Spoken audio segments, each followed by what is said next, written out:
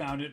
He found it. Nah. You both are I'm doing sitting great. in my comfortable. Wait, there was rook a1! That was rook a1! I was like, what is rook takes e5? Oh my gosh, we have to show that. Oh my land. Now, I mean, is there anything other than knight f7? I think he's got to go for it. Queen c2. Okay, here we go. Rook g6. Wait, knight e5!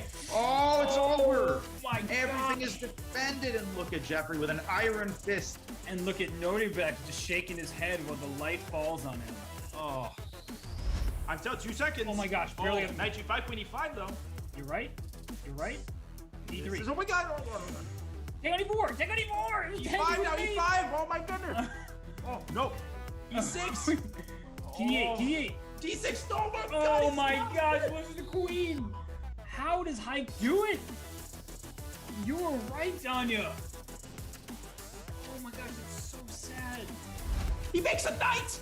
Oh my god. And king c2, knight e3. Oh, we both my got the God. jumps back after that. That's incredible. He makes a Oh knight. wow. Wait, He let's did? wait. No, he does not. He missed it. Black is pushed to the edge. He's back against the wall. He's trying king g4. He's trying to escape. That's really smart play. But the rook is almost trapped. Okay. The b7 pawn is well defended. So now both sides using their bishops very wisely, defending both their pawns. And is there any chance here? I don't see. Oh, he blundered the rook! Oh my gosh! Oh my gosh! Oh my gosh! He gets the king to the right corner. The important part of this endgame is that the king for white cannot create opposition because you can check it off when it's in a dark square. So, oh no! Oh my no! goodness! It's a Oh, ditch no. test. Wow. He laughed a little bit. He's just like, what do I have to do? Oh, what's happening here? Queen f5. I think this is a perpetual now. He shouldn't have allowed that pass pawn, Simon. Oh my goodness. Rook c4 is winning, I think, for black. Oh my word. He's overpressed. King Oh g3 my is going to be word. made. Oh my lands. Oh This dear. is crazy. What a turnaround. What Oh a turnaround. my lands. This is made on h4. Queen h4, checkmate. Queen h4 made. Black wins. Can you believe it?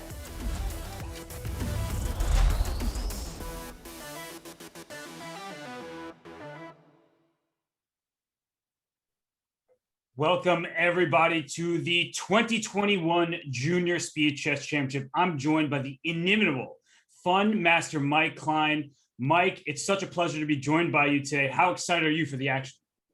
Pretty good, pretty good. I'm doing well, and I'm really excited because I don't usually get to do Chess.com stuff. I barely know why I'm here. I'm not a junior. I'm not European. I think I'm more than double the average age. Don't tell anyone. But this is going to be pretty fun. I've been researching these players, and they're all trying to get a spot in the main event. Well, Mike, I know why you're here. You're quick-witted. You got it going on. So I don't know. You don't have to be self-deprecating. I know you bring that to the table as well, but it's going to be a good time. And as you mentioned, it's so many strong players in this field. It is the first qualifier to make it to the main JSCC, so there's a lot at stake. That's right. 16 players will comprise the event. 12 were invited. There will be 4 qualifiers. This is the first of them. What we're looking at today are 8 of the most talented European players that are all trying to punch their ticket into the main event. At the end of the day, we will have one of them move on. They're going to play a series of matches. Robert, tell us exactly how many games they're going to play in each time control. Well, they are going to play quite a number of games because this is a head-to-head format. It is a knockout-style bracket. So as you see on the graphic in front of you, that there are 8 players all trying to make their way to the JSCC, the main event. 2 games in the longest time control of 5+1, 4 in the 3+1, and finally 8 games in everyone's favorite time segment, the bullet. And there will be tie breaks. If the match is tied after all of those games, 14 games, then we will see some tie breaks. And of course, the final, there'll be even more tie breaks because we want to make sure that the winner is deserving to make their way to the JSCC.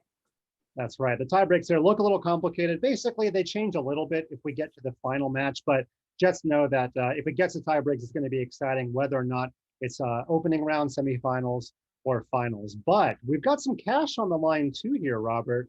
Looks like about $2,500 per qualifier. As you can see right there, not only would they win a lot of that $2,500 if they won the event, but they would also be able to move on to win even bigger money. There we see in the round of 16, we're going to give away $8 grand, and then all the way up to the finals, where if they win, well, do you know what the share is? Is the winner's share about $3,500 in the finals? Oh, I'm sure it's also by win percentage. You know how That's true. chess.com loves to do that, but it is funny because you see the numbers going down, but there are fewer players to share the prize with. So at the end of the day, if you win the JSCC, you also make it to the Speeches Championship as well. So there really is a ton at stake for these very talented junior players. That's right. I got to get used to chess.com. We don't usually do things on win percentage on ChessKid. We don't really want kids to win lopsidedly, but these guys are, some of them are teenagers, but some of them are legal adults and they want that cash. Some of them can probably, I don't know, drive a car. Remember when Magnus bought a car he couldn't drive? Some of these kids can actually, they're actually of driving age. Absolutely. And let's remind everyone of the schedule because this is just the first of the qualifiers. There will be 4 in total. We're in the European qualifier today. You don't need to be reminded of what time because it's right now. And then next week, in earlier time, because we will have the Asian qualifier. And then on the 21st, we have double trouble. We have the global and the Americas. So it's going to be 4 really fun events. Absolutely. I know I'll be with you for the Asia qualifier next week. And maybe I'll do one more, but we'll see. We'll see how fun this goes today. Actually, one interesting fact about today, all 8 players are from different countries. Let's go ahead and take a look at the knockout bracket for today, where 8 different European nations are represented. Now, I should say, these are in the eyes of FIDE European. Please don't send me a map and tell me that the Caucasus Mountains are here or there, okay? In the eyes of FIDE, these are European federations. So who have we got with the #1 seed, Robert? Well, we have Vincent Kymer, who really needs no introduction at this point. He is a grandmaster from Germany, a student of Peter Lecko, very promising young player, and he's been around for a while. He won a prominent open tournament ahead of so many grandmasters, or the Granki Chess Open, so he is well known. And he takes on Polina Shuvalova from Russia, and she's an IM nearly rated 2,500, so she's a formidable foe in round 1. Right, our only Russian today, but she is the top-rated junior girl in the world under the age of 21. So Polina Shuvalova is going to be representing the ladies today, but she has earned the right to be in this event. She's our only Russian, and as you said, she's taking on the man who beat 49 GMs in one tournament and had the highest performance rating of any 14-year-old or sub-14-year-old of all time in that tournament back in 2018.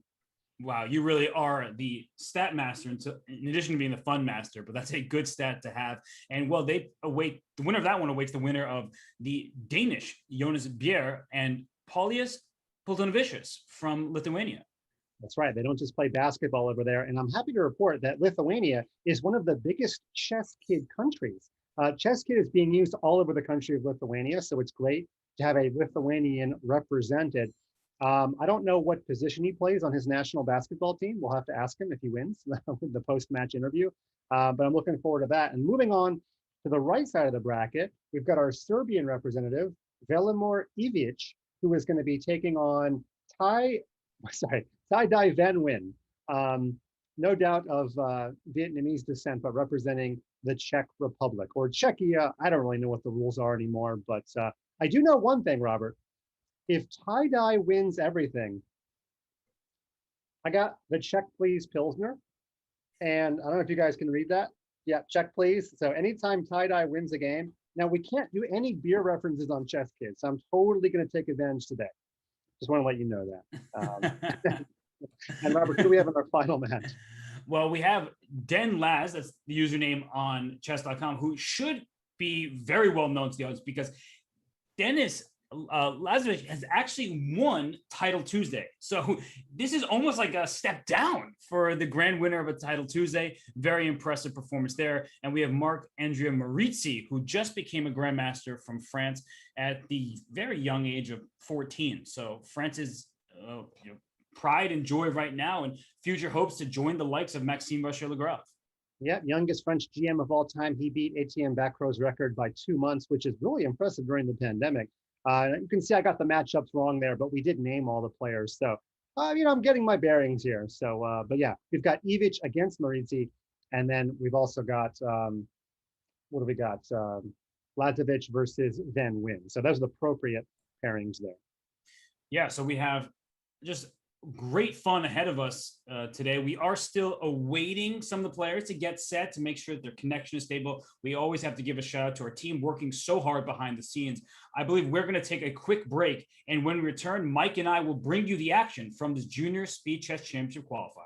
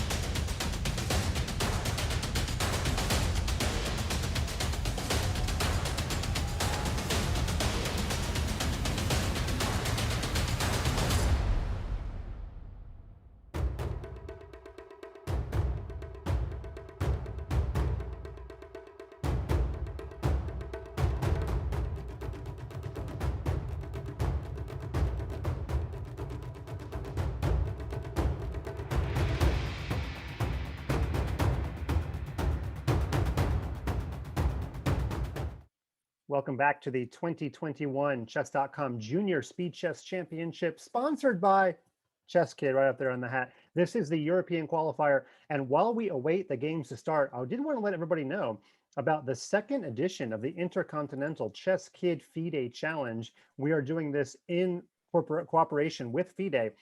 Back in January, we had our first event with 1,800 kids from 86 FIDE federations. We're hoping to break that record, and the winners actually get chess lessons, like a little online mini camp taught by famous grandmasters, including some guy named Vishy Anand, who also did a camp during our first iteration. He must have liked it a lot because he said yes again. So there you see, it's going to be June the 19th. If you go to chesskid.com/articles, you can find it. We have good SEO. Just do a search for ChessKid FIDE Challenge and go ahead and register. And if you register early enough, you even get a small price break. So I'm hoping a whole bunch of kids register. There's 2 different events to accommodate kids from both time zones. And Robert, when we were kids, we didn't get to play in big international events unless we jumped on the planes. This is a pretty cool thing for kids.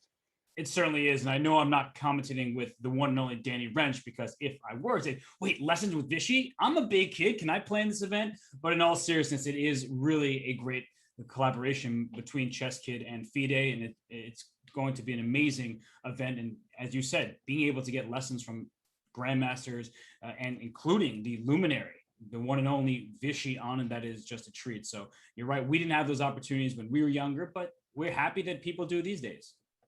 Right. I think the games are actually about to begin. So we're just waiting on the first moves to come. I should mention one more thing I realized. We have 8 different nations represented today.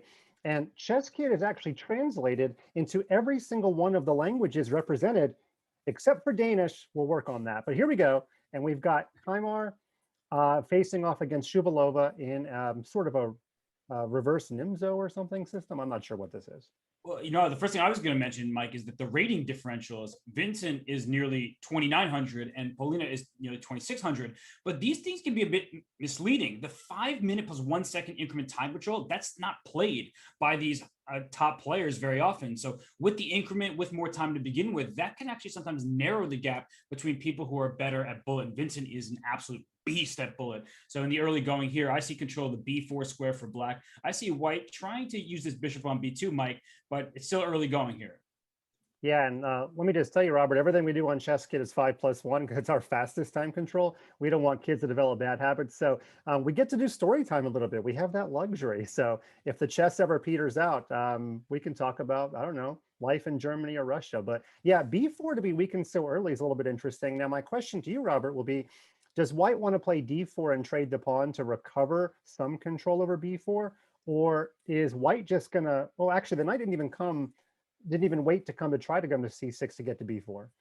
Yeah, I guess she says, I'm going to develop while trying to attack your most aggressive piece. But I'm with you, Mike, that this knight coming to b4, oop, I'm grabbing the white knight. But instead, I can't even grab the black knight. I want to grab this black knight. It's not letting me. This knight wants to go to b4. It is white's turn. So I guess it's against the rules to drag a black piece here. Yeah, I guess this is a famous thing where you have to play h3 to drag the black piece, but then the audience is going to be like, Robert, you hung the knight on e5, and you're going to be like, no, it was a technology problem. Well, look at this move here with f4 defending the knight and clear, trying to castle, use a rook lift or a queen lift out to f3 to h3 perhaps. So Vincent playing aggressively, I just think structurally, strategically, it's quite risky. Yeah, and in ChessKid land, and I'm going to be saying this a lot, we don't let kids move their f-pawn unless they have my written permission. And Vincent, you didn't ask for my written permission. Of course, you didn't ask for permission from those 49 GMs you beat in the Granke Open in 2018. So I guess you're a kid who doesn't need permission. No, it does not. So let's maybe head on over to one of the other games. The knight just retreated f3. So something a little strange in this one. But let's take a peek at these other games in the early going, because this one over here is catching my eye with Marc-Andrea Maurizi with the black pieces taking on Velimir Ivic. Look at this, Mike, where black just took a pawn on e4. So black is up material right now with his rook on e1 staring at the black king. The bishop on b3 here was staring at the f7 pawn before the move d5 was played. And white's down material, but we see the eval bar offside saying white is better. Yeah, you know what's interesting? I take a look at this and I think this was probably a Spanish. And it's almost like an open Spanish where black took the pawn on e4 quite late or something. I mean, I didn't see the opening moves, but this reminds me a lot of that famous Kasparov-Anand game from the '95 World Championship in the open Spanish, where Kasparov uncorked a lot of novelties to win that game. Well, these players were not even alive when that game was played. I guess Kasparov stopped playing before Marc-Andrea Maurizi was born. So it's funny that they, of course, learn from their elders and from these great players, living legends. And here we see Ivic going for the c7 pawn, Maurizi going rook c8. And I'm just wondering, yes, he does take on e4. Tactics, everybody, work on those. If the queen takes on e4, there's bishop g5, exploiting the king still being in the center. So, Mike, I'm liking the look of white's position despite the isolated pawn on d4. I feel like white has some good chances here. Yeah, queens make bad blockaders, and knight c3 can happen at any time, although it chose to go to c5. And the knight is so strong, but the problem is if you ever take it, the blockade is going to be removed after rook takes, and that I would say the backward pawn on c7 is weaker than the isolated pawn on d4. Although the one thing you really don't want in this knight versus bishop dynamic is if this knight can stay on d5 forever or f5, some light square. That's the problem with bishops. They are stuck on their color complex. The knight is hopping around from light square to dark square, and that could actually be very bad news for Ivic with the bishop on e3. Yeah, and I believe you have a great idea. The knight's the best blockader in chess, so he's swapping out the queen for the knight. And if he plays c6 later, the pawn is a little bit more inviolate on c6, again, being the wrong color as the dark squared bishop for white. So that looks like a little 1-2 combo that could reverse the tides of whose pawn is weaker in the endgame. Absolutely. And looks like they're taking a bit of a think here, trying to figure out the position. And why don't we head on over to some of the other games? Let's look at, okay, I think I want to go back to the Vincent Kymer Shuvalova game, because on that board, I just saw the move f5 played, which is a pawn sacrifice, but this bishop on c4 would love to open up towards the black king, and Shuvalova takes that pawn on f5. Mike, at first glance, this looks very scary to me. Yeah, because you've got, if you're black, you've got your light squared bishop on the queen side, and there's already multiple pieces that are going to be attacking the light squares on the king side. The bishop's already aiming at f7. The knight can hop in.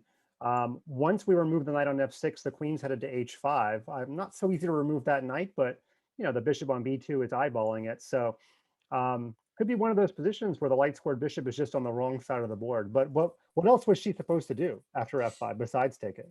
Yeah, that's the tough question, right? Because when your pawn's under attack, you just to go back a half move here, you don't want to make a move like bishop d5 that badly, which perhaps works out okay, but it looks very awkward. E takes f5 does feel like it makes sense, but as we were talking about, knight g5, rook takes f5 to follow, it seems like there's just this pressure that's mounting, and I'm not sure black will be able to fend off very easily. We see the eval bar off to the side. Wow, h3 would never have guessed that move was going to be played. Yeah, I'm going to need some grandmaster advice on this one, Robert. I don't know if these are billable hours, but can you give me a lesson on why stopping pieces from coming to g4 was so important? I guess if we just go back a half step here, is knight g5, knight g4 was the fear, because the queen takes h2 checkmate is the threat that bishop attacks the knight on g5 over here. But I don't think it works out, because queen takes g4 would have been a beautiful sacrifice. After pawn takes g4, look at this. There's a king out there on g8. Rook takes f7 comes to mind. The bishop on b2 staring at g7 through the knight. The bishop on c4 at the king through the rook on f7. This looks devastating. The eval bar supports it. Whoa, I don't know how you saw that, but okay, I'm going to knock you out for you got your regular rate times the queen sack bonus. Oh boy, looks like I'm going to have to Venmo you a lot. You really found that on your own? Come on. Yeah, well, the thing is, I was thinking about how to just get the f7 square, and if I can get there with the rook and the g7 pawns under attack, looking really good. And actually, this still looks pretty nice for white, but this bishop on c4 can be captured, Mike. I don't see the same kind of attack about to be blistering in this type of position. Yeah, it's kind of funny. We were talking about this queenside knight trying to get to the square b4. I think her knight moved to d7 and then back to b8. And then moved. Yeah, so it's actually like, it's almost like there's a hidden two moves that Kymer got in this game for the knight toggling back and forth. And you can see our earlier fear about weakening b4. Kymer's idea was, look, you want to put a knight on b4? Go for it. It's just not going to be important at all in this position because everything's going to take place on the king side. Everything is aiming that way from white's pieces. And ooh, rook d8, a mistake. We see the eval bar go way up in Queen white's H4. favor. Queen h4 and then a double exchange sack or something, or not even a double exchange sack, just a single. And there could be even rook takes f6 right now. So it's good that your eye is there, Mike, because rook takes f6 looks pretty reasonable. Instead, knight e4 played. If this knight on f6 moves, well, we see there's a problem on f7. I would like to take with the rook. We saw queen sack to make the rook f7 tactic work. If I don't even have to sack my queen and my rook lands there, the g7 pawn, the diagonal, that is big trouble for black. She's up a small bit of time. We had some good intel from someone in the chat who said that she played in one of the women's Speed Chess Championship qualifiers. I have to be honest with you, I don't know if the format was the same. I suspect it might have been, but let's just say she's got a lot of experience recently on the Chess.com server. There's that. Yeah, and she's a frequent competitor in Title Tuesdays. I faced off against her before in Blitz, a very strong player. And right now the position just is too tactical, and you're both under a minute. It feels much easier to attack in this position than defend. So I would be worried about her king safety right now. Yeah, and in fact, all the time we've been talking, her time advantage is squandered. And you know, it would be squandered for me too when I looked at my knight on f6 being attacked 4 times, and it's really my only defender of my king. I don't know what to do in this position as black. Rook takes f7. Just it looks like it leads to checkmate. I don't even want the knight on e4, but as a rook f7, your king is in trouble. The g7 pawn will be under attack twice. Yeah, I'm playing. Yeah, it's funny. Her knight was attacked 4 times. Now her pawn on f7 is attacked 4 times. So it's not really working out for her. And sadly, not defended nearly enough. So rook takes f7 with the g7 pawn directly under attack. This is mate in 6. I didn't see that it's mate in 6, but I figured checkmate is happening very quickly. Well, if she plays knight takes knight, rook takes rook will be double checkmate, which would be the sportsmanly thing to do, although I'm not sure you're thinking about sportsmanship in the opening round of a match. No. And rook takes g7. Oh my gosh, we get the windmill with the king going into the corner. And I guess rook h7, rook h8 is the easiest checkmate, but I was thinking of rook takes e7, getting the queen over there, all that kind of stuff. But that's checkmate on the board. Vincent Kymer takes game 1. Still very pretty finish. And you know what? In my last live show on ChessKid, Beat Fun Master Mike, I got windmilled by a kid. I gotta tell you, it's one of the most demoralizing things to have happen to you in chess or on a live show. Yes, no, I can't say it's happened to me recently. I usually resign before it gets that bad, but I know what it feels like for sure. And Micah pulled up the game between Ivic and Maritzi. We have the knight on d5, the pawn on c6, everything we sort of anticipated, but that bishop is looking much better on e5 than it did on e3. So watch out for a timely g4, rook g1, and counterattack will happen quite quickly. Yeah, both players' minor pieces are better than their rooks. Well, I guess the rook on c5 is pretty good, but yeah, we were talking all about the knight getting to an outpost, but the bishop got to a pretty good one too. And now it's going to be maybe a battle of weak pawns. Both players are probably going to be thinking about exchange sacks too, although white just doesn't really get him anything in this position. Oh, well, and Ivabar did not like that move. Queen e8, I understand that, going for h5. That's a pawn on a light square. You can go and attack that thing. So rook d7, which actually attacks the pawn, and then at some point knight f6 can just help you win it. Yeah, knight f6 now, and the bishop's pinned. So maybe black didn't realize that and is guarding f6 again. Of course, knight f6, got to be worried about your pawn on c6 being a little bit loose. That's true. And I mean, you put the idea in my head, Mike. I like it. At some point, rook takes, oh my gosh, rook takes d5 is really tempting. If you can get rook d5 followed by rook c7, that could end up being very advantageous for white. Yeah, I feel like both players are trying to get to a position where they can make moves quickly, and it's a very committal thing, stacking the exchange when you've got 1 second on your clock. Oh, and the a5 pawn was lost. We were looking at h5, down goes a5, but there's g4. And unfortunately, the king on g3 does not look particularly safe. So we get the idea. It's a win on time for Maritzi, but white just was shuffling, didn't work out. And that's a nice win with the black pieces to start off for the young Frenchman. Yeah, Maritzi comes from a long line of people with Italian surnames who don't play for Italy who are pretty good at chess. Yes, indeed. Is Fabi coming on the show? I don't think he is. Well, let's head on over to the game between Denis Lazovic and Tadej Van Wyn, because we didn't actually catch their first game. It looks like Denis, the Belarusian, wins game 1. Now he gets the black pieces. We'll see how he does here, because Mike, when I see these positions, the pawn on b5, I'm always like, can I make c5 happen for black? And I know that the b5 pawn will be a bit of a problem if I rush that decision, but how can we not remember the Vishyanin, Levanaronian type game where bishop comes to b7, c5 happens. Even if you lose some material on the queen side, you go deliver a fancy checkmate on the king side. Yeah, in that game, I think he sacrificed all of his minor pieces. They weren't all captured. I think his rook on f8 got sacrificed. That was a 2013 Vicon Zay, I believe. And the nice thing about that game, Robert, is I didn't have to prepare any chess lessons at all that week. I just showed that game to every one of my chess clubs, and it was way over their head, but I enjoyed it every single time I showed it. So it's a learning experience every single time we look at a game like that. It was just such a beauty.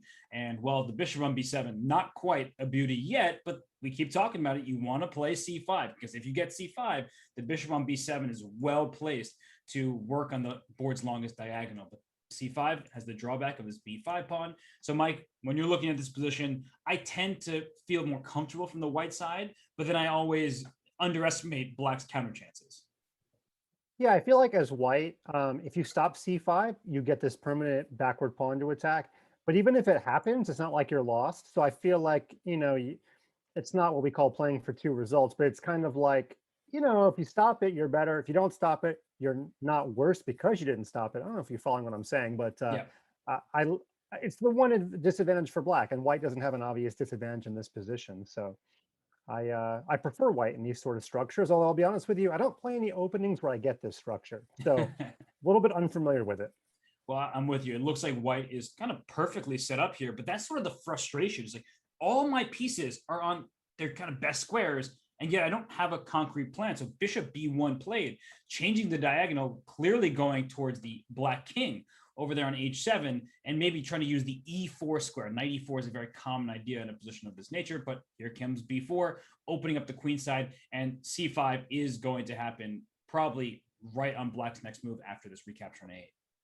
Yeah, when in doubt, go for mate. Another idea, if the queen gets to d3, is to play knight e5, and the knight would not be able to be captured because you would take back with the pawn and then give checkmate on h7. But it looks like your idea, well, you know, white had to move the knight somewhere, is going to happen. Unfortunately for white, the bishop's going to be in front of the queen. I expect a knight trade and the other knight going to f6, but of course I'm wrong. Well, I mean, throwing in c5 first, just trying to open up the queen and bishop on the long diagonal makes sense. But no, I think black has quickly turned this around where it looked all stable for white. Now all of a sudden black is getting active, and now there's no weaknesses for black anymore. That c6 pawn was the weakness. It's now being traded for the nice healthy d4 pawn. I think black's doing well. Yeah, black got c5 in, and unlike before when he got c5 in, he's not just doing it to get rid of a backward pawn. He's unleashing his own light squared battery. Reminds me a little bit, somebody made the comment to me once that if you're black in the Sicilian, if you can ever play d5, you're always at least equal.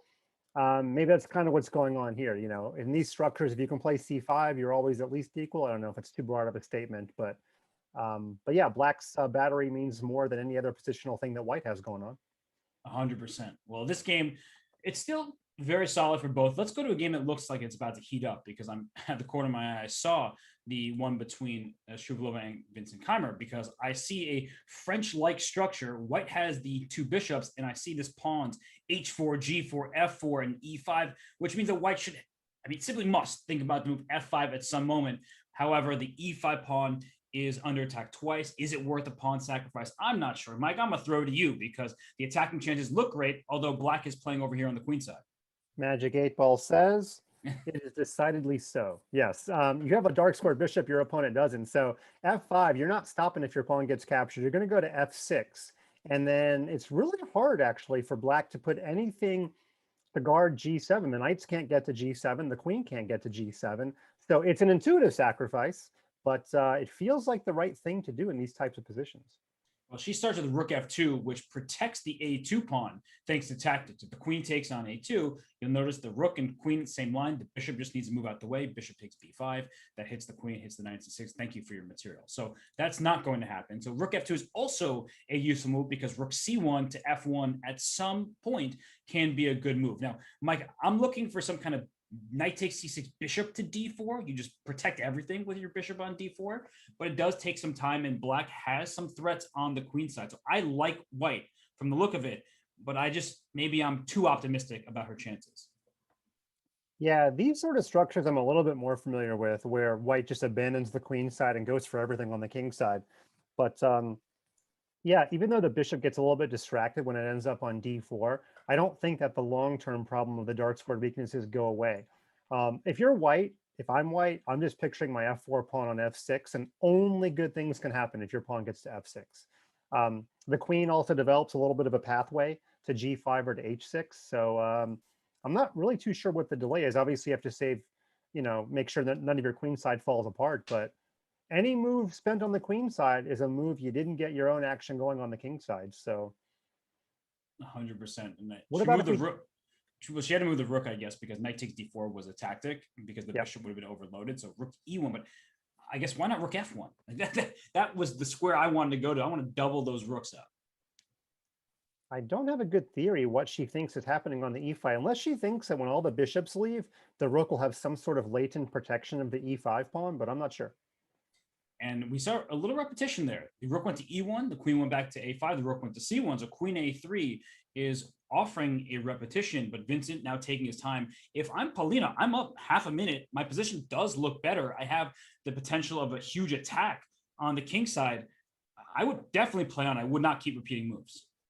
Yeah, but maybe this is from the Gregory Kardashev School of Chess. Always repeat once, and if he goes back to A3 Mhm. and she goes back, she just gained like 30 seconds, and she went Yeah. to the better square, we think. Yeah, and it's just a much harder move to meet. And B4 play, that was Vincent. That's what I think people make a lot of mistakes in, is that when you're getting attacked, some people just say, I'm going to put all my pieces. They would have put their queen on F8 and try to defend that way. No, you have to create threats of your own. So you distract White's attacking pieces. And B4 does just that. It hits the C3 pawn, the D4 square. You're not going to have a stronghold on it because that C3 pawn was important here. And now Paulina's thinking the time is getting closer to even. I still like the look of White's position here because of the prospects of F5. And I like C4 as well to sort of close the queen side as much as possible. But Mike, I'm just looking at F5 and I feel like it just has to be played at some moment soon. By the way, after Queen A3, Kymer played B4 immediately. And after Paulina played knight takes C6, she played C4 immediately. And that is what we would call, I don't know, blitz theory optimal, right? You're supposed to have that second move ready. So a very small point, but both players understand that in blitz, after you play the obvious move, have the second move ready to keep that clock pressure on your opponent. 100%. Pre-moving is important, and that's exactly what was happening. And sometimes just a mental pre-move rather than a physical one, but just knowing what to go for. Queen E3 hits the knight, hits the bishop that was on E4, so the bishop drops back. And the eval, it's going up in White's favor, although it did not like that capture on B6. I get what Paulina's going for, a better endgame. She transitioned from an attacking potential into just, hey, you've an isolated pawn. Maybe I'll put a rook on the C file, or my king will just walk up into the center of the board here, but it's not going to be easy to convert. Yeah, she's playing for 2 results, but the problem is Black does have this little bit of counterplay on the C file. So what she really wants to do is get her king to D4 and then control the C file, but you can't really do both because when your rooks are stacked up on the D file, they can't support each other in an attempt to take over the C file. Well, here comes the king, though. King went to F4 after pawn went to F5, and H6 to stop King G5 and the full infiltration over to H6. But this is still looking better and better for White. The eval bar doesn't quite agree with my optimism. It's saying that White is better, but not that much better. But ooh, E6 played, and it's just to change the dynamic of this game. Rook came to E2 for a pin. I'm not sure this is... Oh, take on G6. I mean, I feel like you have to take that pawn, Mike. Yeah, I mean, you can't even win the E pawn back since Black can put multiple rooks on the 6th rank. So I guess she's going for a win in this way. She's going to play H5 and play G5. May have to play G5 as a pawn sack here. Well, now the rook guards G5, not making it quite so easy. And now, unfortunately for White, the king does not have to rather than a rook. You want to get a rook into the game. And there was a completely winning move all of a sudden, it looked like, for Black, because the eval bar shot in Vincent's favor. And now it's still in his favor, but not quite as much. So I would guess it was rook C3, but it's just a guess. And yeah. It might still be coming at some point anyway.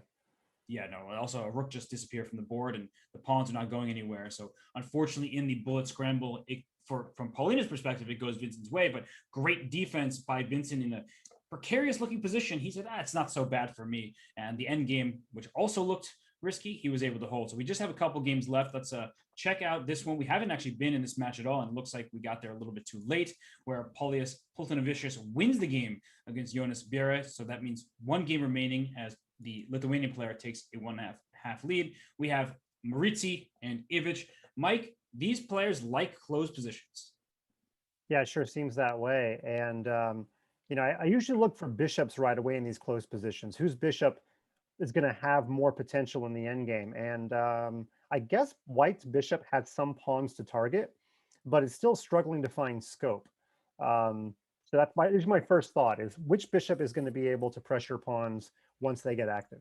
Well, this bishop doesn't need to pressure them if it's just going to take it. And now mistakes come in pairs. First, Ivic drops the C5 pawn, then puts the rook in the queen's path and loses the rook on A4. So Maurizi should be able to take this. I think his bullet skills are good enough to win a game like this. It's looking like the top seeds did not do so well in the opening round. Now, Kymer is the favorite over Shuvalova and has a 2-0 lead. But Pultinavicius is actually the 5 seed. You know how 5-4 goes in NCAA tournaments. So only a very slight upset in the making. He's up 1.5 to 1/2. And it does look like Maurizi, even though the 7th seed is going to go up 2-0. As far as Lazovic, Van Wyn, I don't know who's leading that one, but we'll get to it eventually. 2-0 in for Dennis. So the Belarusian player has the lead, and well, Maritzi, by the way, is just about to queen. This seems pretty easy. And one thing to note, Mike, when we're dealing with junior players, and particularly those as young as Maritzi, he may be 27-30 at Blitz, but he might not play that much. He may be improving so rapidly that his Blitz rating hasn't caught up with him, as he does lead 2-0 now. And hey, his rating's increasing as well.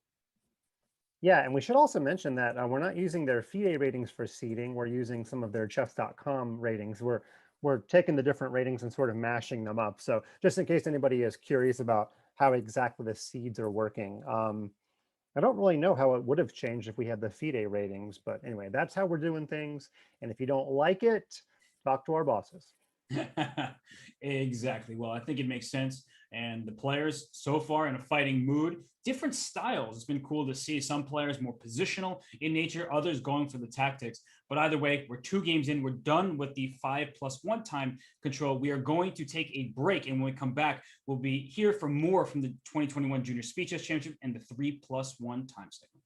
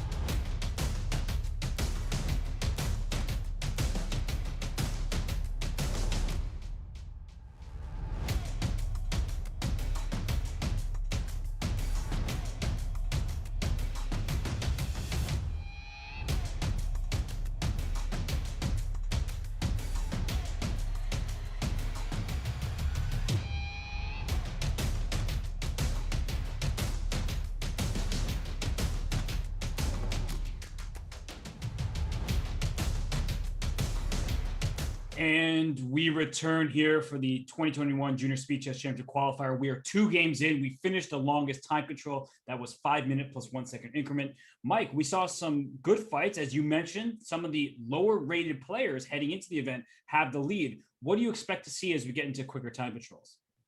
Well, obviously, I expect the pace to speed up a little bit. And I also expect to see some slightly different openings come out because they're going to be playing a longer series. And these players probably did some scouting and, probably realized what openings they had prepared. And, if it didn't work out in the 5+1, they're probably going to change it up a little bit in the 3+1. But our youngest player is up 2-0. Mark Andrea Marizzi up 2-0 against the number 2 seed. So that's going to be a battle to watch out for. And remember, this is just their first match out of 3 matches today. So they had to prepare a lot of openings. They wanted to fully be ready to try to punch their ticket to the Junior Speed Chess Championship proper.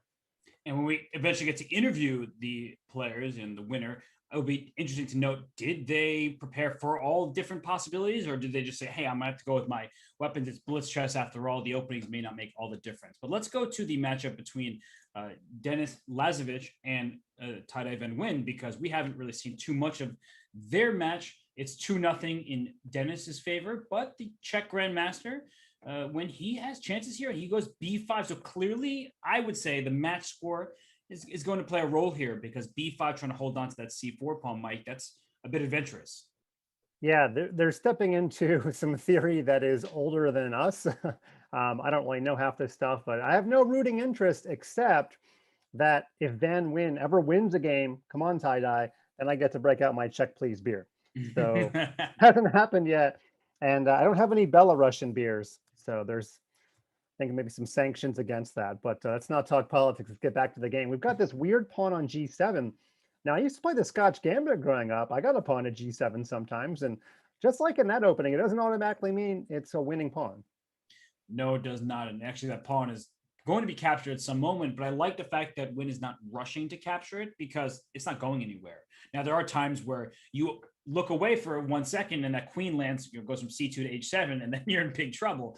But for the most part, you'll see that coming. The pawn can be captured at the correct moment. So perhaps a move like knight to d7 or pawn to c5 or some kind of aggressive move saying, I'll take you later, may make sense.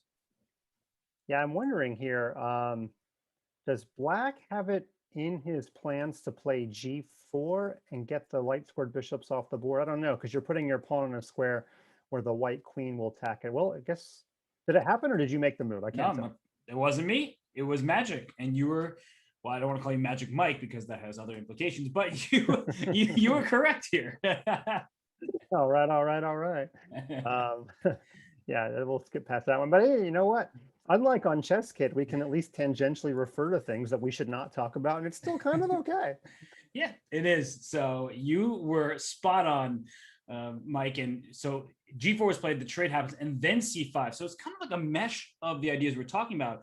g4 is under attack, but d4 is also under attack. The castle means the knight is no longer pinned, so the b5 pawn is hanging. This is a wild game. Yeah, I'm going to have to call my buddy Dan Lucas incorrectly set up chessboard. That should be a bishop on g2, not a knight. I don't know what the players were thinking. One plan I wanted Black to do was to play bishop takes c3 and post up the queen on d5, but the knight is ready to hop to f4 and ruin all of that. So not going to work in this game. And you know what? The pawn wasn't even guarded. And we have all kinds of pawn asymmetry in this one.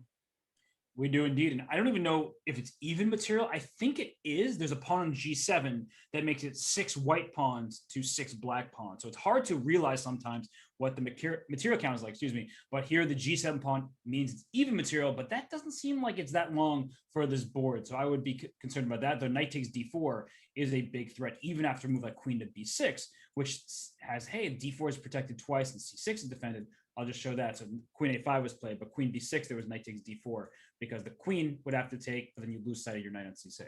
Yeah, and even if d3 was played, knight d4 still would have come on the chessboard. And I think Black has way too many hanging pieces in that position. Unless you can hide your king on e7. Let's not talk about that. We're way past that point.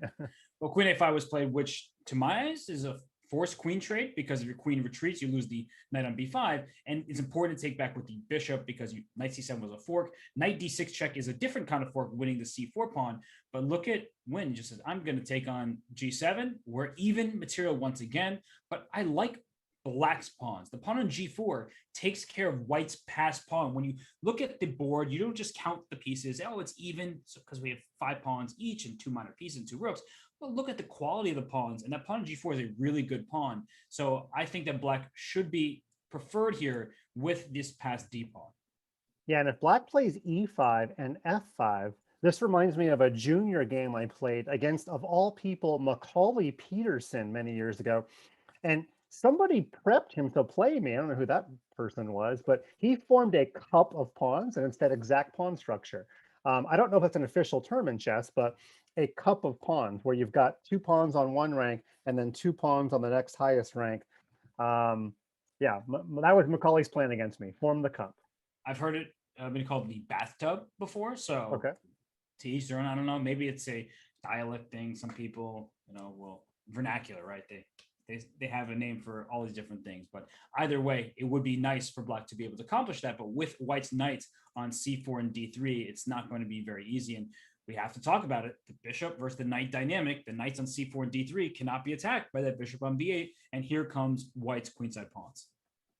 Yeah, it's kind of annoying for Black. Black has to analyze the knight on c4 moving every turn just to make sure there's not a winning discovered attack. It's kind of a big risk, but I guess both players had it worked out that there was no winning knight move.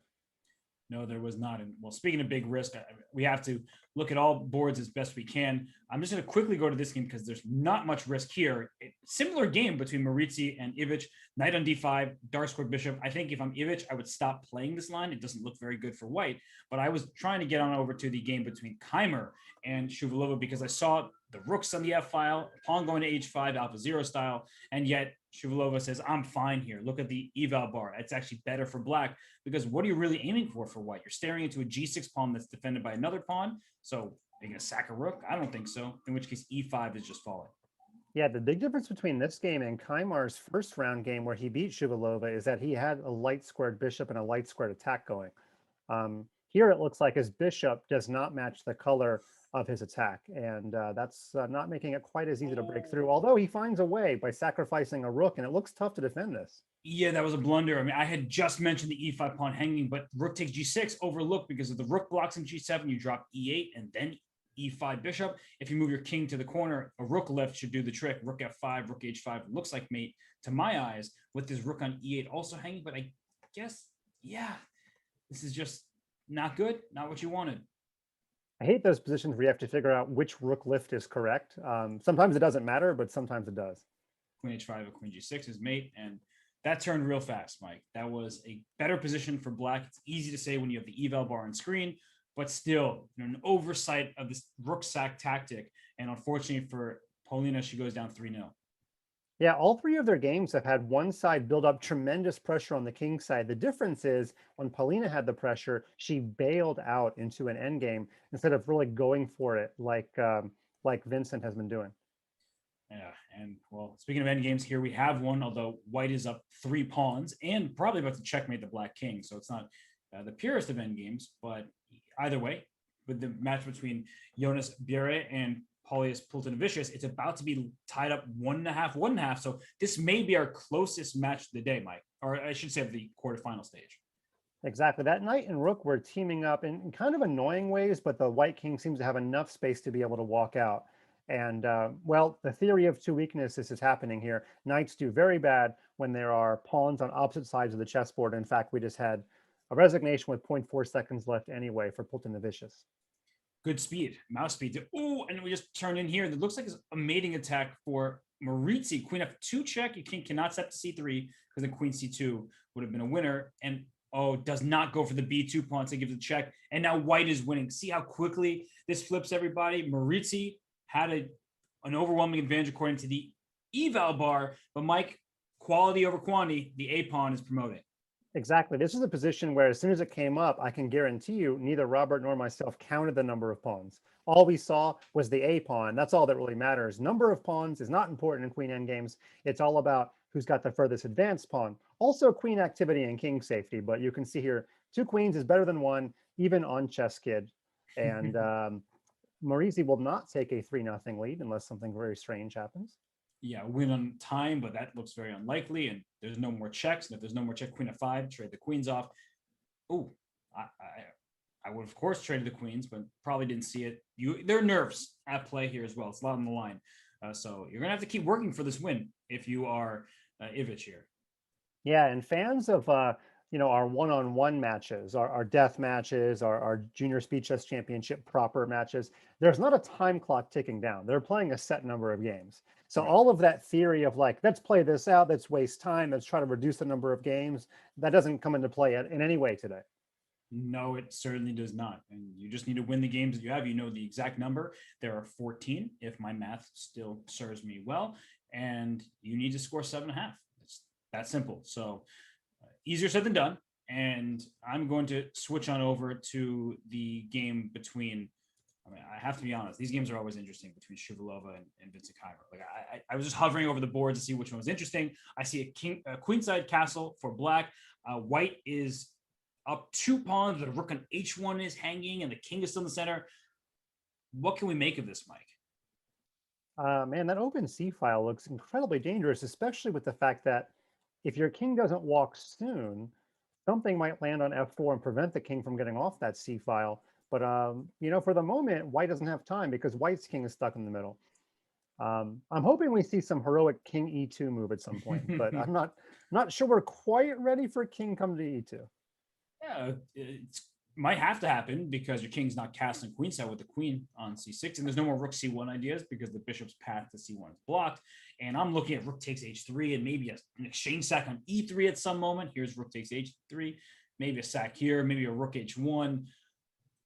It looks really dangerous for white. I think that black has the edge. And I'd be remiss if I didn't revert a little bit back to my ChessKid days where all the kids do when I talk is ask for trivia. So let's engage the chat a little bit. We did mention at the show's opening that Vincent Kymer has the highest rated tournament performance rating of all time by somebody below the age of 14. So my question is, what was it? What was his TPR at the 2018 Granky Open? If you get it within 10 rating points, we'll call that correct, okay? So what was his tournament performance rating in the tournament that made him famous? I have no idea. I can guess some really high number, but I probably will not be correct. Let's keep an eye out on this one, but we're going to switch on over. Well, there's a king on d2. I don't know if we will have time to switch over. Although, wait a sec. Oh, I just logged in on another screen because I'm talented like that. My bad. I messed with the tech, but I was trying to change the game. Instead, I hovered back and changed it, but the king went to b8 and then rook c1, and now all of a sudden the eval bar likes white, Mike. Yeah, the king did get there, but I wonder if the bishop will check the king even further, and somehow the rook's not being connected means the back rank is weak. You just need to find a way to distract the black queen long enough to take advantage of it. Like I want to play bishop check and queen takes knight, and I'm so close to making it work, but it's not quite working. It doesn't even work even so because the queen would guard c8, but I'm guessing that's what the eval bar is referencing. Somehow there's going to be a back rank problem. And white is up a pawn to start with. G6 and G7 are an attack. And I have to give tremendous credit to these players because the move rook c2 was played, which just defends the b2 pawn. It also allows the rook to slide to c1 to double or the king to slide to c1 to get safer. But the eval bar stayed put, which means that rook c2 was one of, if not the absolute best move. So that's a move that I'm looking for the attack. We both were talking about back rank checkmates. And Polina says, I'm going to play rook c2 and I'm still better. Yeah, it's funny. We know the castling by hand term is well known, but this is a funny way to castle by hand. She could move her king behind the rook to b1, but no, apparently in Sylvia de Rasha, we don't put our king on safe squares. We just go for checkmate. And okay, so Vincent takes a little bit of space for his king in case a check on f4 happens. Mm-hmm. And well, opponent takes on g7, so there must be some kind of repetition because it went to zeros, and when that happens, there's some way to equalize. But this game, all right, for now, he's going to play knight e5 at some point, and then she's going to wish her king wasn't there. That's true because that pawn is pinned, and then the knight can hop around to f3 or something like that. b3 played. Oh, is it queen takes h8? Like I sometimes want to make tactics like that work, where I get my rook to c8 and I take on e5 with check, but I think I'm getting too fancy. The point is I'm just trying to exploit the fact that black's king is not the safest king either. And 5 seconds for Polina. She's got to move. Ooh, yeah, rook c4. Knight f3, rook h1. So she clears out of space for a king, but this was the danger of only thinking about attacking. Yeah, and now rook c3. You're just down in exchange. Your king's on d3, which is not very pleasant. So perhaps she has a way to survive this queen b1 check. No way. You lose your queen. Yeah, it's looking like a 4-0 lead, and Kymer is our top-rated player in this event, even in FIDE ratings. He is the number 14 junior player in the world. Now, there are players higher, but they already have a direct pass in to the Junior Speed Chess Championship. They don't have to play any of the qualifiers. That's right. And although, you know what's funny, Robert, is, well, the comment I was going to make was about a different player. So forget I said anything. Okay, I will try my best to forget. And this queen's on h7. I think that black's king is going to be in big trouble in the next few moves. If you don't win this game, that would be pretty devastating for Pultonovicius here, because you're tied 1F. You want to get ahead in this match, and you have 2 pieces for rook, and your king is safe, and you have a couple extra pawns. So you have to win this, is my point. And I should mention in the chat, RM2K got the TPR on the number. You are the luckiest person ever. Why don't you play the lottery? Why are you wasting your skills in chat? Or maybe you're a good researcher. But 2798 was his performance rating. He was 13 years old, I believe. He beat 49 GMs. I think 3 of them were over 2,700 FIDE. I mean, he beat him in the standings. He didn't have 49 wins over GMs. Let's not get carried away here. Well, Mike, we have a good over-under. Do you think that Vincent Kymer has more than 49 wins over GMs in his career? He's pretty young, hasn't played that much chess. I think the answer has to be yes, but that's maybe not, actually. That's a COVID trick question, because he's been a GM for longer than he's been able to use his GM skills. True. Wow. I don't know. What do you think? I'm going to say yes, but he wasn't an IM for that long, from what I remember. But 49 GM, that's many wins. I don't even know 49 GMs. Oh, well, I switch on over to the Lazovic Wen game here, where again they played this opening where a white pawn was on G7. This time the queens got traded.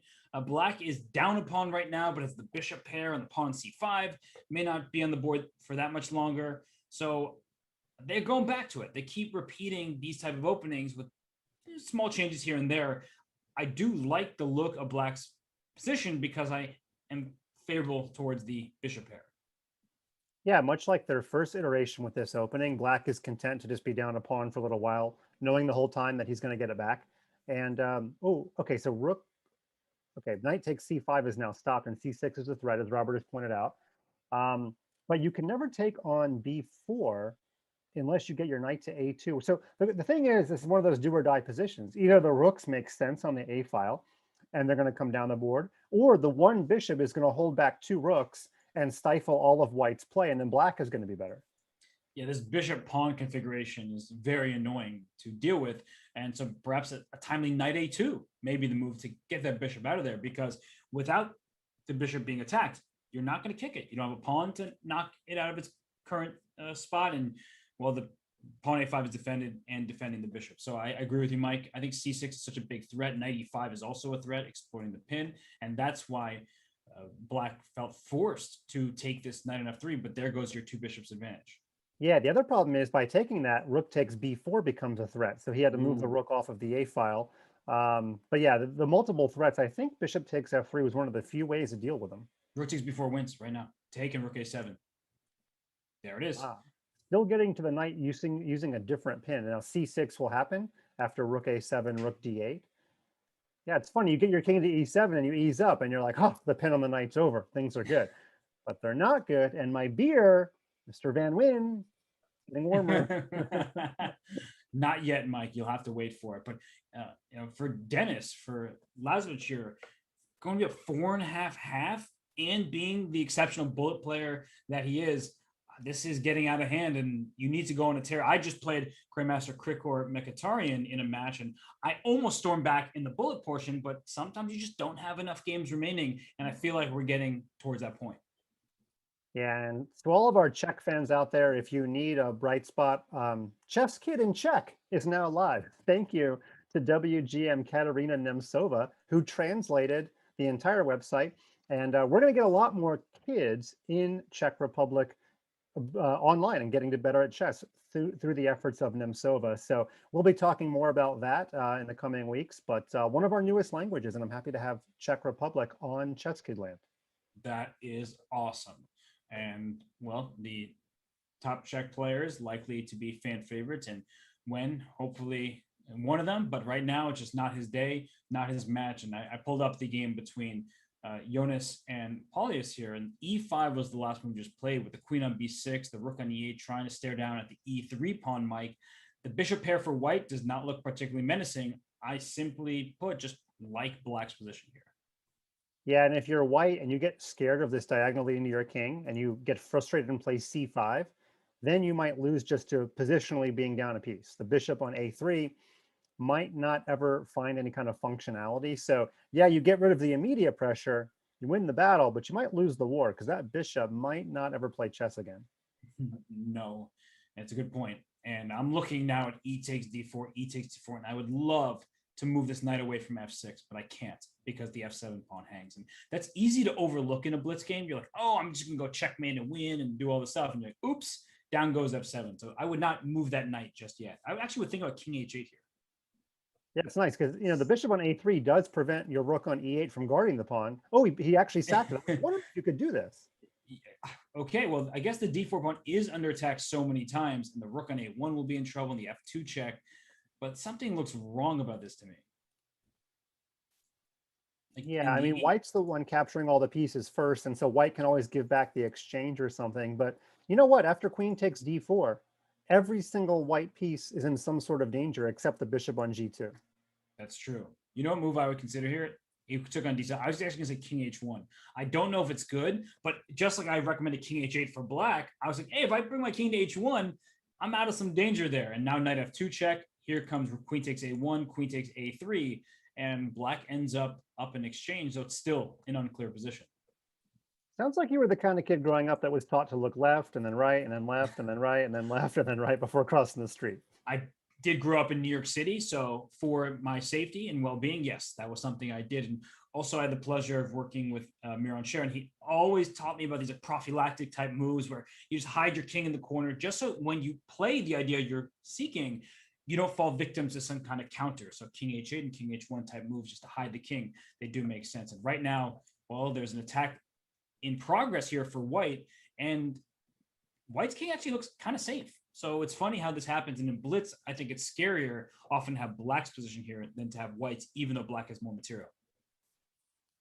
Yeah, the bishop can never move. And now white's got a little bit more freedom of movement, although if the general rule when you're up the exchange is to trade off one set of rooks. I believe I have that right.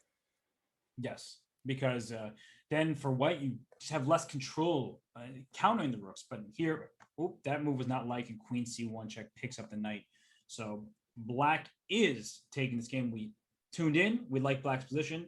We think that Paulus has played a nice game, and he does get the full point. There you go. Poltavicius takes a bit of a lead there by winning that 3-minute game. Keep in mind that they're going to play 4 3-minute games, and then all the games count equally. So the structure of this format does favor the bullet players a little bit more. But we will see how much more as we continue on. Back to Poltavicius-Bier, and Poltavicius has that 2-game lead. Does indeed. And this is kind of a quieter set. Not a single piece has been traded just yet, but we see the stare down of pawns in the center. And look at both sides. They're moving the rooks. They're not taking because you want to capture at the opportune moment. You don't want to release the tension too soon. If you take on c5, for example, in comes the knight. If you take on d5, maybe this knight takes on d5. The knight's jumping around. So you want to time these things accurately. And I don't like the look of the queen on c7, which is why Poltavicius takes on d5, because the queen is in the rook's path. The rook usually wins that showdown. Now I'm going to give another trivia question that please don't tell anybody, Robert. I don't have the answer to. I'm secretly asking our viewers to do research for me. Have we ever had a Dane or a Lithuanian in a premier match on Chess.com? Wow. Feels like the answer should be yes on Denmark, but nothing's coming to mind. So you can use Premier Matchup in any kind of way you want, but tell me if we ever have. Somebody do some deep dive research for us. Yeah, well, we don't have time to figure that out. So why don't you all help us, please? And thank you. So right now, this position, hanging pawn structure, the hanging pawns are difficult to deal with because if you ever push the pawn to c4, you give up the d4 square permanently. Same goes if you play d4, you give up the c4 square. So those hanging pawns can be attacked, but they're also quite strong because they take away important squares when they're on c5 and d5. White's minor pieces in particular are stopped by those pawns. And so if you can keep them defended, they're good. However, they also run some risk. Yeah, you know, Robert, I did the ChessKid video on hanging pawns about a year ago. It was one of my hardest videos to research because even I struggle to know when hanging pawns are a strength or a weakness. And one thing I found out, you know, I need to come up with source games to do the video for.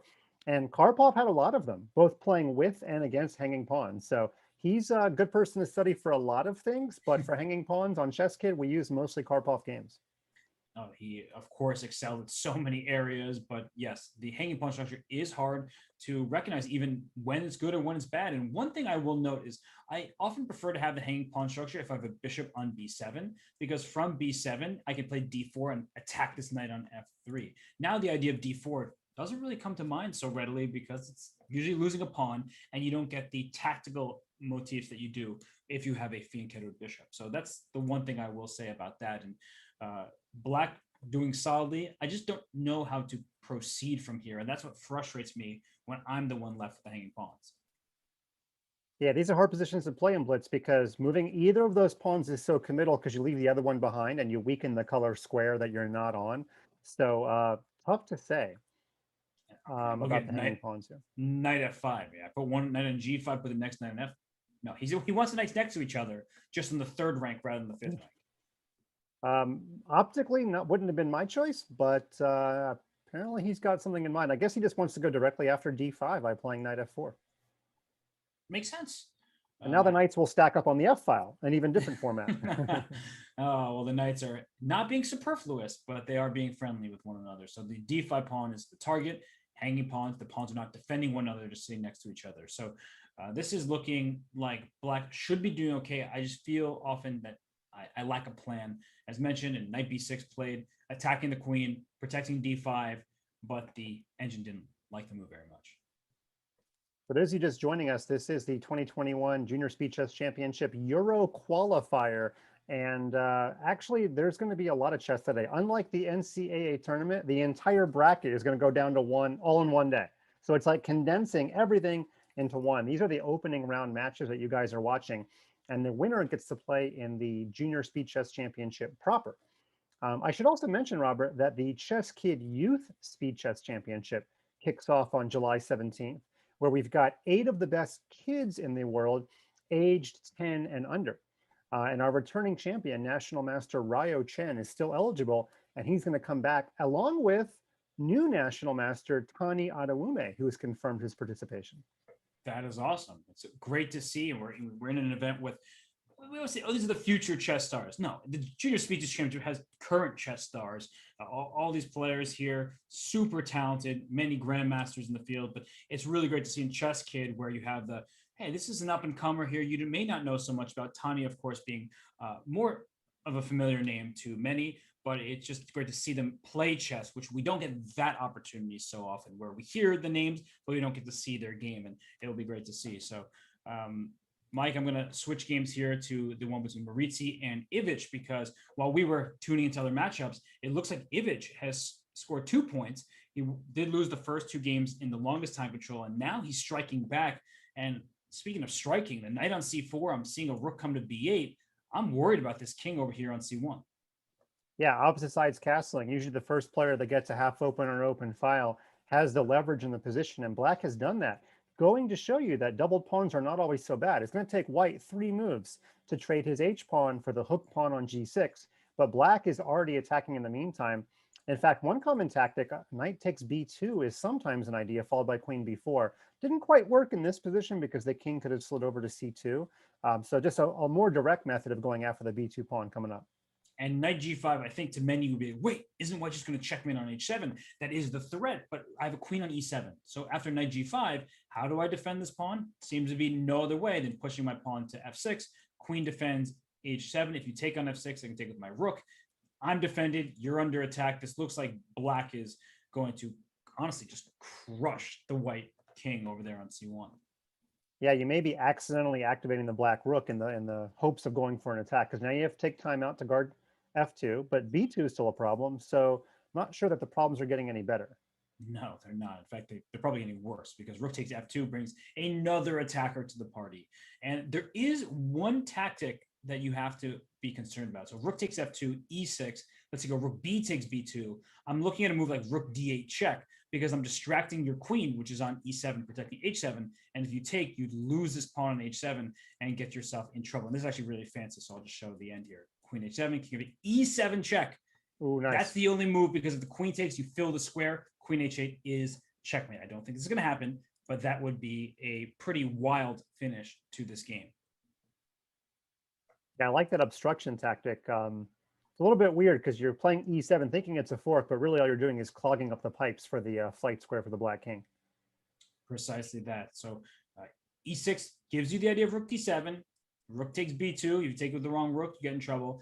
I don't think that Ivic is going to make that mistake, but just give your opponent something to think about in a position that looks pretty hopeless otherwise. Yeah, maybe White's thinking about playing rook f1 and getting his rook to f7 or something, but it's still, black is just getting there first. And sometimes these games come down to one tempo. Now he's going to try to get his knight to f6, but again, I think you're just way too slow.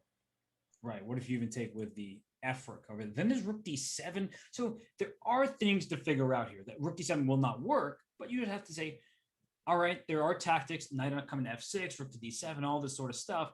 But black's attack clearly comes first. That king on c1 is not long for this game. It takes with the b rook because that threatens mate in 1 with rook f to c2 and gives up the rook on f2 because the queen would land on a3 after rook takes f2 back and the queen a3 check, and it's devastating.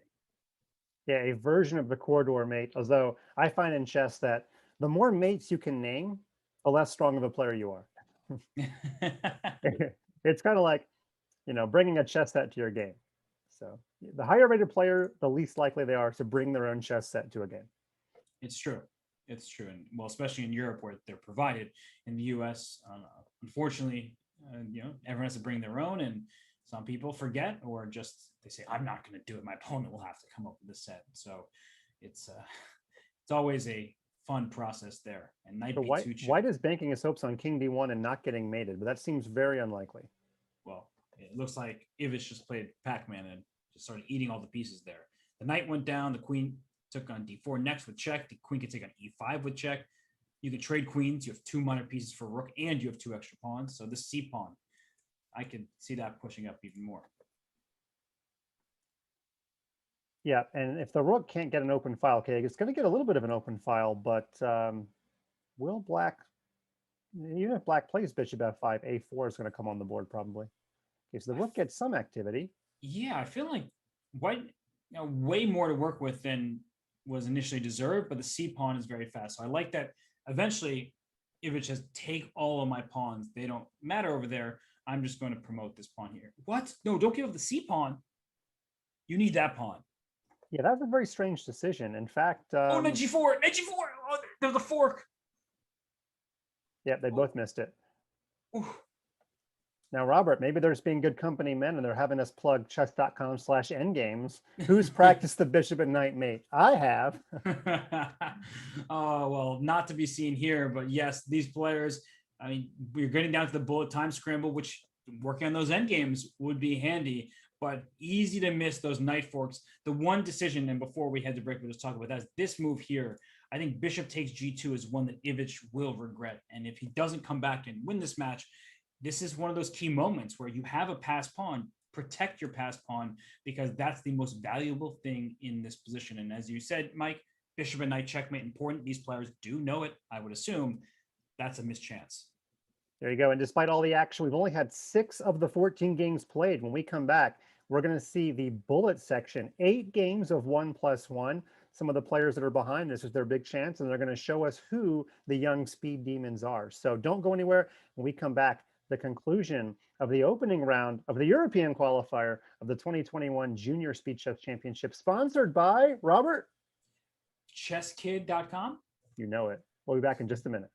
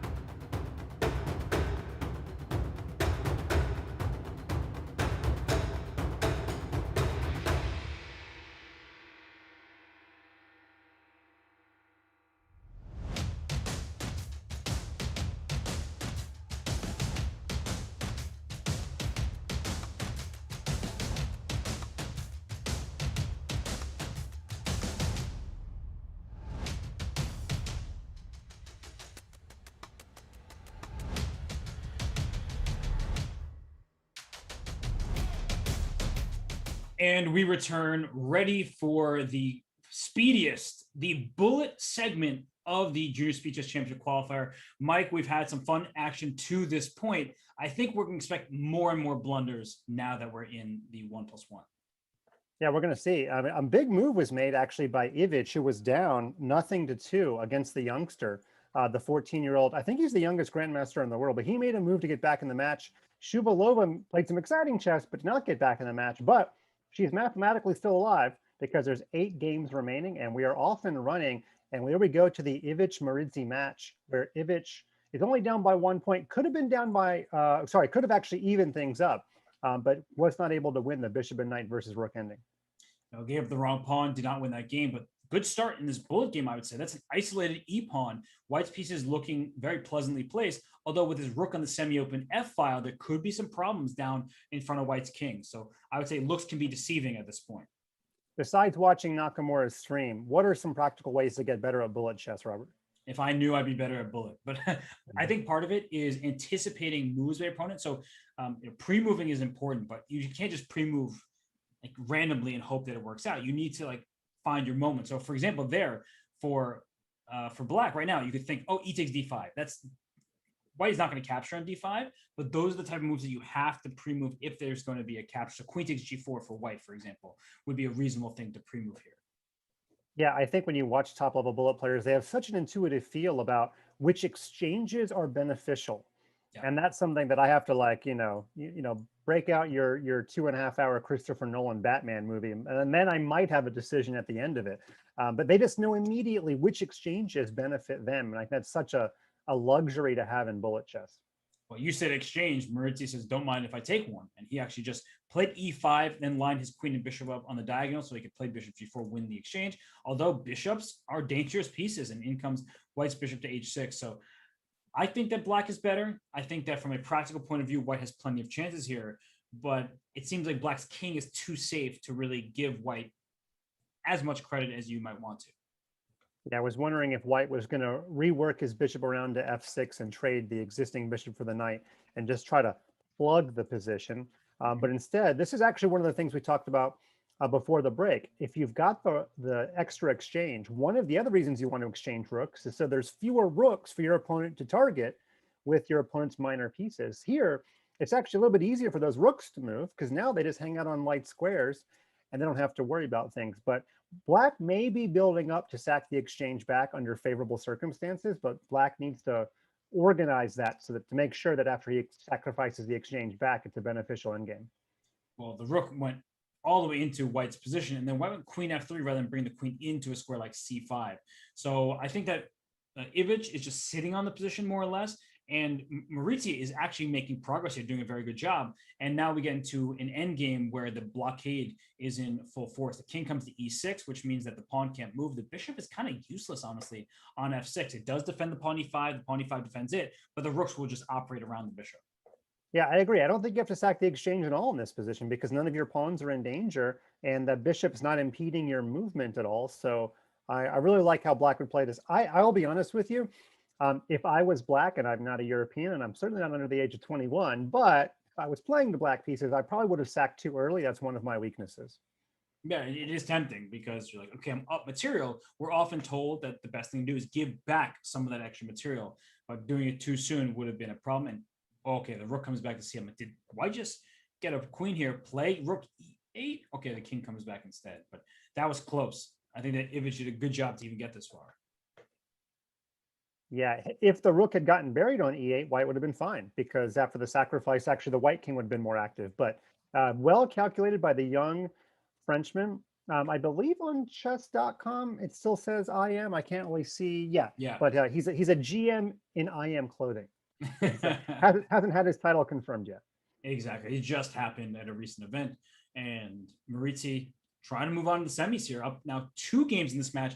I think we're going to stay here for the most part because the other matches are actually quite lopsided. In fact, some of them might even be over with the next game. So maybe it's worth, for the moment, we'll just go see if the other match, I'm reversing course here, if the other matches will finish in this given game. So I'm going to go on to the Vincent Kymer game against Polina Shuvalova with the white pieces. Polina seems to have a pretty nice position with a knight on d5, bishop on b3, but black has the semi-open c file. So also the clock, by the way, Polina's, whoa, rook takes d4, well ahead on the clock and finding tactics.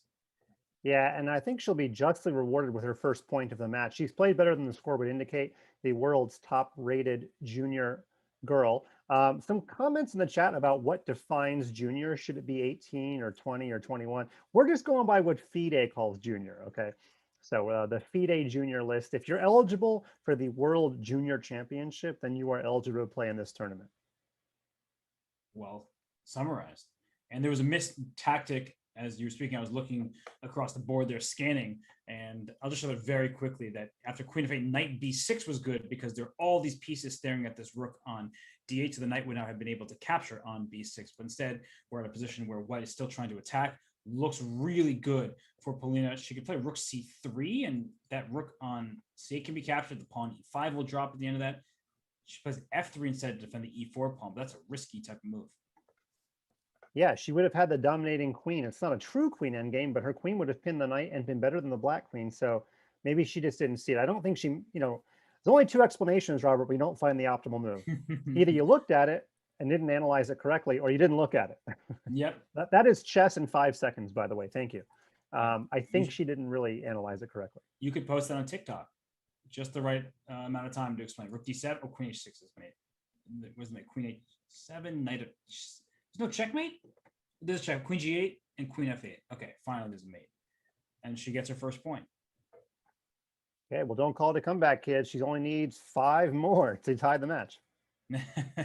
Yeah, it's probably not going to happen. And by the way, credit to Paulius Pultonovicius, because wasn't he just tied 1.5, and now he's at 5.5 to 1.5. So he just went on the tear. Yeah, and look at that fantastic transition. Actually, I guess Vincent had won the opening bullet, so actually she needs 6 more wins. But in any case, that was a really nice sacrifice to get into a pawn-up ending. And most pawn-up endings are winning. I don't think this is an exception. No, this is definitely winning. The h-pawn for black will just start pushing, and e4 check. You get 1 check in, but that's not going to do the trick. Trade on g5, h-pawn can even be used as decoy, and the black king will come win the e4 pawn and promote the e-pawn. So this is quite straightforward. So let's check out. Oh, Dennis Lazarus has already won the match, 7.5 points. So Dennis is our first semifinalist. Congratulations. And I can't really show it to you here, but there's a really nice YouTube video of him holding a draw against Vladislav Artemiev. And the way he hits the clock is so deft. He hits the very final millimeter of the clock. I would love to see him play bullet in real life, just to see if he hits. It is the soft. I mean, you thought Irina Krush hit the clock soft, and what am I going on about? It is just so weird to see this little kid. He looks so little compared to Artemiev, and he plays like an old man. He can touch the clock a little bit. Hey, well, everyone has a different style, and he just makes it work for him. Great player and cruising in this match. I mean, this is surprising. This is 2 grandmasters going at it, and just one of them having a much better day than the other. So it looks like Dennis is also going to win this game and keep his rating going up and up. So I brought us back to Ivic and Maurizi. It's now 4.5, 3.5 in Maurizi's favor. The rest of the way in this quarterfinals, we are going to stay right here. So Mike, 2 bishops for white. Black now up a pawn after capturing on c2. I usually believe in the bishop pair, even as compensation for a lost pawn, but I don't think that this is the type of position that Ivic really wanted. Yeah, I don't really see how your bishops get that active. And the point of f5 is the king can walk to f7 and help guard some of those weak dark squares. Black's bishop can post up on d5, which makes his king on f7 perfectly safe. There's no piece that can check the king, and there's just no target for white. And the dark square weaknesses don't really matter for much. White's going to try to play h5 trade and get a rook to the h file because black can't put a rook on h8, but there's a long way to go before that becomes anything productive. And I was just highlighting bishop takes a6 was played because the knight e5 is under attack. And now white can actually play for an advantage. It is opposite colored bishops. Oh gosh, a takes b6, because maybe Maurizi thought he could take on a1 to distract the rook from e5, but you lose this. I'll show very, very quickly. Wow. You take a bishop on e5. I played b7. You go rook d8, and I have rook a8 at the end, and we're swapping rooks, and my pawn is promoting. That is just a winning position for white. So a blunder to play b6 because now the rook gets into a7, rook g7 check. No, not what you wanted from Maurizi. Wow, that was well spotted. Yeah, opposite colored bishop's not immediately a draw when there's this many rooks on the board.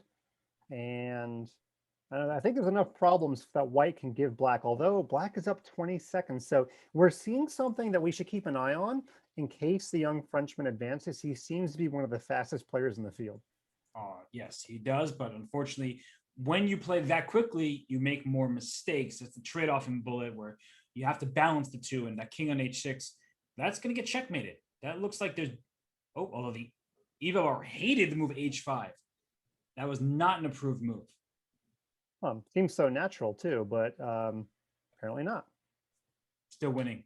Still got the job done. 4.5, Mike. All right, I'm going to put you on the spot. Who's taking this match? I'm taking Maurizi. I think the speed is going to matter. I should also mention a quick reminder of the tiebreak rules. If it ends up tied at the end of 14 games, they will simply alternate colors just like normal and play a 15th game, 1+1. If there's a winner, it's over. There's not going to be an equality of whites. So I don't even know. Let's do the math. Who would get white in the tiebreak game? Can you help me figure that out? So we're in game 10 right now? We are in game 10, and 15 is an odd numbered game. So we'd switch them. So Maurizi would get black. Do I have that right? That is correct. And by the way, you were talking about how Maurizi is the faster player. I'm just looking at their bullet ratings. Ivic is over 2,900. And increment can be the great equalizer or neutralizer, because when you have the increment, you're not just going to get flagged all the time, or at least that's the hope. But right now it's a complicated position. Queen takes d4, queen h5. Looks like you go for mate, but the queen can come to d3 for black to then snake back over to g6 and help defend. I just need to correct our MooBot. Our MooBot is saying ChessKid empowers children to learn the timeless game of chess through motivating learning tools. Well, that's true, but it also puts food on my table. So get a ChessKid membership. Let's not forget who the real winner is in ChessKid. Oh, fun, Master Mike. Just being completely honest with you all. So ChessKid is great. I definitely think it's awesome. Nothing to do with food. Although now I'm hungry. Thank you for talking about food. I didn't really eat a big lunch, and we're going to be here for a while. So you will not want to go anywhere, especially because we have this bullet match in full swing here. White has a rook for 3 minor pieces. Mike, we don't see that kind of imbalance very often. Yeah, in fact, 3 minor pieces is better than 2 rooks. So 3 minor pieces is certainly better than 1 rook. And there we go. My prediction is not holding out too well here, but you know, my ChessKid producer and half of our company is Serbian, so I should be a little careful with what I say. Ivic takes the lead over the young 14-year-old Grandmaster elect. Right.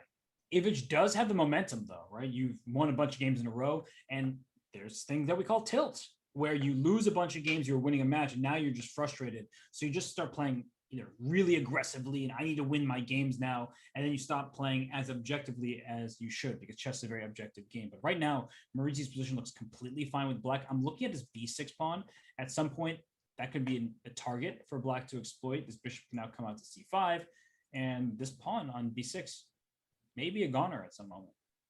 Yeah, unlike our ChessKid video on wedge pawns, that pawn's not wedging anything. It's just sitting out there. It's too bad that Maxime Vachier-Lagrave is playing in Romania right now. He could have been able to help Marc Andrea during the breaks, but that's not a possibility. Well, I'm sure many of the top French players are throwing their support behind this youngster who, as we keep talking about, just became a grandmaster. And, well, this pawn b6 just became a good one. That pawn, I was like looking at it, maybe it's going to be targeted. Now I'm looking like, wait, that actually has some potential, because if you play rook c1 and rook c7, at some point you have a protected square and you will not want to be captured there. Black's not going to capture a piece there because then the pawn gets more advanced. So both knights are going to get to outposts, but no, actually the rook landed on d5. I thought for sure we were going to see knight d5, knight d4. So what about if this turns into a pure knight ending? What's your 3-second view of who's better there? White's going to be better in the knight ending, just because of how past or advanced, it's not past. There's a pawn on b7 blocking it, but the pawn b6 is very advanced, which means that black needs to be on the lookout for an attack on this pawn on b7. Rook a1 played, rook a7 can be played as well. You can throw your knight into c4. Instead, plays rook a8 and maybe rook c8. Mention how the rook can come to c7. That may be difficult for black to meet. We're talking before, Robert, about immediately understanding which trades are better. If we get rid of the knights, black could be okay if his rook slid over and his king slid over as well, right? Right, and that's exactly what he's doing. The problem is that if this knight moves from d4, this knight comes to f5 with check. That's not going to be so fun. So the eval bar says zeros, completely equal. Now it's just slightly better for black, and then you make a normal looking move, and no, white's better all of a sudden. So it's difficult to play this position. I would throw in rook c4 at some moment. I probably would play rook c8, rook d, and then rook c4, just to keep this black off the d7 square. But all right, this makes sense as well. Yeah, and sometimes in bullet chess, if you just make simple threats, you gain a little bit of time just by the fact that you're making your opponent do something. Whereas a move like rook c1 doesn't make black do anything. Right. And h5, I like that move. And at some point, I would consider king g4 and trying to get my king into f5 and g6. So the knight came back to c8 to attack this pawn on b6. The rook defends it. And now look at the rook on b5, protecting both pawns. Oh, knight e6 check. Ooh, walks right into the fork. Yeah, he almost did a rope-a-dope there. He lulled him to sleep by playing king e7, king d8 a few times, and then he reorganized his pieces. And that's actually one of those funny positions where you almost think your opponent's doing nothing, and then suddenly the knight switches spots, and it's back to a tied match. We are tied with 3 games remaining. You know, Mike, I had an internal commentator's curse because I was about to say, don't play king to e4, and then it happened. So, big blunder. Now it's an even match once more. The momentum that I was talking about in Ivic's favor likely shifts over to Maurizi. Ivic probably quite flustered by losing that game, and solid start to this game here in game 12. I wonder if white is preparing the exchange sack d5. It's possible, but I guess we'll never know now. Right. And d5, you give up this rook in the corner, the queen takes, the black king starts feeling unsafe. So I would have considered it instead he does the exchange sacrifice, but taking a pawn in the process. Yeah, this doesn't feel quite as threatening, not having a pawn on d5, but at the other hand, you're up a pawn, so it's a different story. Seems pretty committal, and black doesn't even want the exchange. I think this is the right choice for a bullet game. If we were talking classical chess, I'm sure Ivic would have calculated and maybe taken on a1. But for bullet, to not have that bishop shielding your king, that's too dangerous. So I think it was the right choice. And congratulations already to 3 of our players who are going to move on to the semifinals. Vincent Kymer has wrapped up his match. They're still playing for posterity. Poltanevich is playing, and he's already he's up 8-3. He's already clinched his match. And Lazovic has beaten Tie-Dye Van Wyn. Unfortunately, I didn't get to use my checkmate beer today. It's going back in the fridge. And I have no idea if I can get a Belarusian beer where I live, but I'll look into it during the break. Yeah, you know, throw your support behind the players and their home nations. And it is great. We've mentioned that we have 8 participants, all from different countries. That's really cool to see. And well, speaking, I lost sight of the game for a second. That knight just went from like b4 to a2 to c2 to e2 to d4. That knight was just jumping around. And Ivic gets the bishops again. Are they useful? Tough to say. This knight on d2, not particularly well defended. The b3 pawn will likely fall at some point, even potentially now. You can play bishop takes b3, but it's a queen b2. I like that much more. Hitting the knight, hitting the f2 pawn behind the knight, multiple attackers there. I think that Ivic is just winning, and look at the clock. He's up plenty of time. I guess knight g5 is the big idea. Now there's some f7 issues, although they're not major. There's more e6 issues. So bishop takes b3. Just escapes the e6 problem. Although your bishops are a bit loose in that scenario. Wow. King h4. Oh no, now you just lose your knight. So you're down a couple pawns, your king's unsafe. But probably had to play king h4 there to defend the knight. Okay, well, extra material, 10 extra seconds on the clock. Maurizi's already drawn one position he should have lost. Let's see if he can hold this one. There's only going to be 2 games left after this. Yeah, he's not holding this. Queen in, queen f2 mate. That's game. And the match continues. So 6.5, 5.5 in Ivic's favor. 1 more point for Ivic, and he actually wins the match. 7.5 is the key number. Absolutely. And you probably can't devise a strategy on the fly here anyway. But if Marizzi could take a 60-second break, do you think he would try to hold his black win as white? Or do you think he'd just go for 2 wins as black and hope for the best? Well, I'm looking at the current board. I think, yeah, holding with black would be a good strategy right now because white has all the space in the world, has the bishop pair. Usually you try to break at some point with g4 and just keep opening up the position because bishops need open space more than knights do, right? Knights can hop over pieces. Whereas if I get g4 and then if we get a take, I have an h5, I just keep breaking open the board and it should be good for white. You say that, but the first time I had this pawn structure was against, I believe, Alex Ivanov, and he just played knight f5 and won my d pawn. And I was like, hey, how'd that happen? And didn't work out so well. But okay, now that the position's closed, I think Ivic might just try to lean on his opponent for a long time, knowing that at worst he can get a draw and he just has to not lose his final game.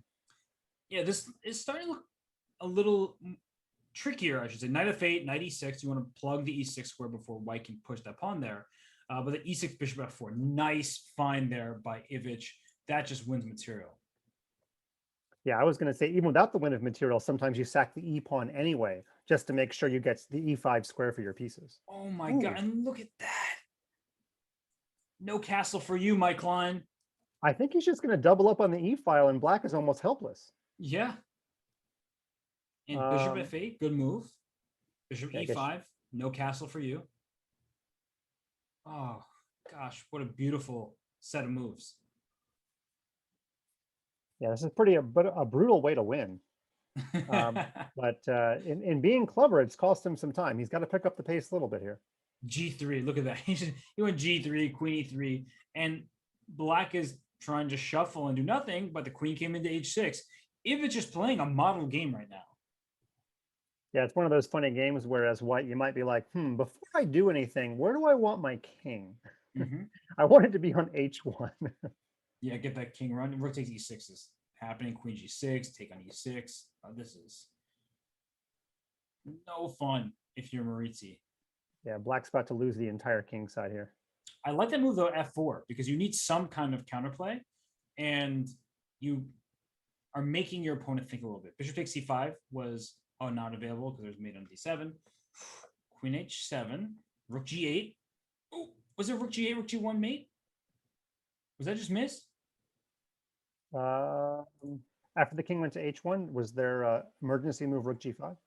There was, just like this, because you take the queen on h7. And this might wrap things up. He's got 3 seconds left, but he just has to avoid getting mated, which he has. But he wins the f3 pawn, which is critical. And Ivic makes his way through. He wins the game 7.5 to 5.5. I guess they will play the final game here. But unfortunately for Marc-Andrea Marizzi, who started with a 2-0 lead, it's been mostly Ivic since then. And that's a tremendous comeback for him. Yeah, not that any of the players are old. They're all below the age of 21. But youth does not prevail in the faster time control, that's for sure. So Ivic representing Serbia well, breaking the hearts of the Frenchmen all over the world. See, there's still an empire. There's Frenchmen all over the world. Shout out to all of our friends in French Polynesia. This one's just for posterity, and we'll see if Marizzi can. I thought he was going to go crazy and just play like h4, h5, and have some fun in his final game. Probably what many people would consider, but I feel like when you're in the moment, sometimes you don't even remember that you just lost the match. Like, are we sure he's fully aware that the match is over? Because you're still playing another game. Usually when you lose a match, you just stop. The match is done. The person reached their score. But for Marizzi, one more. It's not looking good, though. The king on f1 is about to get checkmated. Oof. And we should mention this format of 8 players going down to 1 all in one afternoon is going to repeat itself next Monday, June 14th at 8 a.m. Pacific time, 11 a.m. in Robert Hess land. 4 p.m. for all my friends in Buckingham Palace is going to be the Asia qualifier. And then the global qualifier and the Americas qualifier will both be on the Monday after that. Robert, have they got you down for a 10-hour shift on the 21st? So actually, yes. I'm not going to be here on the 14th. I'm actually going to be out of town. But on the 21st, I am planning so far to do a 10-hour shift. Yes. Okay, well, please don't tell OSHA about all the different workplace regulations we are violating, but that'll be fun. For all you Robert Hess fans, that might be your banner Robert Hess day. You ever done a 10-hour shift before? Oh, I had one day years ago, a couple years ago for the Pro Chess League where I think it was like a 15-hour shift or something. It was pretty ridiculous. Man. You know, My first year here, they hazed me also. They made me do 4 a.m. Commentary on the World Championship match in Sochi, or in Chennai. But yeah, I don't do that anymore. I tell them when I'm going to work. Well, Ivic went to work, wins this match 8.5, 5.5. It looks like we just have the final games with Jonas and Paulus here. And what in the world is this position? Well, while you're figuring out, I should just mention that Ivic was down 1 game going into the bullet, and he ends up winning by 4. So I guess that means he went, well, he had a big win in the bullet. We'll just put it that way. And he lost both 5-minute games, but Mike, I don't recall, did he win the first 3-minute or did he lose that one as well? Because it was at least 2-0 in Mark Andrea's favor. And I, for some reason, think it was 3-0 at some point. He ended up going 2.5, 1.5 in the 3-minute segment. So a little bit sneaky on us. I didn't realize until I looked at my notes he'd won the 3-minute. But yeah, classic comeback. Not as big as we've ever seen, but still a pretty big comeback. Oh, Jonas, look at that move. I'm going to, and the game just concluded here, but oh my goodness, that was a beautiful finish here with bishop takes b2, which looks like it's just distracting the bishop from the knight on d2. But after, no, don't start a new game. These players start a new game when I was looking at their game, and now I have to go and find their game again. Come on, why are you doing this to me? Yeah, not only that, the game didn't even count. So, Robert, while you're finding the game, I guess I get the honor of saying it. My name is Jonas. And that'll be the last time I get a chance to say it, which is why I threw it in. But yeah, there's no more games to play. We're going to go on break in just a minute. But Robert is going to show us the exciting conclusion of this game where the bishop on c1 was overworked. Yeah, and it looks like you're just distracting the bishop from this knight on d2. But after bishop takes b2, he went c3 because not only was the knight hanging, he's saying if you take on c3, I get a queen. And if you save your bishop, which is under attack, I then take on d2. So now I have 2 passed pawns, and I will replace my pawn with my rook, and then my c pawn will queen. That is a beautiful, precise technique from Jonas. There's actually a very famous chess study where you sack a bunch of pieces to get doubled pawns like this. I don't know if you're thinking what I'm thinking, but anyway, it's not this exact position. And there you have it. That is the end of the opening round of the 2021 Junior Speed Chess Championship European qualifiers. The semifinals are coming back up. And to all of our German, Lithuanian, Serbian, and Belarusian fans, you still have your boy represented well. So when we come back, you will see the semifinal matches. 8 began the day, 4 are remaining. Well, except if you count Robert and I, we're still here too. So we'll be back in just a moment with the next series of matches.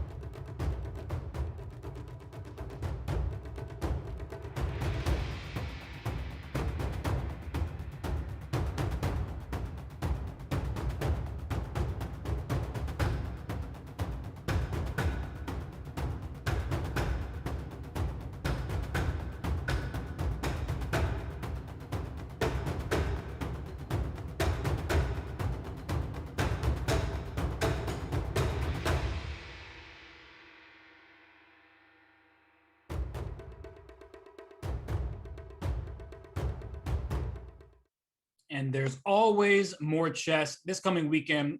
It's exciting. There is Crypto Champs presented by Coinbase. It'll be many of the leading minds in cryptocurrency, led and the chess view by Danny Wrench and Alexander Botes. So, Mike, that will be exciting coming your way this weekend.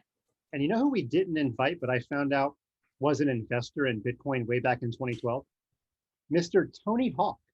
Just read that yesterday. Tony Hawk. He's not invited, but maybe next time. Let's take a look at the semifinal bracket here. There you see the 4 players that have advanced. Kymer is still our number 1 seed. He's going to play against the Lithuanian number 4 player overall in Lithuania, Paulius Pultinevicius, trying to get all the syllables in there. And over on the other side of the bracket, we have Ivic, who advanced against the young Frenchman, and he's going to play against the actually recently FM when he won Title Tuesday back in March, but now Denis Lazovic. Yeah, undertitled, you could say, because of how strong he clearly is, and he's only improving. So 2 exciting matches. We are in the semifinals. So here we go in just a few. And the format's going to remain exactly the same. Still 2 games of 5 minutes, 4 games of 3 minutes, 8 games of 1 minute, everything with a 1-second increment. And if there is a tie, it's still the same tiebreak format. There's only a slight alteration at the end of the day in the tiebreak format, but basically things are unchanged. So you guys already know the deal, unless you're just joining us. And you know what, Robert, I'm probably have some emails in my inbox, as I always do, of a parent being like, hey, how come my 8-year-old kid didn't get invited to this? And I'll be like, did you read any of the rules about anything? And then I have to email back that I'm sure your 8-year-old's very talented, but this is like a whole new level of talent. Yeah, the ratings next to these players' names are quite high. These are some of the best players, not just juniors around the world, but just some of the best players, period. You see their ratings in Blitz, 2883 for Denis Lazovic. And right now, he starts with the black pieces against Velimir Ivic. Ivic stormed back, beat Marc-Andrea Maurizi. And now we're getting a bit of a classical approach here. We have d4 coming at some point. h3 is precise. You play it first, so the bishop doesn't get to g4. Instead, the bishop comes to b7. White plays d4. This is all highly theoretical and played for many, many years. Yeah, and in this position, I usually play knight a5 followed by c5, the so-called Zaitsev variation. But you're exactly right, Robert. Just to pull our universes together, if Ethereum had a price that was a chess rating, even Ethereum would not qualify for this tournament. price of Ethereum, okay, maybe it's now 2,700, but the joke still plays. Come on, these guys are even better than 2,700. I respect it. It was an A for effort. You deserve it. You are the fun master. And well, this position may not be so fun for some of our viewers because it's all locked up. They don't see a clear plan. And that's difficult for players to get into this position. Say, what do I do? Well, one of the ideas for black is to play the move c6 to give your pieces more flexibility when you have less space. And black does indeed have less space because of pawn on d5, which restricts the movement of some of black's pieces. You want to break open the board. So some trades will favor you. White just brought the knight from f3 to h2. The knight from f1 can go to g3. Then the knight can come to g4. And the knights are sort of climbing on top of one another, but venturing forward towards black's position. So Mike, still early stages here, pretty much well-known territory at this point, but I find the dynamic to be quite interesting. Yeah, I'm more familiar with white putting the pawn on g4 and the knight coming behind the pawn to g3, but I suppose this is just an alternate method. You know, Robert, just like you, I've only got a few private students, like 2, but I've got one that plays the Spanish, and he calls this the grandmaster maneuver, knight d2, f1, g3. I don't know who taught him that. He's from the UK, but I kind of like it because it's a not obvious idea unless you play the Spanish, in which case it's super obvious. The knight, when it gets to g3, tries to come to f5 or h5 sometimes, and the knight is a big part of the attack. Yeah, and in the Italian game as well, you see this maneuver quite regularly, but it is harder for newer players to understand that because, wait, we're taught not to move the same piece all these moves in a row, and yet that's the central plan in this type of position. So right now, black just moved with g6. That allows the bishop to fianchetto, but very importantly, shuts down the bishop on c2. And I say this very often, a pawn 3 squares away from a knight dominates the knight. This pawn on g6 takes with both f5 and h5, although e4 is still available for the knight in the near future. Okay, Robert, I've got you back on the clock at your grandmaster rate. Tell me about the plan of bishop g7, bringing the queen back to e7 and playing f5. Is that what black's going for in this position? We'll start with queen h4, so a bit more active. Also, hitting this pawn on a4, easy to forget about that pawn because that tension has remained for a bit. So a move like b takes a4 may snag a pawn over there on the queen side at some point if you're not careful. So to answer your question, Mike, f5 is a very nice idea for black, although there are times where you have to worry, am I overextending in front of my king? And playing h6 back to h7 could be useful to make sure that the g6 square is defended, as there's the bishop sitting on c2 staring over the king side. But long story short, I know I was long-winded there, f5 for sure is an idea for black. And I just checked with our programmers and our code. Pawn on h6 going back to h7 is not allowed in our code, but I'll put in a request, just like with every user email we get. We want to validate your idea, but then we want to tell you that's not going to happen. No, not a possibility at all. And well, my big question now is f5 right away, which allows the bishop to capture on c5, which in many positions you don't want for black, because the best piece to blockade a pawn with is a knight rather than a queen, or in this case a bishop. But your plan, it seems to be not just sufficient but strong for Dennis, and he likes what you were bringing to the table. Yeah, if that trade happens, the bishop will plug the hole on d6, and because the e5 pawn is mobile, it's not like the bishop's going to stay blocked forever. He'll be able to play e4 whenever he needs to. So again, be very careful about these minor piece trades. How is the pawn structure changing? Which pieces are getting active? And that's something white has to take into account. But f4 is a problem. It's not something you can't deal with, but if f4, you're going to have to play that trade. The only thing is then black gives away the e4 square. So it's actually much different. If you can induce f4 and then take, unless black has pawn takes g3, Robert, you have to help me out with that entire line. No, it's a very fair point that f4, and he plays queen e2 to induce that exact move. And the b5 pawn here is hanging. The g6 pawn will be hanging as well. But just to show Mike's main point is that getting a knight to e4, it's very much worth this, giving up your bishop for the knight, but your knight gets the e4 point, the b5 pawn, so it's like d6 is on the table. So I'm with you, Mike, that f4 is not something that black wants right away, even if it looks like it wins a piece. It doesn't, and then it leaves you with more weaknesses than makes it justified. Over in ChessKid land, I like to ask where all of our viewers are joining us from, but let me make it a little bit more of a specific question. Do we have any Belarusians or Serbs watching? Any Serbians or Belarusians? Let us know in the chat, and we're going to trust you. You know, on ChessKid, I ask the kids where they're from, and they're always like, you know, the Andromeda Galaxy, and they say all kinds of funny stuff, and I don't even know where that is. But anyway, be honest. Anybody joining us from any of those countries? We got a UK, but not yet. We just had, by the way, the ChessKid UK Championship with 429 kids from the UK play last Saturday. That was a very fun event. But back to our game here, and black has actually got more space, which is not something you see in the Spanish torture.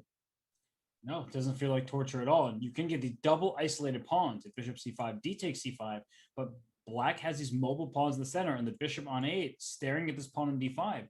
To my eyes, starting to look more and more pleasant for black, rather, excuse me. So you have to figure out how to deal with the impending rook to b8 as well, going after your b2 pawn. That's a semi-open file. The pawn b2 is a clear target. So I would take black in this position. So I think Dennis is happy. Yeah, I like the mobility of the pawns. And somebody in the chat is asking for both a Belarusian and a Serbian PogChamps. Oh, how many PogChamps can we do? I think Poland and Italy are just happening now. But yeah, it'd be cool if we could. But I'm not in charge of any of that. So you can contact somebody else on Chess.com for those events. Yeah, I'm not in charge of anything. I'm just happy to be here. So we'll come back to this game. I'll keep an eye on it, but I wanted to hop on over to the other game, the other semifinal match between Vincent Kymer and Paulius Pultinovicius here, because I saw the knight on f5 protected by pawn e4. There's a bishop on b2 slicing across the board. It's pawn on g7, and the eval bar says what I was going to say. White looks to have a tremendous initiative. Yeah, I guess once you swing the queen over, the attack is coming. Even if the attack doesn't work out, there's just so little movement for the black pieces. I just thought of something, Robert. We're both struggling with the Lithuanian player's name. But on ChessKid, when you put pressure on the pinned piece, all the kids around the world know it as putting PP on the PP. Yep. I think Vincent's trying to put PP on the PP, and that's a little bit bawdy, but hey, I'm in Chess.com land. I don't get to hang out here much, so you can't fire me for saying it on this channel. Oh, wait, some of my kids are watching? Yeah, I should be a little bit more PC. Yeah, it's okay. You had PP instead of PC. You'll be all right. And well, here, knight takes g7 is a threat with rook g3 to follow. You can start with rook g3 as well. Knight takes h6 check, probably a threat. You're trying to rip open the black king side. And I'm surprised that the evaluation is only plus, it says under +2. And what a move. That looked like a mouse slip, rook e6, but it's a great move trying to get your rook to defend your king with an eventual rook g6. And the pawn on d5 is pinned because the rook just lifted from e1 to e3. So the rook on d1 is no longer defended enough times to allow you to take on e6. It's a hard move to find, and it's actually not the worst change in the pawn structure if white plays rook g3, rook g6, and trades, because black finally gets to expel the knight, and maybe can try to set up a blockade. I mean, I don't know, but as much as black doesn't want that pawn structure, he really wants that knight out of his territory. So black would probably accept this kind of position. Well, bishop a1 was played, and the eval bar goes down, rook g6, and knight h4, and it says now instead of nearly +2, it's at okay, it's going up a bit, but still the advantage has lessened to some extent here. And white's pieces are moving backwards. I get the point of bishop a1. You may want to line your queen up on b2 at the right moment and go for the battery on the diagonal. Or rook g5 played by black, just saying, all right, if you're going to kick my rook and play f4, your king is also potentially weak. Not the kind of position I want to play with 30 seconds on my clock. So we might get an early indicator here who's going to be a faster player in the bullet. The eval bar here is a little bit confusing because I feel like black is having to play perfectly to get that equal eval bar. Although the exchange sack was liked very much by the computer. Yes, and I liked it as well. I just like exchange sacrifice. I did not like that move because rook d3, it seems to be a problem. Although queen f5, although queen d2, yeah. So the queen d2 and that bishop is in trouble. What's the big play here? Probably have to play c4 and just hope. You're going to lose the bishop on d5 by force. And I get why black took on d5. It just wasn't good. And immediately resigns. All right, so an early lead there for the #1 player, Vincent Kymer. Yeah, so he takes the lead. Let's hop back over to the Ivic against Lazovic game because my eyes would seem to tell me that white should be doing well as a pawn d7, but I see the eval bar off to the side saying that black is just much better. Yeah, it's pretty amazing. They're still on their first game. Now, Lazovic here is going to try to play both a good move and one that's tough to deal with because Ivic only has 3 seconds left on his clock. Mm-hmm. And that's why Ivic is making these rook d6, rook d5. Very quick moves to make sure you don't lose on time. If rook takes f2, king takes e4, he had that pre-moved. Saw that? He was waiting for the move, and he had his ready reply. So he's probably pre-moving king takes f3. There it is. And now it's even by material, but I would say only white can win a game like this. Yeah, and usually we favor bishops and pawns are on both sides of the board, but the pawn on c4 is completely untouchable. Therefore, white can really just focus on his knight targeting different things. Although it's funny, not letting this knight get in the game based on these bishop moves. Yeah, a good one, knight a1 to b3, sort of an odd maneuver. And bishop d2, it's a draw by repetition, which seems to be a fair result given the position. But wow, that must have been a topsy-turvy emotional roller coaster for those players.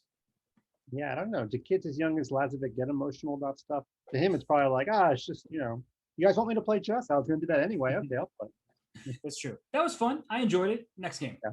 I'm Let me ready. just check my calendar. Gosh, summertime during a pandemic. I'll play chess. Sure, why not? All right, I've got a trivia question for you, Robert. Yes. When Lazovic won Title Tuesday back in March, he finished ahead of at least 3 of the invited players to the Junior Speed Chess Championship. Okay. In that one event. So I'm asking you, which 3 of the players who were already in the main event did he finish ahead of? Jeffrey Jean. That's one. I want to say Sam Sevian, but it's possible he just didn't take part that day. We're friends. You should say it. Okay, Sam Sevian. Got to. And a third one, is it Hike Martirosyan? I mean, he could have finished outside the top 20. I only checked a news report, which only lists like the top 20, but he's not. He didn't finish in the top 20. I'll put it that way. All right, give me number 3. Who is it? It's Alexei Saarinen. Of course. I believe he's one of the invited players, right? He was great last year. I don't know if he aged out. Sometimes I lose track of who's 20, who's 21, when did they turn that age? Yeah. But Alexei is fantastic, and he's such a force on the Chess.com server. And Lazovic, that tournament was unbelievable. I mean, Lazovic has had many good performances, but like finally completely broke through and won the event. And right now, he's trying to break through on the queen side. He has the bishop pair. His knight went to a4, trying to get into c5. The rook's already on the c file for both players, but slightly more active for white thus far with the queen out on d3. Yeah, knight c5. It's one of those things. If you play it right away, it kind of lets black know, okay, I have to deal with this knight. But if you leave it in the offing, if you don't play it right away, it gives black sort of, a nervousness. Like, when are you going to play it? When are you going to do it? We all know you're going to do it. When are you going to do it? Like, it's a little bit frustrating sometimes. Yeah. I mean, I'm looking right now at bishop a3 for white to try to bring the bishop to d6, but black can throw this with a6. And that's necessary because the b7 pawn would have lost its defender had the rook had to leave c7. But if you induce a6, then if a piece of any kind gets to c5, it's that much harder to play b6. So that's what these GMs do. I know Dennis is only an IM, you'll forgive me, but come on, he's going to be a GM very soon. They'll play a 3-move combo to make you weaken one square, and then actually, Robert, you're the GM. Is that what you do to win games sometimes? I use this example very often where Gadakomsky and Peter Lecko, who's Vincent Kymer's coach, they played a game at the World Team Championship, and they were just talking about this. Like, if I induce the move a7 to a6 or b7 to b6, then white, should be strategically winning. And I'm watching their analysis, and I'm just thinking about the situation. At what point does it matter? But they're really just talking about this position in their heads while analyzing some positions on the board. And yes, those little things really add up. And Ivic plays b5 because he would like to get his knight into c4, but then this knight can come into c5, but is b4 hanging. Ivic just puts the knight on b6 without even thinking twice, because the bishop on d6 is hanging b4, will be hanging soon. The knight coming into c4. Black has turned this position around completely and is favored. Yeah, sometimes what you have to do, if you realize that your opponent's going to get a strong outpost, sometimes you just create one of your own. And it's, it's better than just taking the knight on c5 and dealing with a protected pass pawn for the rest of the game. So the thing you don't want to do against a top player is have the opponent have the one strategic advantage and you have nothing, because they will use that strategic advantage to win the entire game. You have to do something of consequence that makes your opponent deal with your threats. Yep. And well, he went g5. I had that move highlighted for a little bit there, trapping the bishop. He goes, okay, I'm trying to create some positional pluses for me, but now I'm noticing that your pawn structure, all these pawns on dark squares, that means your bishop on f4 doesn't have an escape. So if you play bishop e5, you don't lose a piece, but you lose a pawn, and an important central pawn at that. Yeah, and this is where you're going to lose time when you probably have to play bishop e5 anyway. And is there really another move to consider? Maybe there is. Maybe I'm wrong, but it's one of those things where your emotions get the best of you and you end up spending 15 seconds getting mad at yourself that you missed this idea. Okay, I'm wrong. There was another move besides bishop e5. Forget I said everything about that. I won't forget it. What you said was fair. The Evelvar still says black is a heavy favorite at this point. And queen e7 played, attacking the knight, which is attacking the queen. The bishop is also under attack. So Dennis says, I will get a rook and a pawn for my two minor pieces, but b4 is also hanging next. It's not enough. It can't be. Yeah, and you can't even really double rooks, because knight to c4 will cut off any kind of connection of your rooks when you try to get some counterplay on the c file. Yeah, this looks really bad for white. It's one of the types of positions where you should fight on, because this is a set quantity of games. So resigning sooner or later doesn't do anything beneficial for you. It's not like there's a timer, where he said, okay, I'll resign so I get more games in. No, you just play them out. But yeah, he's not getting anything on the c file. As you mentioned, Mike, bishop f8 here is also possible. Knight coming to c4. Yeah, this is, although that move was not loved by the eval bar. Well, we've already seen Ivic not convert one endgame where he had 2 minor pieces versus rook. I think this one is much more beneficial than the last time because the rooks don't have open lines. If you'll remember that one game in the opening round where he drew against the young Frenchman, Marc-Andrea actually had open lines for his rooks. When the rook got to b7, there was real counterplay. So this is not a position that looks too difficult to win, but computer does not like some of the decisions that have been made recently. And f5, which to my eyes was the most natural move. You're trying to take on e6, play bishop h3, at least create some problems that black will have to solve, but wasn't approved by the engine. It's funny because queen takes c5, Mike, does come to mind. I wouldn't necessarily go for it here, but you get 2 rooks by playing queen takes c5. Just show that very quickly. The reason why it shouldn't be that good is your king isn't that safe. So you don't want to make this transition when your king is in the open. Material imbalances, you need to focus on safety. And it's funny because as much as we didn't like this decision by Lazovic, remember the other option was to be down a pawn with nothing going on. What he has done is create an imbalance with chances for his opponent to make a mistake. He's probably still going to lose. But remember, at some point, you have to play practical chess. And I can't tell you how many times I've worked with a student where they've said, no, the computer prefers this move. And I'm like, yeah, but you have nothing to play for. You're just going to lose without any counterplay. So I'm not even sure I can be that critical because the other option way back when he played knight to b7 was to play bishop e5, lose a pawn for nothing. And there's no glory in this lasting 40 moves. No, the mistake had already happened, but Mike, I don't understand queen to e2. I get that he wants to go over to g4, but bishop h3 attacks that pawn e6 directly and actually has a huge threat there. You're taking on e6 with check. The rook is hanging and the king is in check. If you play rook e8, you drop the knight on c6. So instead of bishop h3, the very direct attack, he slid his queen back to e2. But then black takes the material and says, you got your one check in. That's all you're getting. Couple checks.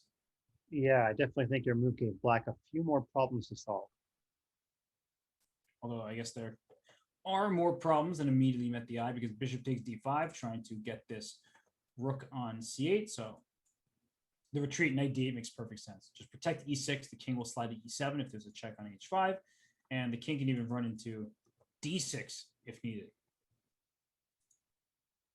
Yeah, but White's trying to decide, do I finally take time out to win some of this material back? But he's down so much, he has to go for some sort of repetition. Right. What is the exact material count? White has only 1 pawn for 2 minor pieces. For 2 knights. That's not going to do it. And this knight actually can blockade. Knights are great defensive pieces. So queen takes e7 check. Knight f7 is possible and good. And this is looking like it should be a win for Ivic, who also is more than a minute ahead on the clock. Exactly. And Ivic got behind 0-2 against Marc-Andrea in the opening round. So he's looking to get off to a little bit of a better start and not have to make a comeback like he did about an hour ago. Right. And considering Dennis is the higher rated blitz player between the two, for Velimir, who won the bullet portion in the quarterfinal matchup, he should be feeling quite confident going forward here. And it says completely crushing for black. If you believe the eval bar, rook g8 check if you don't want to have a queen g4 problem. And now you can just move your bishop back. Knight e5 looks pretty good. Just taking advantage of the pin here. Oh gosh, Mike, knight f3 check is coming. Yeah, pretty brutal. I thought he was going to take on e5. He didn't. Yeah, making sure to keep his king, by the way, in a dark square. So there's, I know the bishop on g4 is pinned, but just so there's no tricks on your queen or anything. Okay. King b6 is queen f6 check. So queen takes e5. Suddenly not so easy. Yeah. And 10 seconds for white, 55 for black. And this is a good moment for Ivic to use his time advantage because it's getting a little dicey over here. So queen takes e5 defends the bishop on e7, which is currently under attack. I wonder what the problem with those. Oh, knight g5 said knight f3 check. So Yeah, king he's b6. taking the piece back because after rook takes c5, king b6, there's multiple problems that white has to deal with. Yep. Queen d6 check, king c4. So it's not checkmate. And if it's not checkmate, then you can just take this rook. Yeah, and you can't even follow up with bishop e6 because knight takes would be counter check. That's a really good point. Because that would actually be a problem for black if you could play bishop e6 successfully, but it does not get the job done. And he's thinking down to 14 seconds. Oh! Okay, so it said that there was a draw there. I don't know what it was, but this was not the draw. This is losing. Take the bishop, knight f3 check, interpose a check with a check while the queen is pinned as well. Oof. So Mike, rook c5, king b6 check here. There's a draw somewhere. I can't believe it. Better not be something subtle like a3. The queen d6 check, king c4, a queen c7, but the king. How could this possibly be a draw? King b4, a3. And even king a4 there. Oh my gosh, you play queen Bishop. d6 back. Because if king a4, there's Bishop d1. bishop d1. Wow. Okay. Well, this was wild. You don't expect people when they're in a bullet time scramble to be able to figure this out. But it's clear that black's king was less safe than initially was expected. And I think that Dennis probably thought he was lost. Velimir probably thought he was winning. So it seems like a reasonable result in the end. But wow, that was a wild sequence, Mike. And a lead for Velimir heading into the 3+1. And for Vincent, well, he is tied 1-1 with Polya. So he's the rating favorite heading in. Now he's found an even match, at least in this 5-minute portion. Exactly. Seeds 1, 2, 3, and 5 are still alive, but Kymer has lost his lead for the first time pretty much all day. He was ahead wire to wire in the opening round match. But there we go. They're going to transition to 3-minute chess. And I don't really know who I favor in the 3-minute, but I do know that Ivic is not going to have to come back from behind like he did in his opening round match. So you are watching the 2021 Junior Speed Chess Championship, the first qualifier, all Europeans today, and we are down to the semifinals. After this, we'll do the finals. But for now, we're going to take a quick break. When we come back, Grandmaster Robert Hess and Funmaster Mike will see you for the 3-minute portion.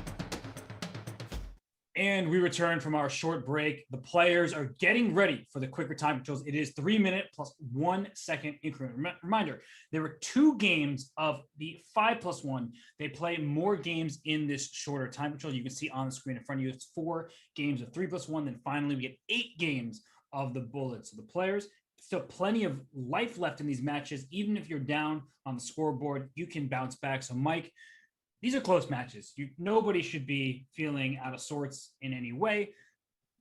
Vladimir Ivic with the lead, Vincent Kymer and Polton Vicious, they're tied. If I made you choose, who are the 2 finalists we're going to see?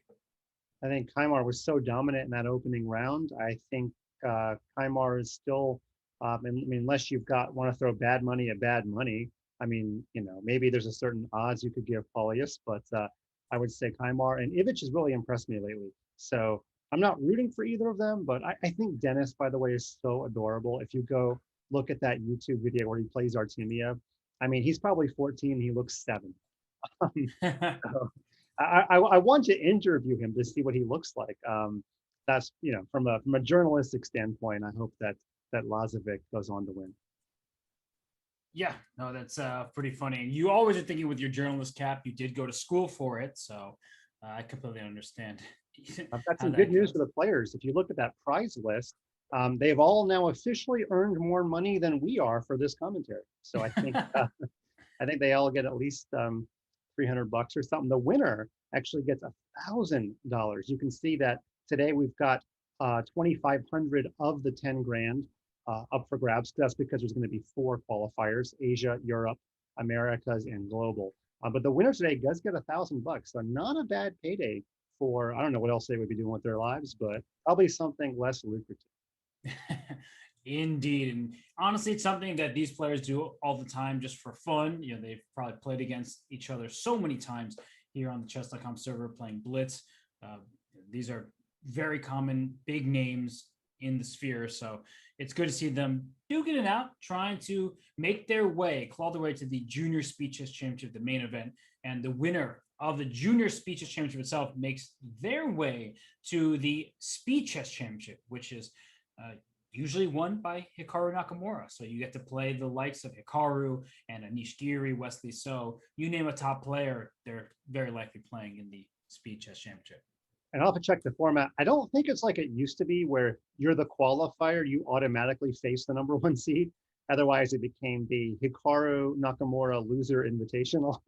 I think we still do it based on Blitz and Bullet ratings. I'll have to check that. But it's an honor just to be in that tournament. And by the way, while we're waiting for this next round games to start, Robert, I've got some bad news. I was texted by our mutual boss, Danny Wrench, who said, not enough 80s movies references. I don't know why I hired you. Isn't that what you're supposed to be doing, Fun Master Mike?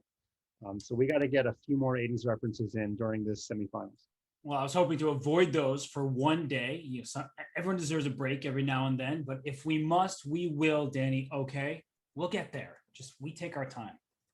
The thing is, I do them anyway on ChessKid. It's just, I do them for my own self-edification. The kids don't understand anything. So here, I at least think there's a rooting chance that some of the viewers will understand Adventures in Babysitting and all the other references I've got ready. Well, I do appreciate that you threw Danny under the bus because he always deserves it. And I have the game between Vincent and Paulius here, where look at this pawn structure. For those of you who may not be experienced in these lines here in the semi-Slav, you have all these pawns on light squares. The D5 square in particular is well defended. But the problem when you play with pawns like this, and here comes B5, which is not a problem, but it's a good move, is that if you didn't play B5, white has a relatively easy time to expand the position, in which case black's remaining structure is a bit awkward. So, Mike, do you have any experience in these lines? I do. I reported on Gada Kamsky, who plays the A6 Slav some, and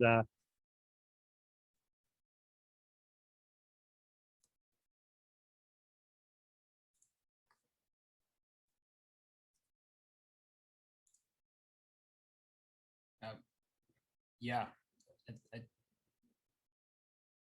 I don't know what happened there. Sorry, everybody. Just trying to get everything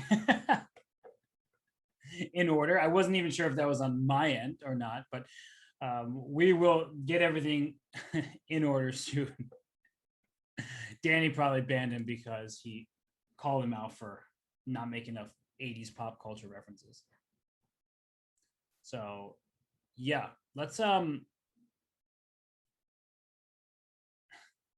players are really going at it right now. They are in the 3-minute portion. So hey Mike, I hear you. You back? Thunderstorms in the south. It's a thing. And I won't get into it, but I am back. And my screens are all in a different place, but I'm still here. So Mom, if you're watching, you don't need to call me, okay? Thunderstorm. You know, Mike, you sort of froze mid talk, and I was like, wait, is it on my end? So then I was just like looking around, waiting, and then you just were completely frozen. And it happens. You know, we're in this age. We're all in technology. It ain't easy always, but Mike, glad you're back. Thank you. I was busy talking about the secret of life and also giving everybody my Venmo account where you can give me money to pay my electric bill. But I am back, and we were talking about the A6 Slav, and I was asking you a legitimate question. Was Kamsky one of the earliest proponents of this, or am I remembering it incorrectly? Oh yeah, Kamsky, huge proponent of it, and one of the main names when you look up the history in the semi-Slav, absolutely. And these positions right now, again, I look at them, I tend to like White's position, very solid, no weaknesses to speak of. You've castled, your rook can come to D1 next, your queen and bishop are lined against this pawn A6. So Black has moved many pawns. We saw that just right out in the opening, and the kingside development is lacking. Yeah, I guess this is one of the drawbacks of playing all these pawn moves, is that every pawn move is not a piece movement. So White is going to look to play like Morphy. And I was actually wondering if White had time to take with the pawn and play D5, but I guess White made the judgment call. It was a little too early to go for an attack on the king. Yeah, and people tend not to like isolated queen pawns too much, but I like the idea, Mike, where you're opening up the E file and going for an attack. I guess just getting another piece into the center of the board with this knight on D4 looked pretty good. You have the bishop and knight here staring at the, I wish I could draw my arrows better, at this E6 pawn. So if this knight did not come to C5, there could in fact be a sacrifice on that square, though for now, Black has everything under control. Yeah, it could be a stylistic choice. I'll be honest with you, I did not do a deep dive into Vincent's games to see if he was more of the Bador Jobova mindset or more of the, I don't know, Petrosian mindset. But you know, it could just be that he sees that there's no risk. If you get the isolated queen pawn and you get nothing out of the attack, or you don't get your pawn to D5, well, you've actually injured your pawn structure. So a little bit of a safer way to play. That is for sure the case. And well, Vincent has gone into the think tank here. He was well up on the clock. Now he is down under 45 seconds. And I wonder if, I was about to say, he must be looking for some kind of sacrifice. And what I was going to finish my thought with was, I wonder if it's going to be justified, because I get into these moments all the time. You know, I stream my thoughts. I'm like, this move looks interesting. I shouldn't do it, but I'm going to do it anyway. But the engine is now screaming a winning advantage for White. So Mike, it's somewhere here. I got it. Something happening. He's listening to the broadcast. He heard me say Jobova. He's going to play knight F5. I don't know how it's going to work. He's going to play it. Oh no, he's going to play knight E6, because you have to take with the pawn. And then there's a bishop takes F6 happening. I can't draw my arrows. So you're going to fork on C7, not D6. Clever guy, Robert. Yeah, I'm just going to show that real quick, because after knight E6, if you take with the knight, bishop E6, if you take with the queen, there's a fork on C7, and I can take on F6, like queen H5 check, rook C1. All my pieces are coming into the action over here, so Black's in trouble. So instead, he played knight A7, and then this is getting really weird, where the knight on A7 trapped itself, and yet it hops right back to C6, because you can take on B8 to distract the queen here, and then you take back on C6. This is a hard game to understand completely. Yeah, then well, then I got all the way to E5. I mean, just like Owen Wilson in Behind Enemy Lines. That was a 90s movie. Wait, maybe it was even 2000. Anyway, Owen gets back to safety. Sorry if I ruined it for you, but you knew what you were getting into when you watched that movie. Okay, we've got mate threat on H7, forcing a weakness. And I wonder. Oh, we rook B7, bishop D6. There's tactics here. Yeah, both are hanging. So Black just drops a piece there. Now it's two minor pieces for Rook, but White also has what could be a blossoming attack. I'm looking at this F6 square, Mike, and if I get that queen in Oh, well, this trade is clearly no good. Trading the queens is not going to help. That was a weird decision. I thought there was some moment where white could have just played rook takes knight and played 3 minors versus 2 rooks at the very least. But Yeah. white did not go into that. And now rook c2, rook takes a2. You have a passed pawn over there. So the knight is useless in stopping this pawn with a rook ushering it to promotion. Okay, and before you think I was a little bit too positive on Vincent Kymer, I actually was one of the people cheerleading having a Lithuanian in the competition because of the big ChessKid presence we have. So good to see Paulius doing so well. The number 4 player in Lithuania and has represented his team, his country in the Olympiad. And also has put up some good performances in Title Tuesday. So he is a familiar foe to many at the top of the Blitz rankings on Chess.com.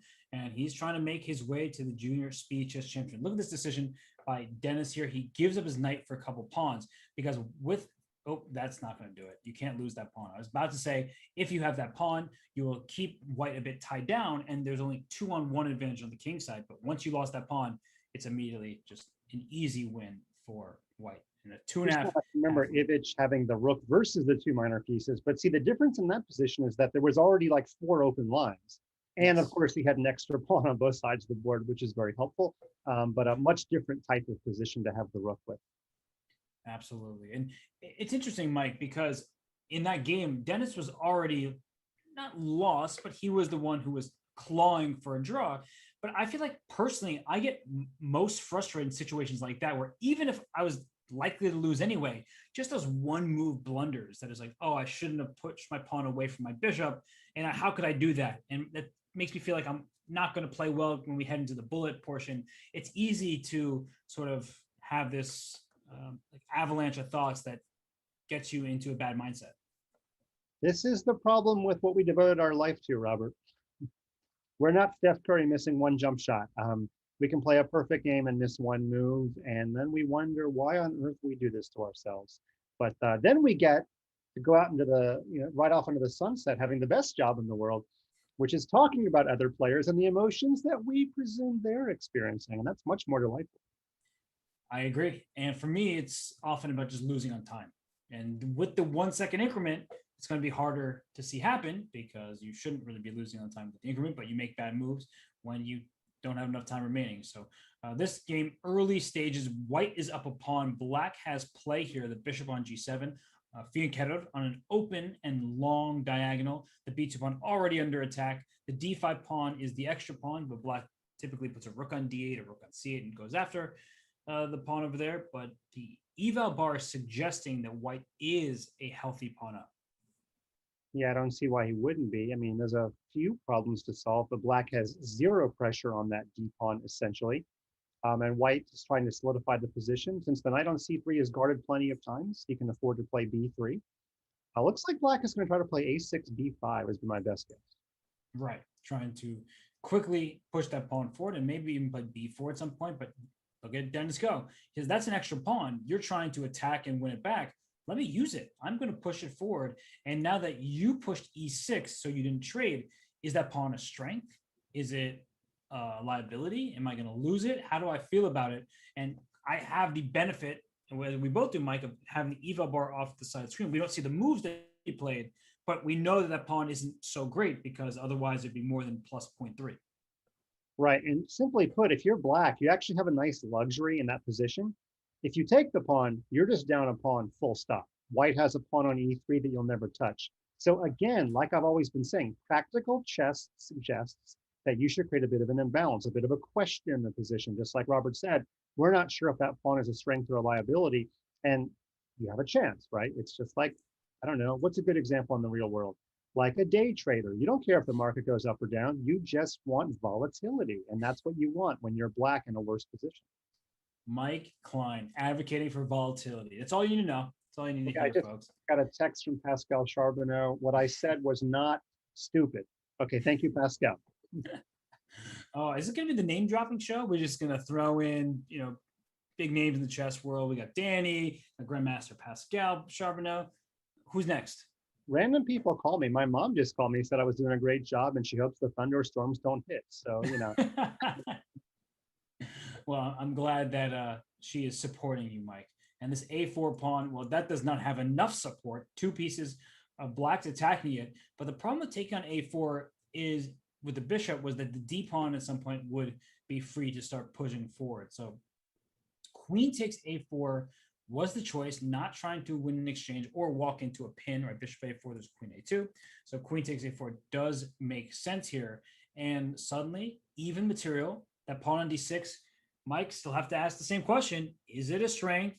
Is it going to be won at some point by black, in which case it's clearly not that strong? So what are you thinking?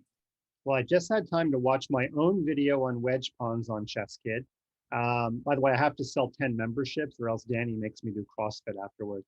And that is the big problem. Now, determining whether or not it's a strength or a weakness is the whole game. Now, I was analyzing a line there where white could have traded queens and thrown in d7. And you don't have time to play bishop takes rook because pawn takes rook is check. However, after d7, the very calm rook to d8, and now I would say the pawn would be a liability because you've got to save the rook on d1 and the pawn goes away. If white just got the bishop somehow to c7, not quite in time for it though, we would call it a strength. But it comes down to exact calculation. It's not like we can say always yes or no. You just have to become a good calculator. But the c pawn went down, not the d pawn. Very interesting. Well, in unnecessary pop culture references, what we should just say is definitely maybe. And Ryan Reynolds can eat his heart out. So, we don't know for sure. It still looks like a healthy pass pawn, but now black is actually the one who's up a pawn. So how the tables have turned here. And now with fewer pawns, you have more open lines. So getting rid of the c4 pawn actually helps white get active. The queen moves since it's under attack. The rook jumps right into c7. Please take me on c7 because my pawn will gladly capture back and get closer to promoting. And that's what we call a collinear move. When two rooks are aiming at each other and you go part of the way. In fact, the funny thing is, I just recorded a video for YouTube all about ChessKid.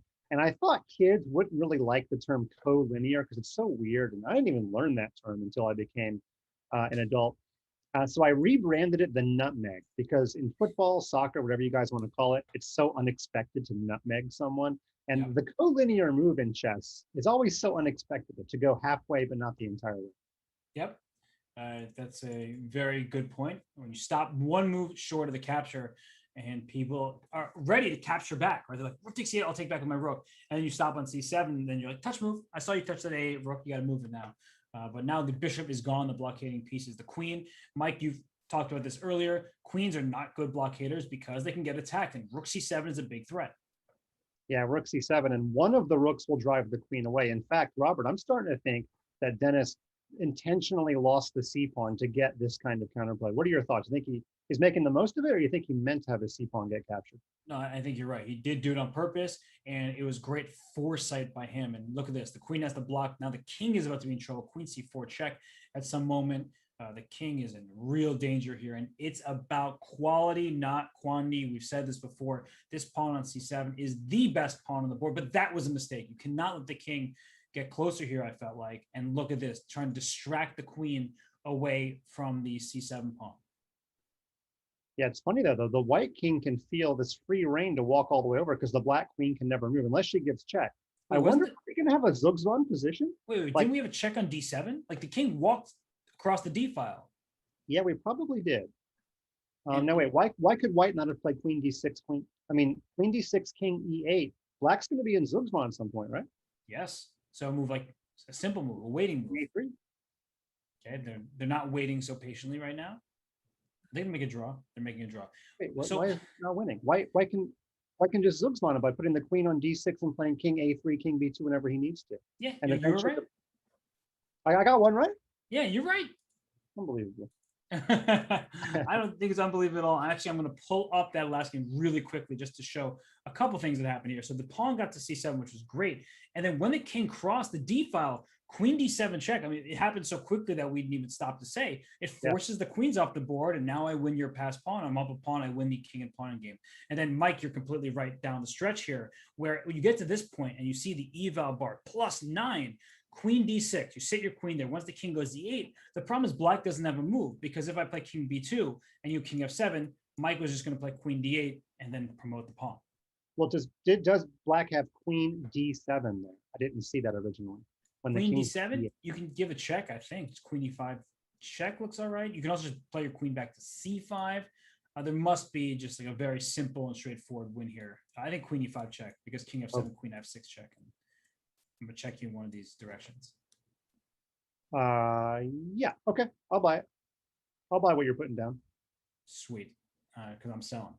So, all right, that was a missed chance, and we'll go back to the live board. 3-1 for Velimir here against Dennis. And let's go over to the Vincent versus Paulius here, because Paulius, the lower rated of the two, at least lower seeded, I should say, is actually up 3-1. The knight just came to b5. White's advantage according to the eval bar is quite high, and I'm guessing, Mike, has everything to do with this d6 square.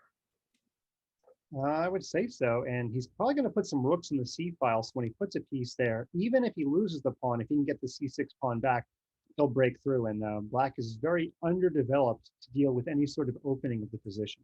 Although, why sack a pawn when you can just put a piece on d6 without sacking? And the worst thing is bishop on c8 is entombed by its own pieces, namely those pawns on c6 and e6. So what you need to do is get this bishop all the way to like h5 or something. That is not happening because your pawn e6 is weak. So this is just a really bad position for Black. And I wouldn't be surprised if objectively, that White should already be like nearly winning. It has to be precise. We've been talking about all day about, instead of just getting ground down, creating some sort of imbalance, but it'll be curious to see what he comes up with. He actually took with the pawn anyway. He's got his eyes set on the weak pawns on both e6 and c6.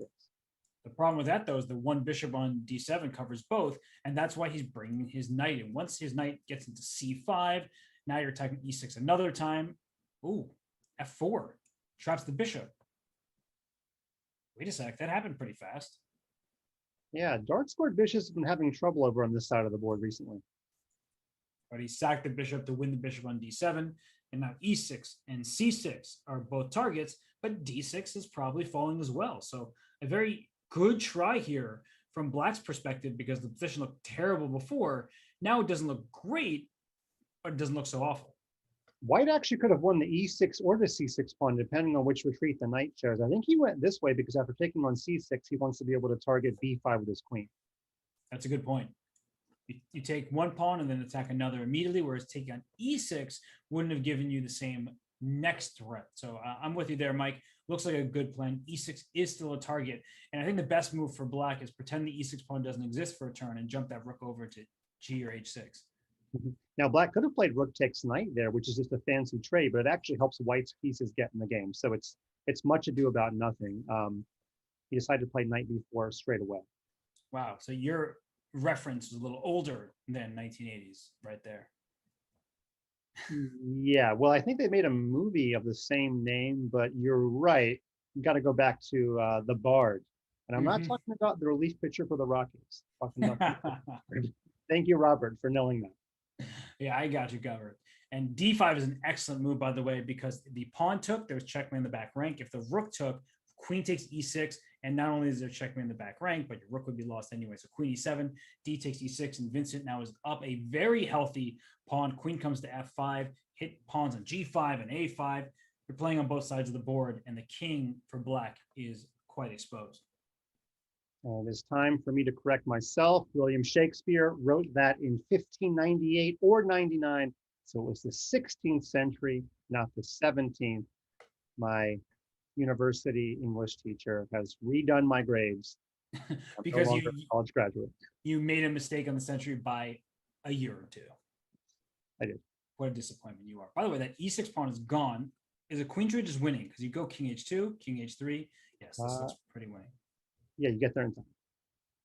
Great example of liquidation when he could have moved his queen around, probably even snagged a pawn with the queen, but he knows this is easily winning, so why even consider alternatives? And the young German will have the deficit, get back to 3-2. And by the way, Robert, have I ever told you about how knowledge of chess saves lives? Do explain. Well, it involves German. Now, we already had an example of Zugzwang. This is going to be when I'm in the Berlin metro. I don't speak German, last name notwithstanding, and I hear an announcement that says Achtung Zwischenzug. And of course, I know Achtung from the U2 album, and I knew it meant caution. And Zwischenzug, well, Mhm. I happen to know that, Zug is in between move, but I also know Zug means train, and you're not talking about chess. And the announcer was cautioning you about the in-between step between the platform and the train. And had I not been a chess player, you never know. I might have fallen on the tracks, right? So Oh, chess saves lives. I thought you were about to say if you were a chess player, you might have been a train conductor because I could actually see you doing that. You'd be hilarious.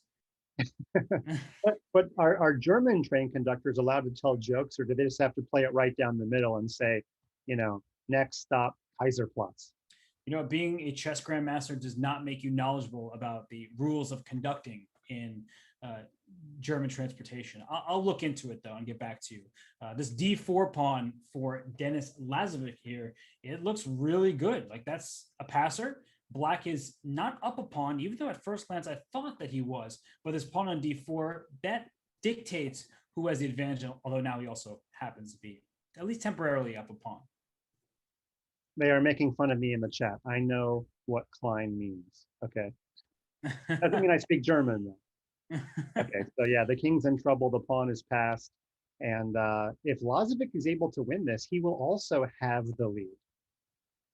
Yes, that's true. He's down 2. It would just be 1 point. And by the way, it feels like there have been many games where Ivic has 1 to 6 seconds remaining and he's about to lose on time. Oh, he barely got that move off. I thought the plan there was queen e2 and then move his bishop to d4 and then to e3. Okay, he still won via this method, but was it a win on time? Well, he was winning on position anyway, but yeah, combination Yeah. of the two.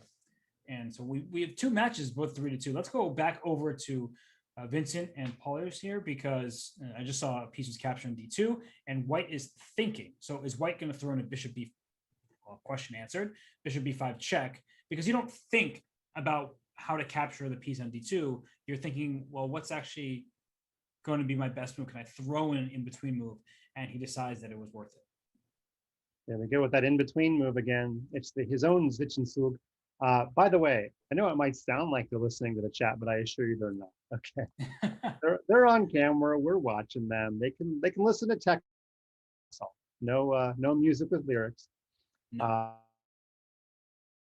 Decide whether or not somebody is going to have the lead going into the bullet, or whether or not we're going to go in all square.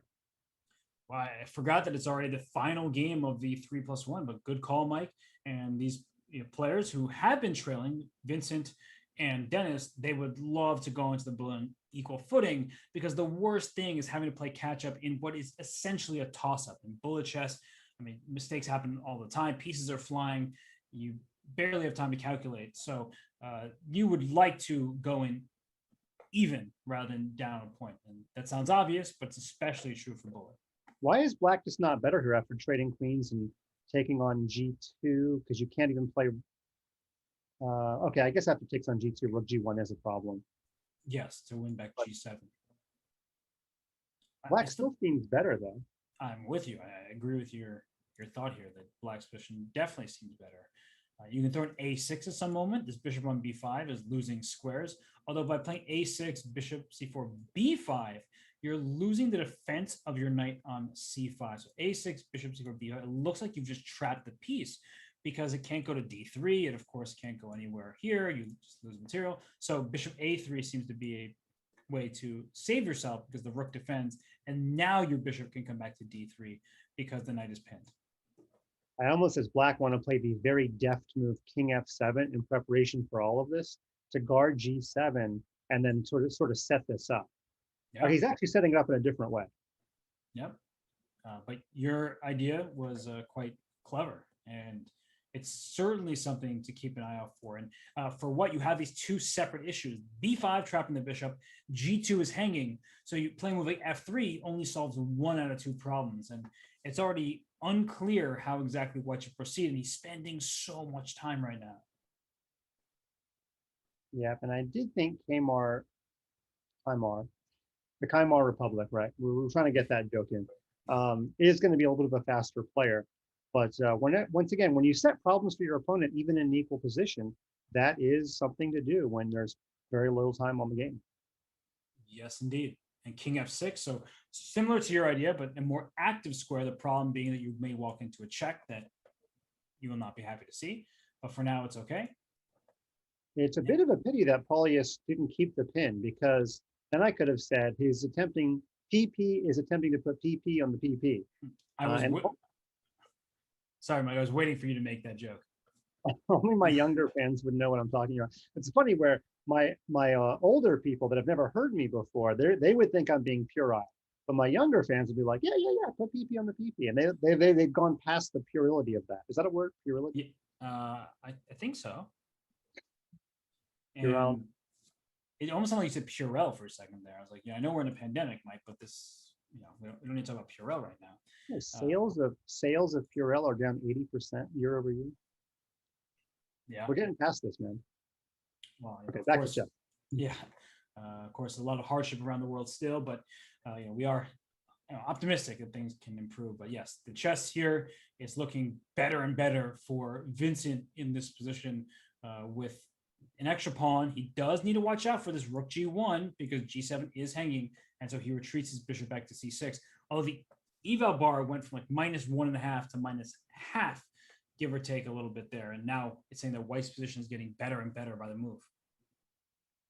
In fact, I'm going to say the choice of where to retreat the bishop reminds me of one of the last Chess Life columns about which side is the clock closer to when you make a move. But we're playing online chess. There's no clock to hit. Yeah, and an extra piece for Paulius here. So this looks like, even though his position was worse for a large majority of this game, he's going to take a 2-game lead heading into the bullet, unless something goes wrong here, because he has only 6 seconds remaining on his clock. Yeah, I was telling a silly story when he won a piece there. I wasn't exactly sure how that went down, but let's see if he can make the conversion. Oh, he's just trading rooks now. So he's got it, trading bishops as well. This is actually great technique by Paulius. Don't be left with the a2 pawn, though. If that's your only pawn remaining, you will not be happy with this bishop. Wrong color corner, but it doesn't matter because he's just winning. So he takes it. We have Denis Lazovic and Velimir Ivic. They're duking this position out, Mike, and it's knight against bishop. Even material. C5 pawn looking a little loose, although the eval bar just says pretty much zeros, although I like Black's position. Really? I was going to say I like the activity of White's position. Then I realized the rook on c1 is tied down to the pawn, so maybe not as active as I thought. And although I guess the knight is going to regroup to d7. Yeah, the knight can go to d7, but then what, right? The rook on c7 is completely stuck, and that's the issue. So rook probably just back to b8. Oh, it takes. I don't like that choice. Yeah, because even if your king is active, when your king gets to d4, the knight will reorganize itself back to e6. So your rook is like permanently stuck to your c pawn. And that was a really nice regrouping by Ivic to kick the bishop out to improve the rook, and the knight can go right back to d7. The rook just has improved in the process. Great play by Ivic. Yeah, I find this fascinating that the pawn on c5 is so easy to attack, and White just cannot organize an attack on the c6 pawn, even though it's the same color as the bishop. Right, and this is actually something that I think less experienced players struggle with. They're like, I don't want to put my pawns in light squares. You have a light square bishop, so you can attack my pawns, but your pawns can blunt the access of that bishop. This bishop has no diagonal to work with precisely because the pawns are on light squares. I love that you said that. I cannot give kids a definite rule over which color to put your pawns on in the endgame. Sometimes on the same color, sometimes the other color. Uh-oh. Well, now the pawns are going away. Rook takes d3 is a threat. You have to, okay, so he throws in the check, which is important because rook takes d3 was a big threat. And yeah, bishop takes f5 was a threat briefly, but that went away. The a7 pawn, 4.3 seconds left for Denis with the white pieces here. He needs to play quickly, take on a7. Good move, king d5. That's actually a really, really good choice. And knights are tricky. Lazovic living on the edge here, less than 5 seconds from most of this ending. He's down to 3. The players don't practice with a 1 second increment that often, though, so they might find this a nice little luxury. Yep. The king in, it's always smart. 93 check, watch out for that. Okay, he stopped it, brings rook to e6. And now rook takes e4. Oh, and rook c4, bishop e6. Pieces all in the same diagonal. I like that move rook a6, by the way, Mike. Just, it's good bullet technique. Now knight d6, he's going to push the c pawn. Yeah, creating a little bit of counterplay, giving white something to think about, even though white's got a lot more pawns. Not so easy to stop that c pawn. Awkward move, bishop d1. And g5 is rook f5 that you have to be careful of. So there's bishop to c2, which is another nice move. Rook He was d2. gonna So, put his king there. oh wait, he gets the bishop. Does rook takes d6 a move here? Yes. Nice, because if the king takes, you can't stop the pawn. That looks like the winning move, because knight f7 was going to be an annoying knight to deal with, but he took care of that. And now, even if he sacks the rook for the pawn, it's often winning, although you don't want to do it on a guess. No, but this looks like it's pretty straightforward because you have 3 pawns running, and here they all come. Yeah, we don't Can't even need stop. the third one. No, but it helps. We'll take it. And Dennis ties it up 3-3. So Vincent was unable to do that. Dennis has stormed back in this match, even match heading into bullet. So Mike, one player in the lead, that is the Lithuanian player. And here in this matchup, we have a 3-3 tied match heading to bullet. So before we go to break, I'm gonna put you on the spot like I always do. Who are you picking to make it to the finals? Honestly, Polyesh has really impressed me. I don't know that it's going to be that easy for Vincent to overcome a 2-point lead. This is the 5 seed we have talking about going against the 1 seed. So if you give me the 2 points and you give me Polyesh, I think the smart money's on Polyesh, but I don't like to make too many predictions. As far as the other one, well, I just want to see Lazovic on camera. I want to see how young he looks, but I don't know if he's a favorite. I'm just saying, I think he'd be fun to interview. What about you, Robert? Well, Vincent is very capable. He can mount a comeback for sure, but the 2-point lead is huge. And in this match, I'm going to go with Dennis because he's a familiar face. He's won a title Tuesday. He's performed in some really big moments. He's an improving player. And as strong as Ivic has been, I think for Dennis to storm back and to have those previous successes, it means that he has that kind of experience despite his young age. So on that note, I think we should head to break. This is the 2021 Junior Speed Chess Championship Qualifier. We'll return shortly.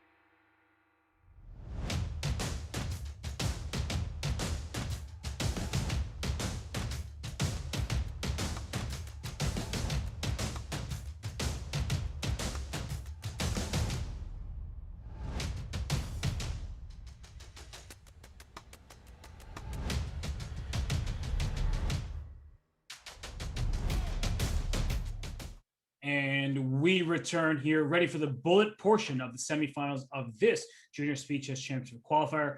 Mike, so much excitement has been already had, more to come. I'm not going to put you on the spot again. Don't you worry, my friend, but I am excited for this bullet portion. Yeah, our number one seed is on the ropes, and I just found out during the break it is standing room only at the Goethe Institute in Vilnius. I couldn't get that joke out. It's one, maybe you should hold that one back, Mike. All right, I was Googling Germany-Lithuania relations, and apparently they're pretty good. So, and there is a Goethe Institute in Vilnius, but the joke doesn't work the second time. Let's get back to the chess, and it looks like we're going to look at the Ivic game against Lazovic, and this is a closer match. It's tied 3-3 going into the 8 bullet games. Yes, it's tied, and this position is pretty locked up right now. There is some pawn tension on b4 and c3, but neither side wants to take too badly. White doesn't want to open up the c file, for example, by taking on b4, and black is in no rush to take on c3. So both sides just jockeying for position. Mike, what would you do? It's a bullet game. Yeah, these positions I do have familiarity with as black. In my kid days, I played this exact way. I always liked it whenever white opened up the queen side in any way. I always felt like if white locked up the queen side here, white had free reign on the king side to do some of the expansion that we already saw earlier in the Re Lopez closed. So I don't know. I mean, white is, sorry, now we've actually transposed almost to a Sicilian pawn structure, to be honest with you. Yep. But black's never going to play d5, so I like white now. Yeah, and one of the questions is, can black play f5? Because the knight just went from f6 to d7, the knight's come to c5. And can you play f5? It does create some light score weaknesses, but also opens up your rook on f8. And I think players don't really love sitting passively forever. The type of player who I see thriving in a position like this is Lenier Dominguez. If you're on the white side of a position like this, I've seen him win really instructive games. And, well, having a plan is not super easy with a position so locked up here. Yeah, the time to play f5 is now gone. Another consideration is that clearly white's worst piece is the bishop on c2. The minute you play f5, at the very least, you let white trade off his worst minor piece. That's true. And you could take on f5 with the bishop now and leave white with the light square bishop against a knight on a dark square. But I guess black is a bit concerned about the king safety, because if the pawn ends in f5, maybe we'll sacrifice to f6. You also open up the e4 square, and g6 was played instead, and f5 traps the bishop, so black was forced to take on f4.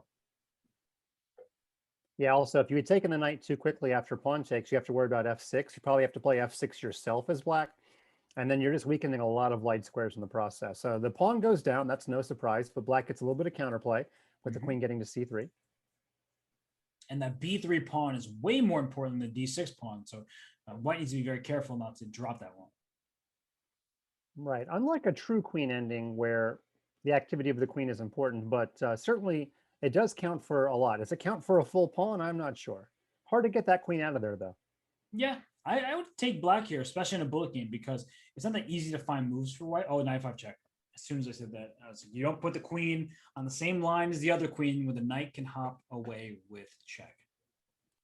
All right, so presumably Ivic, yeah, there we go. There's resignation. Ivic takes a 1-game lead with 7 to play. The magic score, hey, you know what? Like the upcoming World Championship, the magic score is 7.5. Remember, this year's World Championship in Dubai is going to be expanded to 14 games. I'm not sure how much of a difference that's going to make in the aggression of the players, but we don't need to worry about that today. And going back to the other match, Robert, we've got an extra pawn for white. We do, and important that black did not trade on d4. That would have allowed a queen trade, which would have been a losing king and pawn endgame. So instead, black is going to sit like this. Black wants to trade queens, not necessarily want to trade rooks. Sometimes you can trade rooks, but if the queens are off the board, this is a known theoretical draw. Exactly, unless your name's Magnus, when you can even put a black pawn on e and it's still a win. That famous game that Magnus won, rook and 4 versus rook and 4, but this is a whole different story. And you're right, you have to know which endgames are beneficial. In fact, I don't think white wants to trade anything in this position. No, you want to trade both. So if you can trade both the queen and the rook, then you're happy, but you don't really want to trade one of the others. Oh, nice find there by Vincent. The rook couldn't take on f7 because the queen was hanging on c6, and now he's up 2 pawns. He's happy to trade queens. Now, any trade's good. It's kind of funny how that works. So these are things that are just known to experienced players like Robert. Once you're up 2 pawns, the queen ending or the rook ending. Actually, the rook ending is easier than the queen ending because you can't get perpetual in the rook ending. Exactly. Right. With the queens on the board, your king might fall victim to a bunch of checks. Here, it's not the case. So king h3, king g2, it's a snake back, then play rook g5 check and kick that king out of there. Yeah, and I guess you might as well play it out because, it's not like you have to save time or anything, but not too hard to win. There's a couple of stalemate traps in these positions, but they're not even close to that here. Yeah, and this e pawn is just going. Even if you lose the f3 pawn, the e pawn is going to run. So here it comes, f4. The pawns work together. Rook g5 is possible. Rook f6 check is also good. King g5, king f5. You're up 2 full pawns. So Vince is going to cut the lead in half, Mike, which means that for Paulus, who is playing really well, you start feeling the gap close. Yeah, and taking advantage of his first opportunity with white, he will have 3 other opportunities with white. And now let's see how he can hold his black. He's down only 1 game. Both matches are 4-3. And in both matches, well, actually, I misspoke. I was going to say the higher ranked player was making the comeback, but Ivic is technically the number 2 seed. Lazovic is the 3 seed. And a great little tactic there, knight takes f2, because white had 4 pawns for the piece. Now it's down to 3 pawns, and white should still be preferred here with all these pawns going, but it's not easy when the opposite color bishops gives black good chances. If you can sacrifice the knight for 2 of the pawns, for example, that should result in immediate equality. Yeah, this is tough. That knight is not playing a part in the game and has trouble getting to all sides of the board. Black, of course, can try to set up a blockade on the dark squares, but right now, white is keeping the pawns. Well, wait a minute. Yeah, he just left his knight there. Okay. Yeah, I had the same exact reaction. I was like, wait, that didn't look right. I think what he should have done in the final position is play king g4 and allow bishop e6 mate, just for good measure. Oh gosh. Instead of resigning, but okay, never mind. Yeah, I'm just showing that. That's a beautiful mate. You aren't going to see that very often. So that was a devastating blunder, just leaving his knight on pre there. And now it's 4-4, just like that. Back to Mr. Zaitsev, and the knight is making the grandmaster maneuver, as my student in the UK calls it. Here it comes. Queen f3, knight g4. It's funny, Mike, the bishop on c2 doesn't look very good, but it's important that white keeps control of the d4 square. So like taking on c3 and playing b4 is something that's quite common so that this knight can get into d4.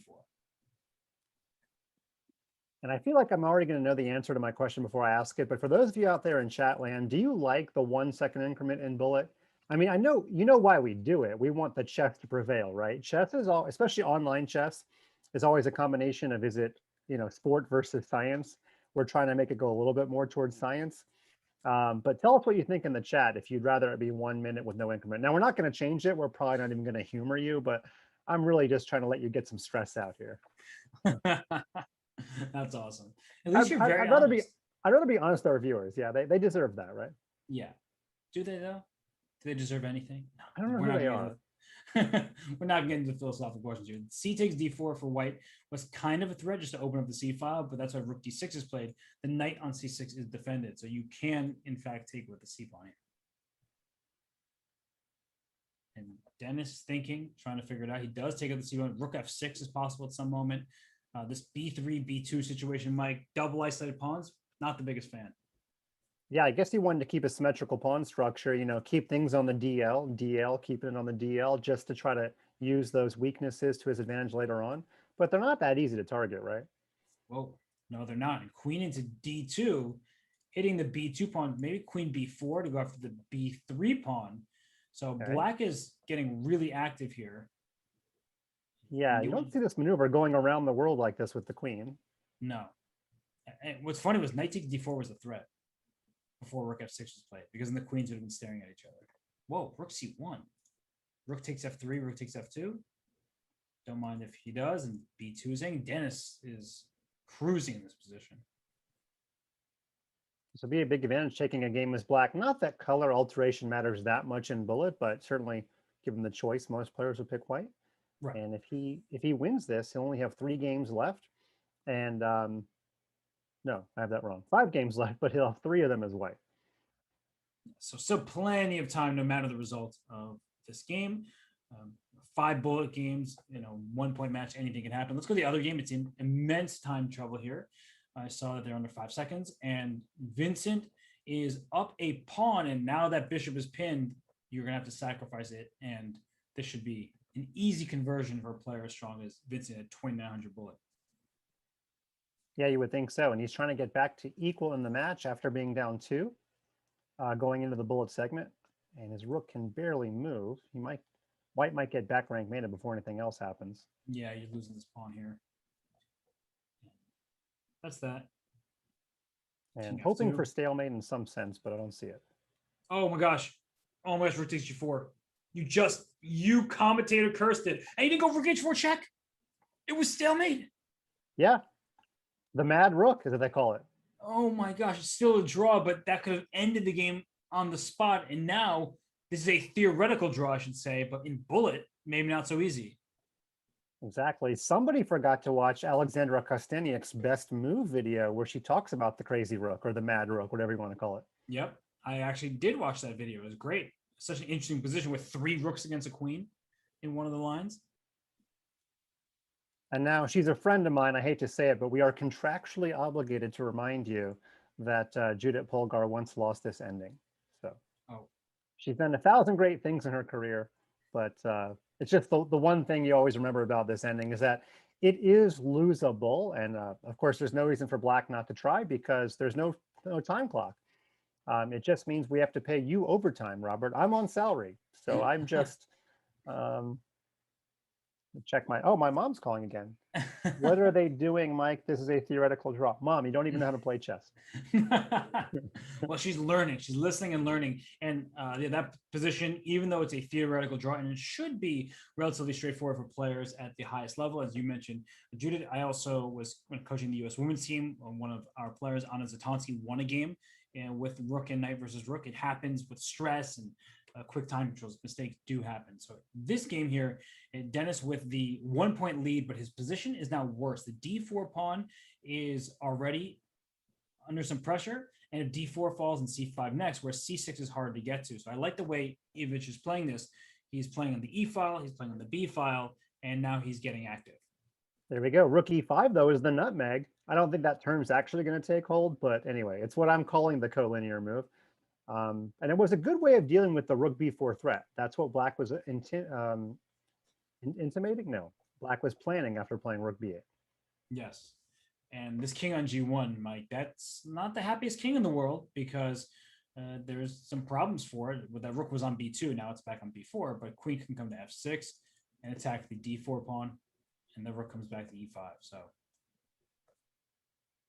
I feel like Black should be better here. Yeah, I agree. Queen f6 takes away any thoughts of a line clearing pawn sack on f6. So I like that. Not something you want to have to think about when you're playing bullet. Nope. And now rook d1 check. And if this queen could jump into the game, there would be a mating attack, but not that easy to make happen. So a4 is good. Now rook d1, he's been going for that d4 pawn several times. We're just pushing his pawn. There's no mate, so a2 is also possible. Yeah, this battery looks scarier than it is, and Black is taking his time getting the a pawn down the board. But why don't you just trade queens here? He does it in rook e1. Great move because you take e5, you take f5, and you're going to be up 2 pawns. Yeah, and if king f2, a2 would have won the game. Indeed. To take and put king f5 or this. Push, keeping the white king out of the game forever. Oh, rook h6 check. Oh, could have won the c6 pawn. Let's see if he does it the second time around. Rook h6. And it's 2 extra pawns. Oh, the king is cut off. Oh my gosh, white is surviving this, Mike, because you can't stop the pawn. Wow, I actually had a Beat Fun Master Mike show where I was dead lost and did something like this, and amazing. This is why you don't resign in chess. So true. And just making the draw. Now, Ivic still down a point, but that is one he's going to really be upset about. And Vincent Kymer down a point as well with the white pieces. even though the eval bar says black is slightly better, I feel like only white can win this game. Black can't make any progress whatsoever. So My should be a memory is draw. bad. I thought Kymer was about to tie up the match in the last game. What am I thinking? He don't My remember. brain is spinning. I don't remember. Yeah, too many games. They're all like merging in my mind. Well, the only good news for Ivic is that the bullet requires that he starts the next game really quickly, so he can't dwell on what just happened in that winning position. Right. Just have to get over it. No choice. Wait, the king's coming to f4. Or no, it's not, because the king wants e3 and they have to check. And they can not even go to h2 if you want to sit passively and defend. Like they've reached stasis, but I guess who's playing for a win? I mean, I don't really know. I was going to ask you the same thing. Ooh, g4, king f4, and e4 check. It's like one of these positions, 95. Okay, it's just a draw, but it's funny. Chess is funny sometimes. Now, will they play this out? Yeah, probably. Black can't lose. Might as well. Right. Even if you blunder your rook, you'll probably be able to take white's last pawn for that rook. So, But you can win the pawn by force through some sort of Zugzwang, right? yep. He didn't take it, but he could have. He's probably trying to prolong the game. Yeah, he's going to play 47 moves and then win it. Just torture his opponent as much as possible. The king is near the edge of the board, which can be scary, but knight g4 because the king can't get to e5. So there really isn't a way forward here. This is known drawn territory. Yeah. In fact, rook versus bishop, you have to know a little bit about. Rook versus knight, you don't really have to know anything to draw this. Yeah, because this configuration is the perfect one. Keep your king and knight close. The way you lose positions like this is your knight's on one flank, your king's in the other, and then your knight actually gets trapped often. So by keeping these pieces close, the black king can't even get in, and they're just staying next to each other. Yeah, like that was a position where the king could have come to f4, but why separate the king and the knight? Doesn't make any sense. Exactly. And you can't, sometimes you have to move the piece, but move it close by.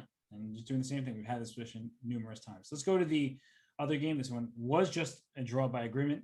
We have a position where Ivic with the white pieces, he looks a bit more active. Black's rooks are kind of defensive. The b4 pawn is threatened 3 times, protected 3 times.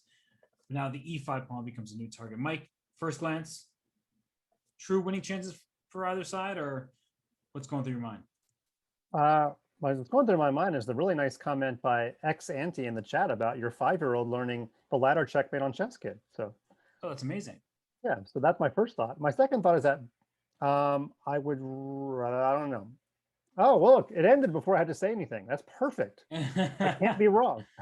You cannot be wrong. They did draw their game, and we move into game 12 of 14 with a 1-point lead for Denis Lazovic there. So That's right. He gets white in 2 of the 3 remaining games, and he plays the Averbach, and let's see how this unfolds.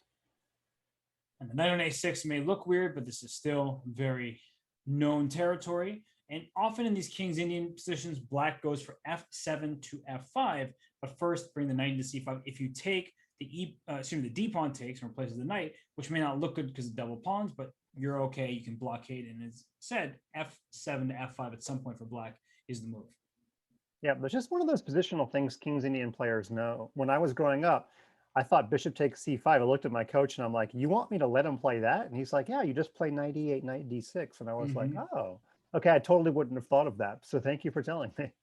Because we think, especially growing up, we're like, I can give you double pawns. That's winning. I have to give you double pawns. Like, yeah. no, actually, you shouldn't always give your opponent double pawns just for the sake of doing it.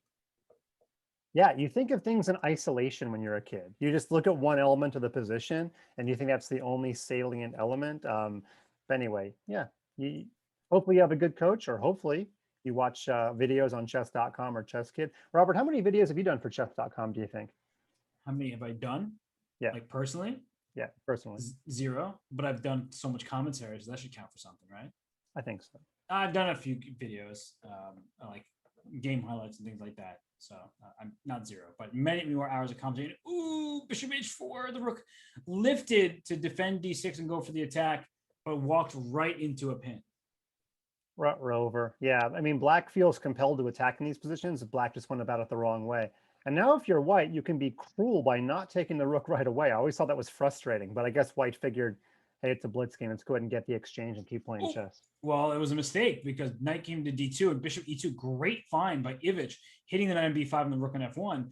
And black no longer is down any material. It's still a complex position because the light squares on the king side, if that knight gets into g5 to e6, that could be something. But look at this knight, Mike, going into d3. Maybe there's a queen e3 at some point as well. Which side would you prefer?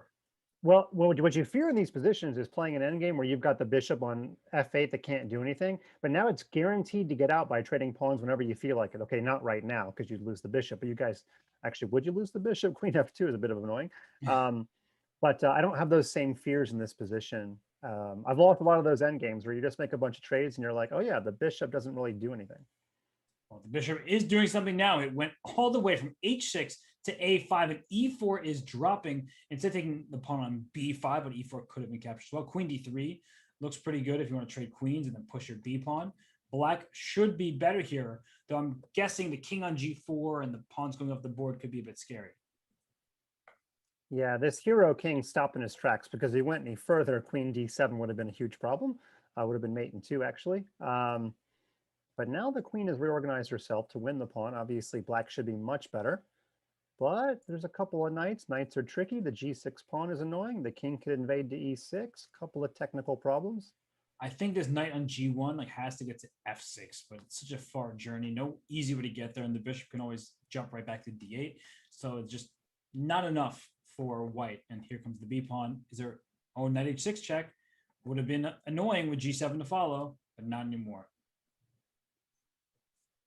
Yeah, black just took care of that one problem. Funny how you don't resign right away when your opponent gets a queen because the queen doesn't have an immediate check. Right. Is there some kind of hero perpetual? I don't think so. King takes f8, queen d8 check, bring that queen back, queen c7 check. Queen. Now white did threaten mate. Pawn g7 was mate. You think he got to threaten me? Right. If this queen doesn't help out, then the pawn is going in. But this is nice find though. Knight f5 check. Wow, to even get this far is crazy. But Yeah, it's you're winning not for kidding. black. Wow. What a What a fun game. we were just treated to a really amazing sequence there. He's still not resigning. There's still a chance of a fork. If you have a knight in bullet, you should always play on. But not here. You're losing your knight. So even match 6-6. Let's see what's happening in the other game. It's 5-5. So somehow Dennis and I'll say Den Labs because that's the Chess.com username, and Vladimir Ivic, they've played a couple more games, so they're further along. So maybe we should mainly focus on that match as both are heading down the final stretch here, but the other game is just further along. Sounds good. How about we, whatever one we monitor live, I'll keep an eye on to see if we need to jump over. And that way we'll be using both of our eyeballs. Although now that I'm looking in this position, I'm kind of like, okay, maybe we should hop back to the other game because it's all locked up. I do that as a commentator. Like, this game's way more important. Oh, but I really don't want to talk about it. So I'm going to pretend the other one's more important. Yeah, because I'm watching an old school Karpovian rerouting of pieces here. And white is better because the knight on b7, you don't like to fianchetto your knight. And the reason why is, well, look how easily it's dominated by this pawn 3 squares away. This b4 pawn takes care of it. There's no real future. The b5 pawn is a potential target. So white tends to be better in these positions, although it's not like it's game over. No, I agree with you. Yeah. By the way, if this match does end in a 7-7 tie, Ivic will get white in the tiebreak, and it is a. I'm not going to say it's Armageddon because I get the same number of time on the clock, but it is winner ends. It's like the old NFL rules. First to score wins. Nothing complicated about that. Yeah, no, that's a great way of putting it. It's just sudden death. The first decisive game ends the match. And oh gosh, speaking of decisive, opening the C file, the bishop, the a3 square for this knight is now an issue for black. All of white's pieces are better, pretty much. Kymer Pultanavicius is equal, so no huge need to rush back there. Okay. Actually, it looks like a draw and ending where Kymar's up a pawn, but it should be a draw. Actually, okay. Anyway, let's. Oh, you're there. Okay. I'm there just because when the e pawn became a d pawn, I got a little bit less sure of the draw ability, but right. And this king needs to be activated from g3, but it's hard to make progress because you can never kick the king off of the d6 square. You have a light square bishop, that's a dark square. So black is going to try to shuffle back and around forever, and white's going to try to make some inroads with the king. Like if I can get my king to f5, then I have some chance to win, but this looks like a draw to me. Yeah, Klein Lapshin, New York Masters 2002. You were there, Robert. Had this exact ending, but I had a B pawn. And it was so much more winnable because although it got blockaded, it drove the black king so much further away. So chess is weird. In the opening, you want center pawns. In the end game, you sometimes want pawns on the side, but not always. And as Robert pointed out, you sometimes want pawns in the same color as your opponent's bishop, but not always. Indeed, I got confused by what was happening on the other board and 6-6, and now I see the eval bar says zeros because of course it does in this position, but it looks like now it likes black, and now it really likes black because rook d1 hits that knight on d2, and I don't think you're saving that piece. I guess you did, but queen g3, oof. Okay, Kmar is trying to triangulate his king in a king n2 versus king n2 ending. He's actually doing some funny things. You know, it's distant opposition. Yeah. This is awesome. They drew. So let's go on back to Dennis and Velimir because it's the final game of the match. It is the 14th game here, and Dennis has a 7-6 lead. So Velimir has no choice. He needs to win this game. Yeah. You know, unlike a death match or a proper one-on-one, let's say junior speeches championship match, where you're constantly monitoring the clock, it's a little bit easier to keep in track of when you need to go for a win because you know the exact number of games remaining. So black has dialed up another game with the knight on a6, although white's position is very solid. White doesn't need to do anything special to win this match. Ooh, and a queen trade being offered.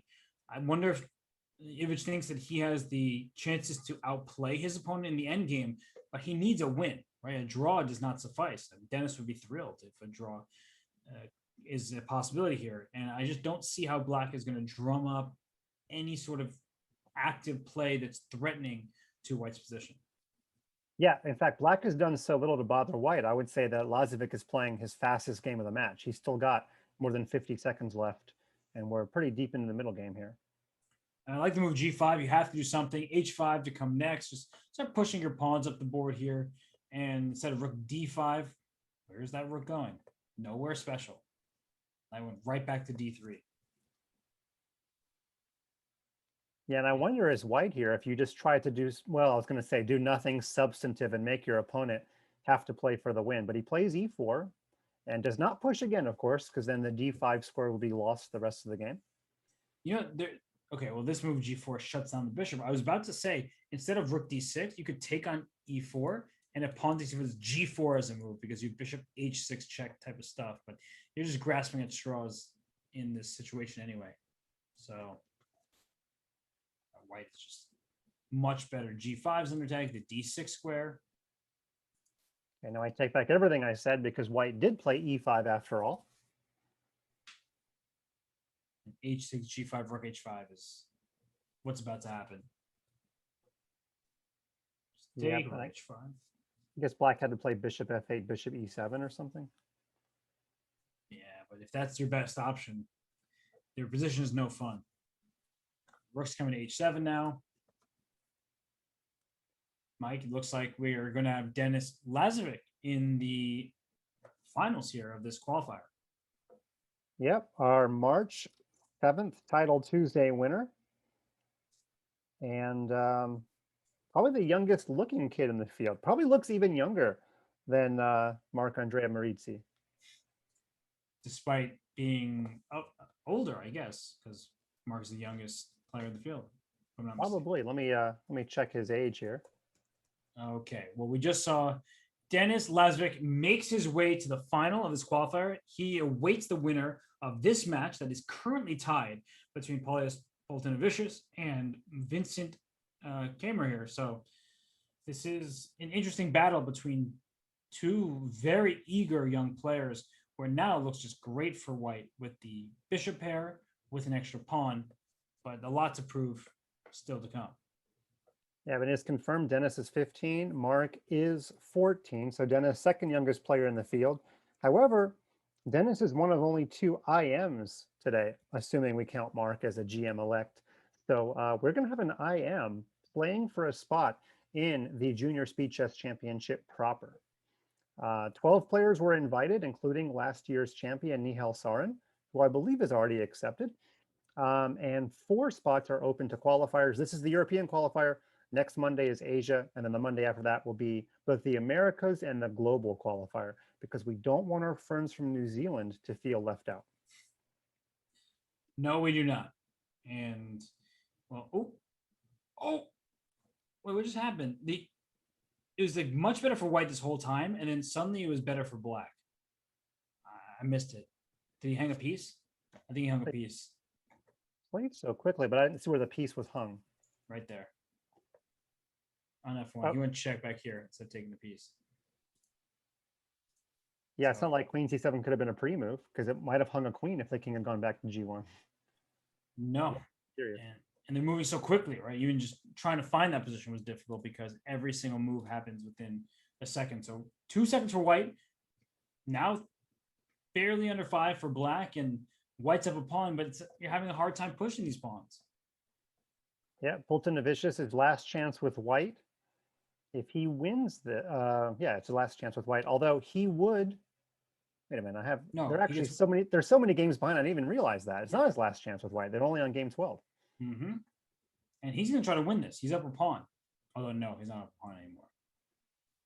Well, this is good because secrets of pawnless endings I was wearing out in the first part of this match with the rook and knight versus rook and the rook versus knight position. So, all right, but a draw anyway. And we move on. They've done absolutely nothing through 12 games. We're right back where we began. Each player will get 1 more chance as white. And a potential tiebreak game would have Kymer with white if we got to tiebreaks. Yes, and we have more bullet here. And right now we see that with the white pieces, Vincent going, ooh, I like this line against the Grunfeld, where instead of these main lines was the trade on d5, you temporarily sacrifice a pawn to take on c4. And you may not actually get that pawn back right away, but you have the center control with already one d4 pawn, and you can push the e pawn. So black does not take, plays more principal chess, competing for the center, and doesn't get greedy. Yeah, I don't know. What you said. Who's ready for the break? Well, if they go to tie breaks, the only break we're getting is more chess, because that's how this works. C5, tempting me at bishop d6, but after c5, there was e5 for black. So that is why Vincent took on d5. And he can play c4. And Mike, we don't have a symmetrical pawn structure. That bishop on c8, not exactly looking all that promising for the time being. I think that Vincent's off to a great start in this game. Yeah, I completely agree. With apologies to Grandmaster Sam Polotnik, the bishop on c8 is a sick buffalo. So Sam, I owe you $1. He was great at showing positions where one bad piece ruins the whole position. If there's any farmers out there, you know that if you have a sick buffalo, are buffaloes even on farms? You can tell I was raised in the city. The point is, one bad piece can really mess up your position, and this is a good example of that.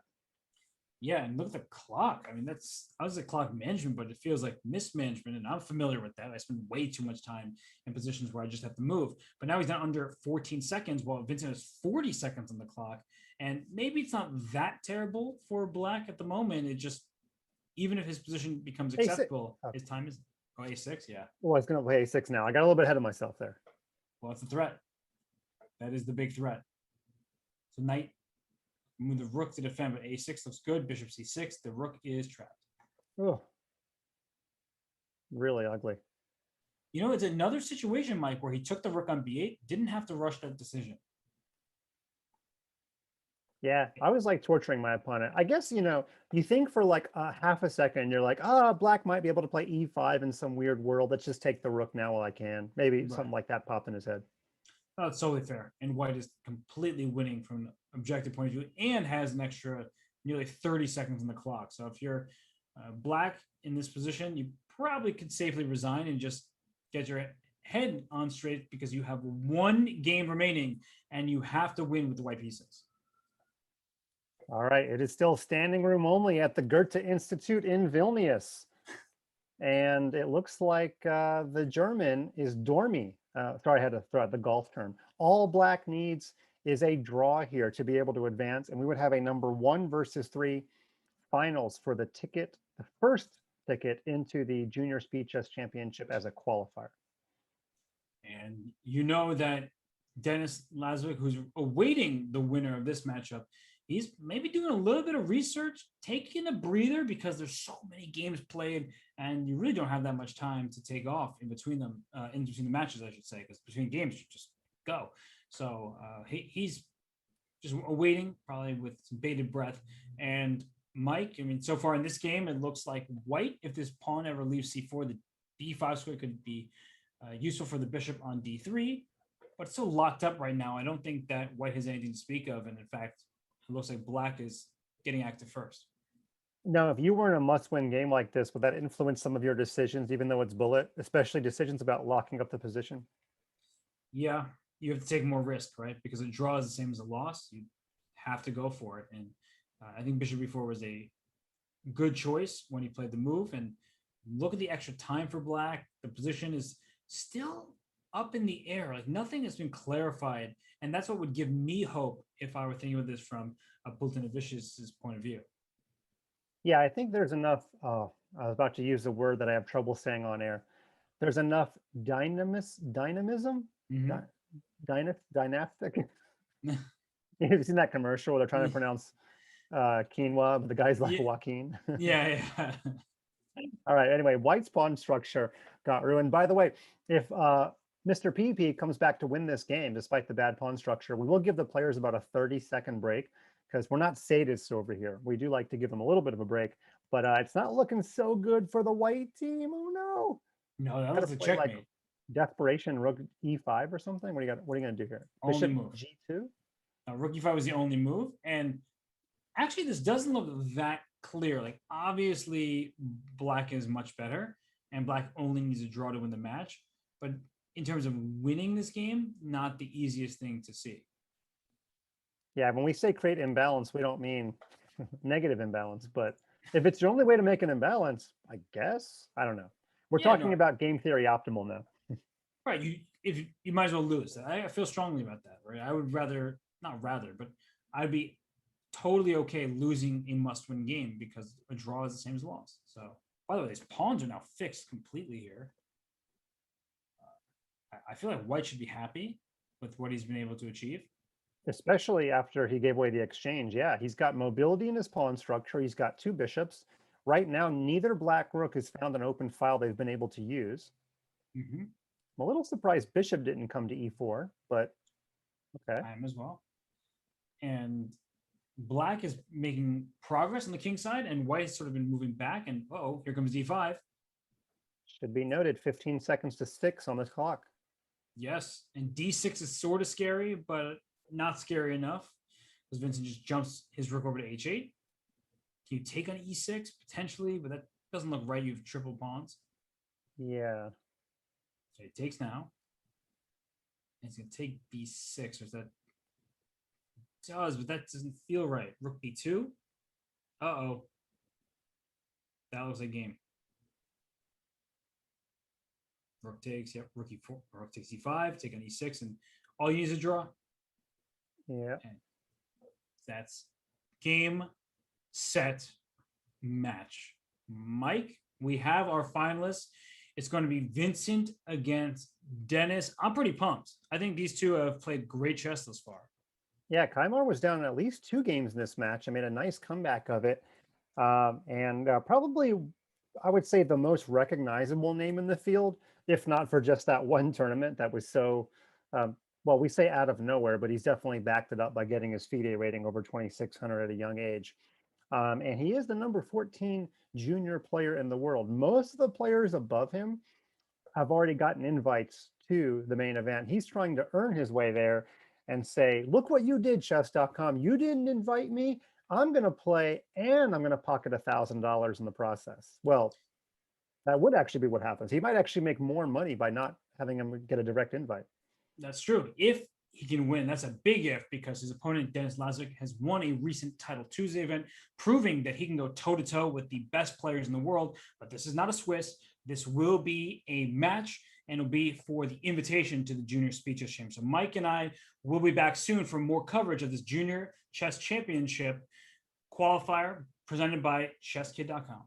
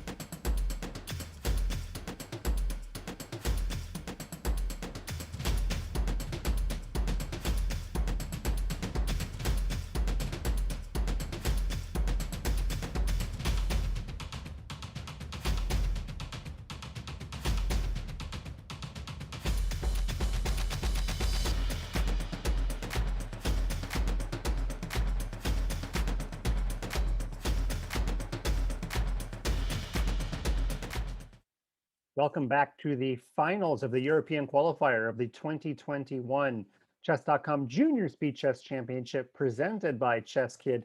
Nailed it. Only took me 5 tries to get that intro right.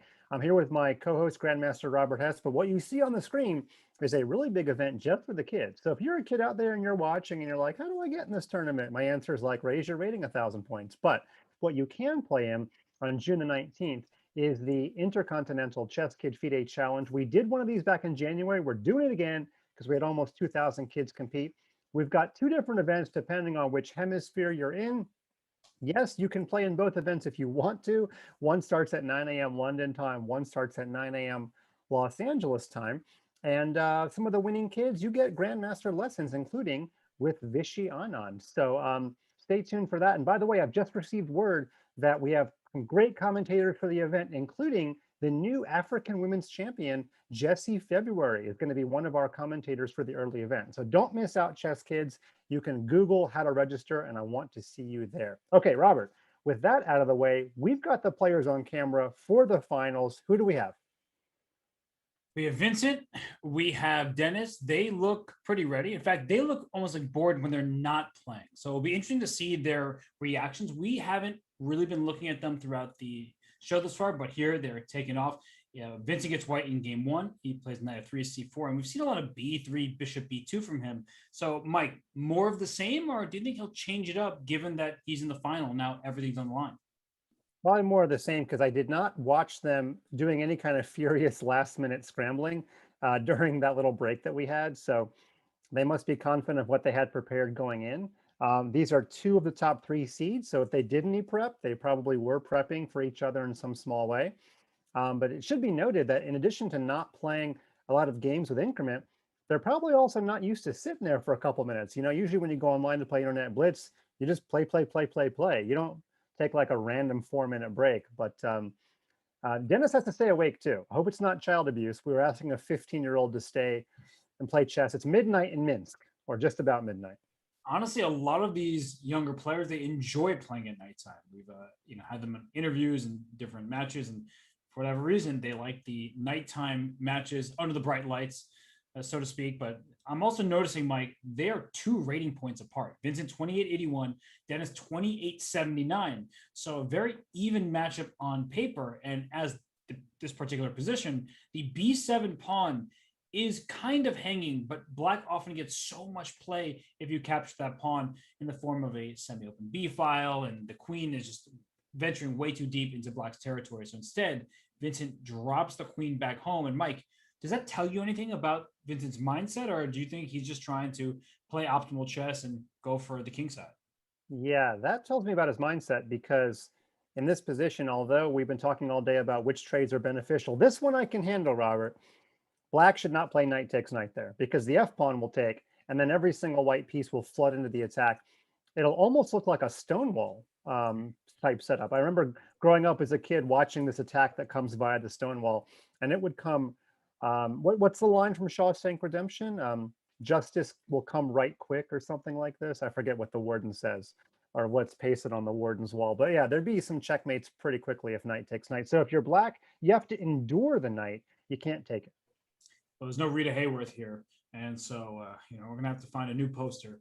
But right now, f5 played by black to stop all sorts of attacking options, including bishop takes h7, which was on the docket. So g4 played by Vincent. He's trying to crash through on the king side, but you're also exposing your own king in the process. So, Mike, I'm not sure about this.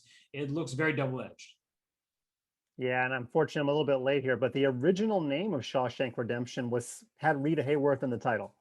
Rita Hayworth and Shawshank Redemption was the original name. So anyway, that's 90s. We're still working our way back to the 80s. But yeah, he's followed up Queen D1 with this expansion on the king side. And I think Queen D1 was sort of the hallmark where, hey, my queen's on the wrong side of the board to do what I want to do in this opening round game. And look at this capture. I mean, the d5 pawn is isolated, and that sounds really bad. But white's pawn structure is awkward. The bishop on d2 is stuck behind this pawn on e3. So you have the stonewall type of position. You just also have maybe not the best pieces around those pawns.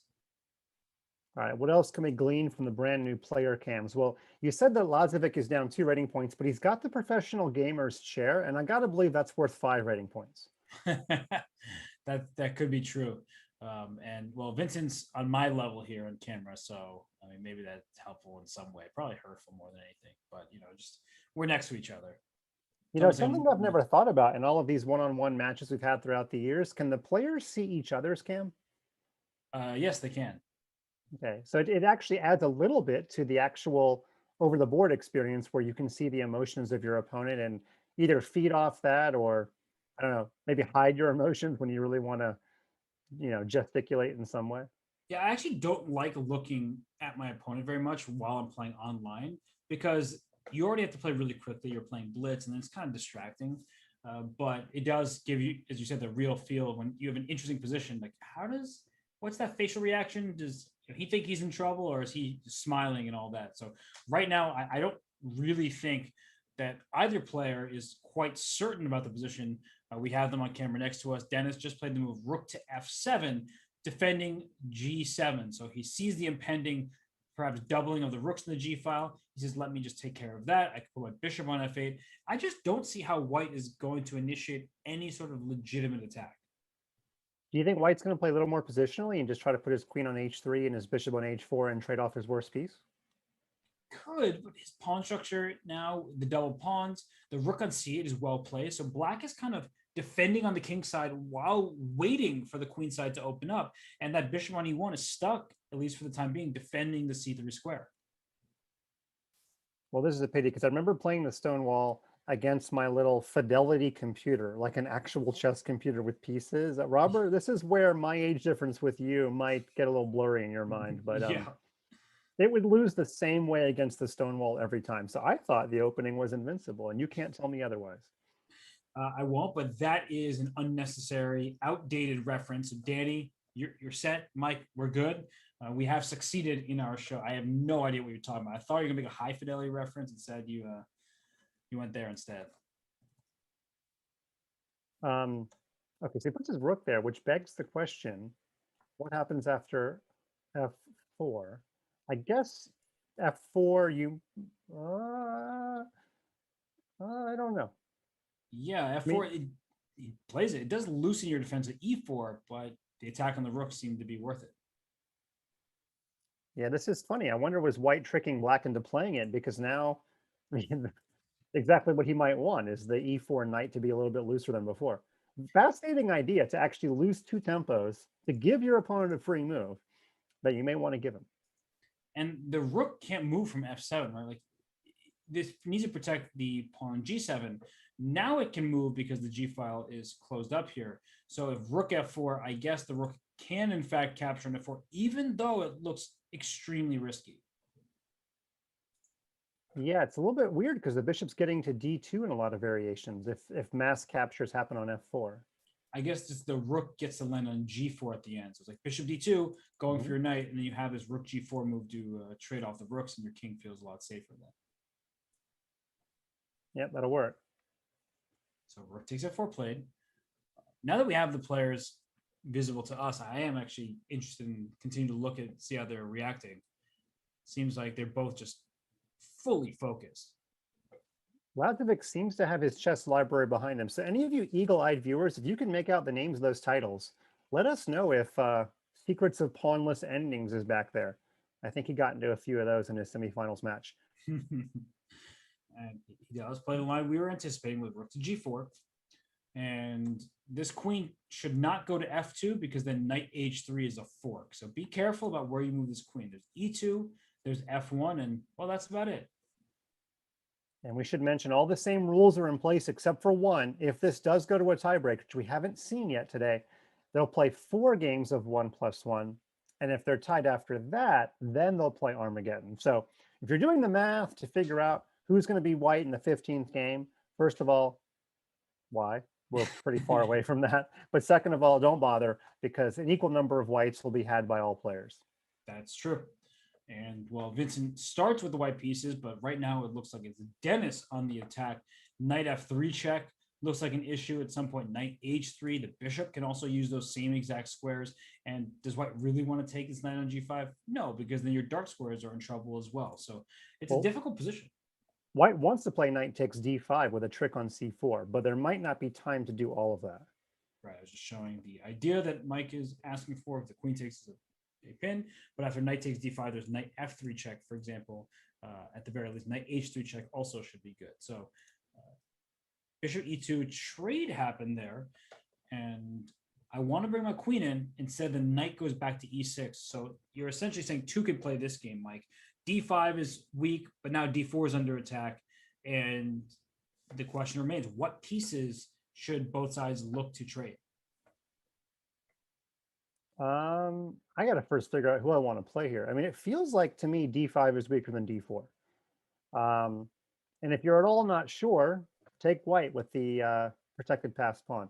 But now it gets interesting, because now as white, you do have to realize the ramifications of bishop takes knight. And white did not like the fact that he'd be facing off against the knight on e6 and not ever be able to make that knight move. Yeah, the light square control with a pawn d5, knight on e6.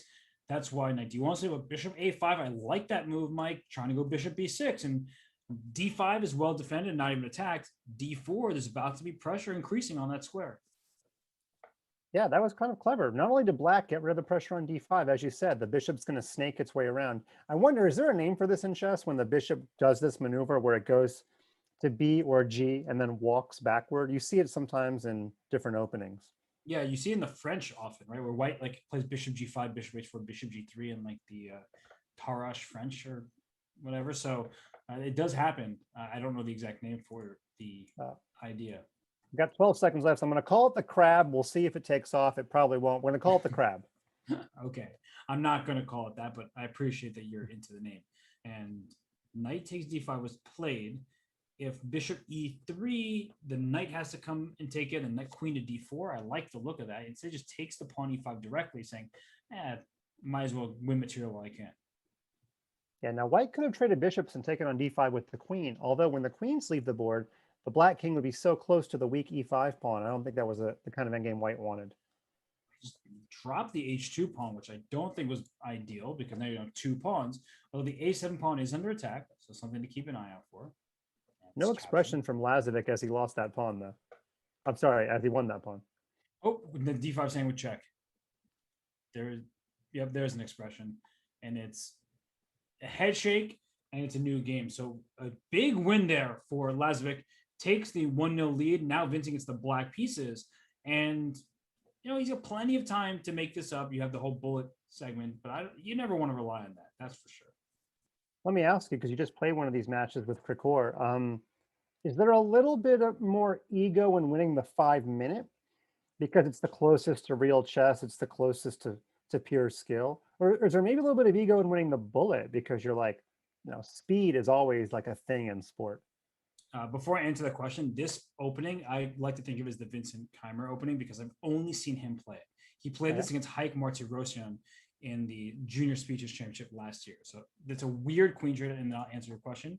But queen b5, e4 attacks the queen b4 check, and not a queen trade, but a block, and then knight c6 instead of trading the queen. It's like the weirdest thing. I've seen him do it a number of times, and now we get back to the live position after the queens are traded. Even material, white is maybe a little bit ahead in development with the king in the center, which is good in the endgame. And now I will answer your question. So yeah, I would personally prefer to win the longer time control games. But thinking about my match against Krikor, things just got out of hand. And then winning the bullet sort of felt good in a way too, because you feel like your intuition is at a high level. So I think the easy answer is yes, I prefer to play better in the longest time controls when it's less of just pure mayhem. But there also is a good feeling to win bullet games as well. Just that adrenaline rush where everything's kind of happening and you're the one with the upper hand. That's something that probably feels pretty good for most players. Okay. And Peeps B Sheeps asks in the chat, how old are the players? Lazovic is 15, our second youngest player. Kymer, despite being the #1 seed, is only 16. And I haven't done all the math. It was probably our third youngest player, Marc-Andrea Marizzi, our youngest player at 14. So we've got two of our youngest players going on to the finals here. And the winner gets 1,000 large. If this was crypto, what is that? Like 1/20th of a Bitcoin? Not even really. Okay. Going up or down by the minute. That's the craziness of Bitcoin. But they're playing for cold hard cash, PayPal to be specific. And we are on to game number 2. Lazovic has won the opening 5-minute game. And after this, they're going to switch to 3-minute. Absolutely. And look at this capture, giving up the bishop for the knight on c6, gets the knight to f5, but the knight's not attacking anything. The king just protecting the g7 pawn. g6 can be played by black.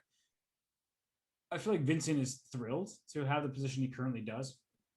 He's has not a single weakness at all. And the bishop, we talked about how the knight can outclass it when the knight has a good square on the opposite color complex. But here the knight's just kind of jumping around all over the place with no real home. Yeah, if the knight gets to c5 or b4, he gets kicked by a pawn. He's never going to get to d4 or f4. So unlike some of those previous positions, he's probably going to get to d5 and hope to be traded. That's probably his biggest hope. But before the king can go back to f2 and the knight could re-maneuver to e3, it gets attacked. So maybe Kymer saw that idea and wanted to go after the knight right away before it happened. And black is up nearly a minute on the clock. The knight's under attack. There's just no good outpost for that piece. Knight d2 walks into rook d3 check. You do not want to hand over the open file. Rook to c1 drops a piece because you protect the knight, but I remove your defender and then take the knight. So that's not going to work out either. So it looks like you have to give up something. You're conceding in a file, or that your knight won't find a great square to go to. And I think that makes Vincent very happy here. Something very funny happened. I was thinking in my mind about how Kymar's expression is only an over-the-board expression. He had both hands on the forehead, which you don't see in internet chess because you need one hand on the mouse. And I think because of a small delay, some moves were happening on the board, but his hands were up here the whole time. And I was like, what is he moving with his toes? But I think it's just one of those weird internet relay issues. Just that talented, you know? Yeah. Oh, and b6 played it nice. Just see the eval bar. Bishop a4. Is that the move now, or do you? I mean, it's clear that our bishop c4 might even be the most precise. Wow, I think it's bishop c4. The knight has nowhere to go, Mike. Yeah, otherwise there's an invasion on d3. Yeah, but bishop a4 is so tempting because the pin. But then bishop c4 says, well, your knight, it's under attack, can't be defended with a piece, and he plays bishop a4, which also is approved of. Because I'll go back to b5 anyway. You have to trade rooks on d8 and then knight d2 and then bishop b5. Yeah, so you get to d3 anyway. You're right. And then from d3, the king can't afford to go back to e2, so it's just going to win a piece. So after bishop b5, well, wait a minute. So Move this rook over. I can get behind that idea too. Oh, rook c3 check. Yeah, I mean, white can play b3. You could take this pawn, but it may be a bigger advantage to not take it. I think you probably do take it, though. Yeah. Your king is so active for black. You're going to play rook c3 check. You're going to win back the material, and your king just walks into the game. And the f3 pawn being loose is a really bad thing for white to have. Yeah, and as first big expression there by Lazovic, who almost seemed to not see bishop takes b3, judging by the reaction. I mean, his position was already critical anyway. But he slumped over, put his head in his hand there. And now he's trying to figure out, what can I do? Am I going to try to hold this rook ending? It looks like he's going to try. Yeah, might as well. And the players will get a brief break after this. So for the two of them, and I know it's getting late in Europe, hopefully they have some time to just relax a little, get some water, get some snack, and bounce back for the 3-minute portion. By the way, I did use our break to do a little bit of research. There's not much interesting in the area of German-Belarusian relations to report on. So Okay. this could be the biggest event in Germany-Belarusian relations since 2018, the first time that a head of state from Germany visited Belarus. True story. Wow. Well, you're on top of the geopolitics here. And for the players, I mean, this just is 2 extra pawns for Vincent. So if I'm Dennis, I'll fight a little bit here, but I think he's pretty aware that he's going to lose this game. Yep. I was thinking about just playing h5 right away rather than allowing this. But h5 didn't allow any counterplay. I always love positions that don't allow any sort of counterplay. He probably just missed rook h1. I don't think he really meant to do this. No, you don't allow this and then think, but rook takes h7 check, and then rook to back to h6.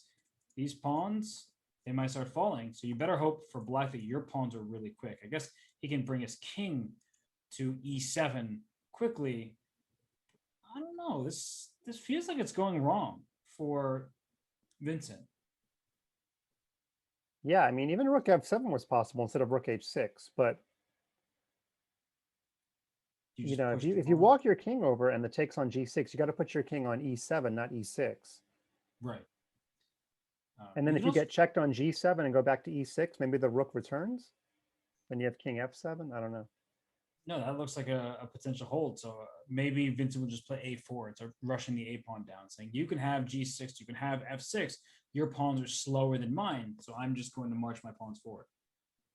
Kymer with a mini Hikaru takes a glance at the ceiling, just a fleeting glance.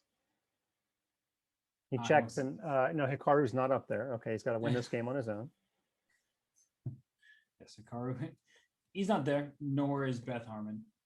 But this G pawn is a real problem all of a sudden. Wow. Well done by Dennis just to be in this game. Yeah, not the first time he's taken a completely lost position and made a mess of it. And I say that in the nicest way, in case your mom's listening. Making a mess in your room, not being a nice boy. Making a mess in a worse position, very smart. And now Vincent, the think tank, he's actually down on the clock. So Dennis has complicated matters while playing quickly. And that's the worst thing if you're Vincent. Like, you just start feeling, I'm not seeing the board clearly. I had a winning position. I'm frustrated. And right now it's even material. And this G pawn is starting to run. I do like the chat member Mogsy Bags, which I think is an allusion to Magnus Carlsen's Magsy Bogues, which is itself an allusion to original Charlotte Hornet Muggsy Bogues. Yep. Who I totally once played Sega Genesis with. Wait, you played Sega Genesis with Muggsy Bogues, or you used Sega Genesis to be Muggsy Bogues in a basketball game? Much like the Searching for Bobby Fischer, did you play the kid? Did you play the boy? I understand the confusion.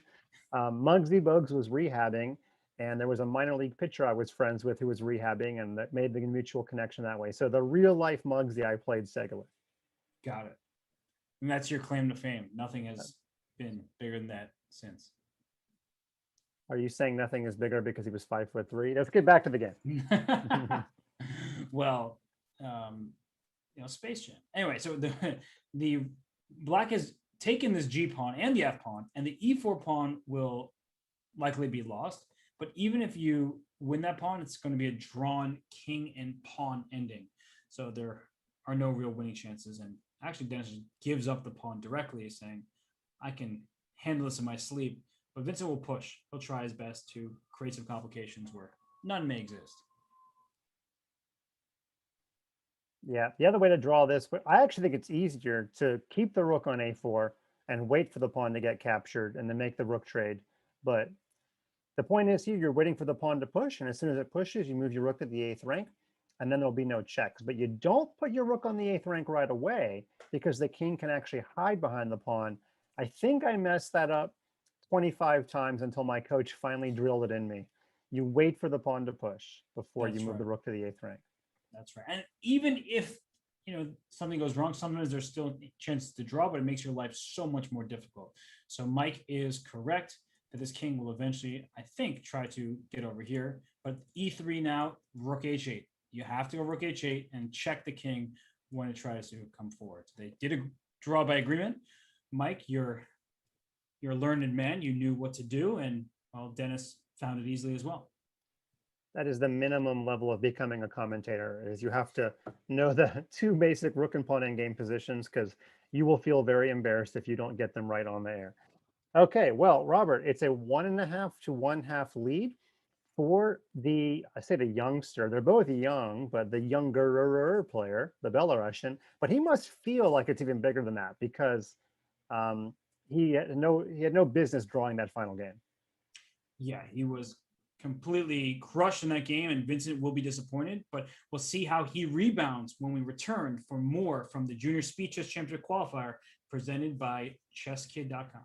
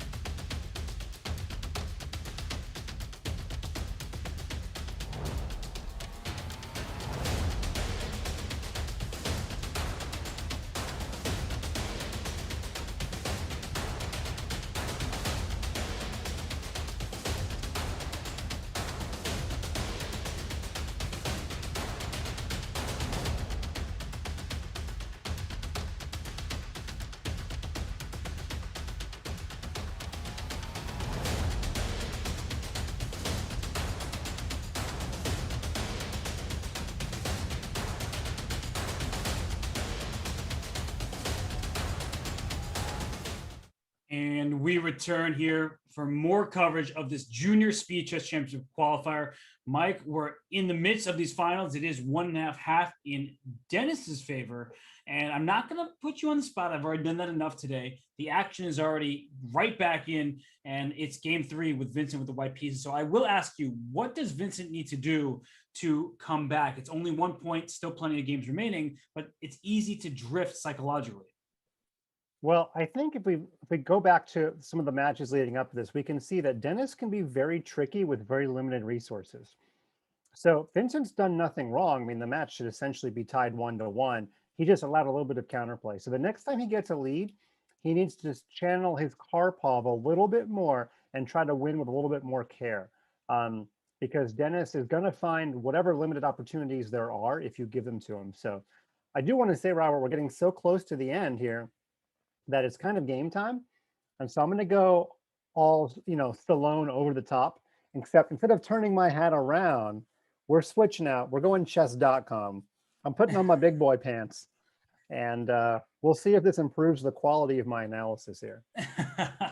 Well, I think, you work your way through as a youngster in ChessKid.com, then you eventually age out and make your way to Chess.com. So I feel that. And right now we might have a hanging pawn structure again if this B pawn recaptures on C5, you get these hanging pawns in the center, which I always like playing against rather than playing with, though the bishop on B7 is here. We talked about this earlier. If you still have the bishop here that's just lurking behind the pawns, then that could spell some tactical problems for white. Yeah, I kind of agree. It always felt a little more intuitive to me to attack the hanging pawns rather than have them. Now, growing up, I did play that particular variation in the French defense, where you give black the two hanging pawns in the center, Yeah. and my results against it were not very good. So sometimes what you feel comfortable with and what your results suggest are not always the same.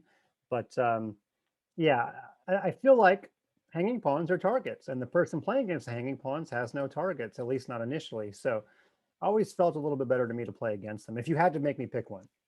I agree. And another thing here is that black often does not want to take on d4 because you're left with an isolated pawn, whereas white can take on c5 at any moment, handing black these these hanging pawns that we keep talking about. So that just kind of bothers me when I'm playing these games. Like, my opponent has more opportunities, more options, and I'm just sort of sitting and shuffling, trying to come up with a plan. And we'll see how Dennis continues here.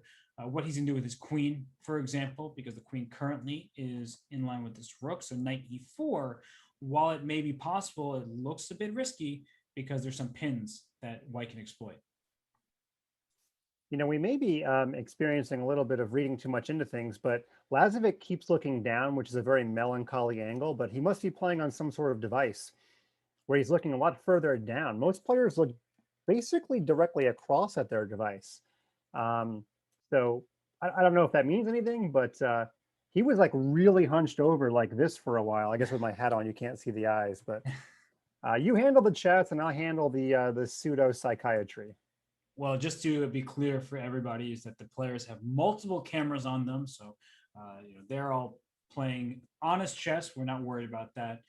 But yeah, it is interesting. Sometimes also people move. We have the forehead cam all the time in chess where they're like, this is exactly where I'm going to sit. And the next thing you know, their face is against the camera because they're so invested in the game and don't remember that they're even on a show. So anyway, here the bishop went to f5, went back to d3 immediately after a5 was played, because this bishop says, hey, maybe I'll go to b5 now that you push your pawn out the way and I'll take over the white squares. We've had this exact pawn structure before with the d pawn trading on c5, but was it in their opening game? I'm already so lost mentally. I don't think it was. I think it was in some other round. It was a different round for sure. And the bishops, the light square bishops, were not on the board. Or they got traded at some point. But either way, with this bishop, I'm much less likely to take on c5, because if you do take on c5, you have to watch out for d4, which threatens bishop takes f3, shattering white's kingside pawn structure. So that's why you have not seen a capture on c5 yet. We could see it at any moment, but instead, Vincent's bringing his knight into f5. Yeah, and maybe he's thinking about a future resource where he trades on c5 and tries the knight h6 check. Doesn't work right away because the queen still guards f6, but okay, well, that idea went away pretty quickly. The knight was forced back. Mm-hmm. You can switch diagonals and play bishop a3 if you'd like. That begs the question of how you're going to defend the c pawn, and if you move this knight away from c7, then maybe this bishop gets to b5. So there are all sorts of little hidden ideas in a position that has this tension, and only one pawn has been traded per side. Okay, so yeah, it's funny. It even makes me nervous, the fact that we have to keep on analyzing d takes c5 every move, and black is gearing up in case it happens. Yep, and you'll have to take with a knight because your knight on f6 is hanging, so you have to take with a knight, and b3 is a target. The e4 square is yours for the taking. but you do have this isolated D pawn. And generally, when you get the isolated queen pawn, it's sort of your license to become the attacker. Not always, but if you get complacent and minor pieces start leaving the board, you may end up in some endgame where the only salient weakness is your isolated queen pawn. So to me, it's like a trigger turning in my head when I get the IQP that I need to do something a little bit aggressive. Doesn't always mean go for a checkmate attack, but something a little bit with some emphasis. On the syllable, and h5 was played here. The knight could have just gone back to e4, which would have been a repetition because the queen went from e2 to f3 and back to e2. But instead, Dennis plays h5. He's going for a more aggressive approach, which can also help if he plays knight g4 at some moment, hitting h2 and f2, and tactics will be flying. Somebody has coined looking down, and by the way, I know I was suggesting he was doing something improper, but someone's suggesting looking down is the reverse Hikaru. Yeah, could be. That's true. The car is looking up, you're looking down. It's to each their own. And the knight did hop into e4, so the f knight this time rather than c knight. And wait, was knight takes b3 hanging? Because the bishop on b2 was not previously defended, though now it is with the queen on e2. Yeah, I like how you're using the eval bar to blunder check a tactic. I need to get a little bit better about doing that. I'm actually, because I work with kids, I'm so far against the eval bar. I don't even look at it because I don't want to know what it says, but it obviously is a little bit helpful. Yeah, I can't avoid it, right? Because I'm making the analysis moves and I see it off to the side here. Trust me, everyone knows I'm not a fan of having the eval bar on screen, but sometimes it does help me come up with a good move every now and then. Speaking of good move, okay, that move not good because of d4, but knight c6 was good as a starting point. Oh, and both sides missed it.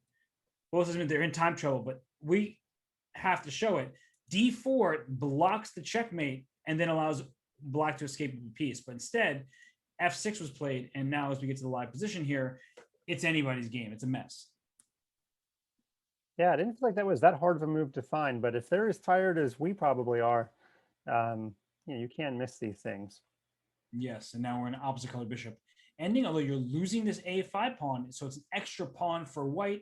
The safer king, you don't think of king being unsafe in an endgame, but the white king is definitely safer, and you can push without any real risk. I put these positions in very simple terms. If I was black, could I draw against Magnus? And my answer unequivocally is no. I'm not saying that just to be self-deprecating. I really think the answer is no. Yeah, these positions are really difficult. There's an extra pawn for white. You can play with zero risk whatsoever. You have a variety of ideas that can help you try to win this game. Although now I feel like I thought bishop d6 was also possible there. But with the pawn so clearly blockaded, I think drawing chances are extremely high. Watch out for e7. Not anymore, but e7 probably rook f7 was a thing. Now that's interesting. Now the pawns are targets. I like your tactic, by the way. Yeah. And I was going to say, now the h pawn is also the wrong corner. So for black, you just need to take the g to bring the e6 pawns, and it's immediately a draw, even if you lose your bishop in the process. Yeah, and you can't target black's pawns because you'll always lose your g3 and your h4 pawn. Play bishop takes g3. Just do it. Come on. Do it for me. Just play bishop g3.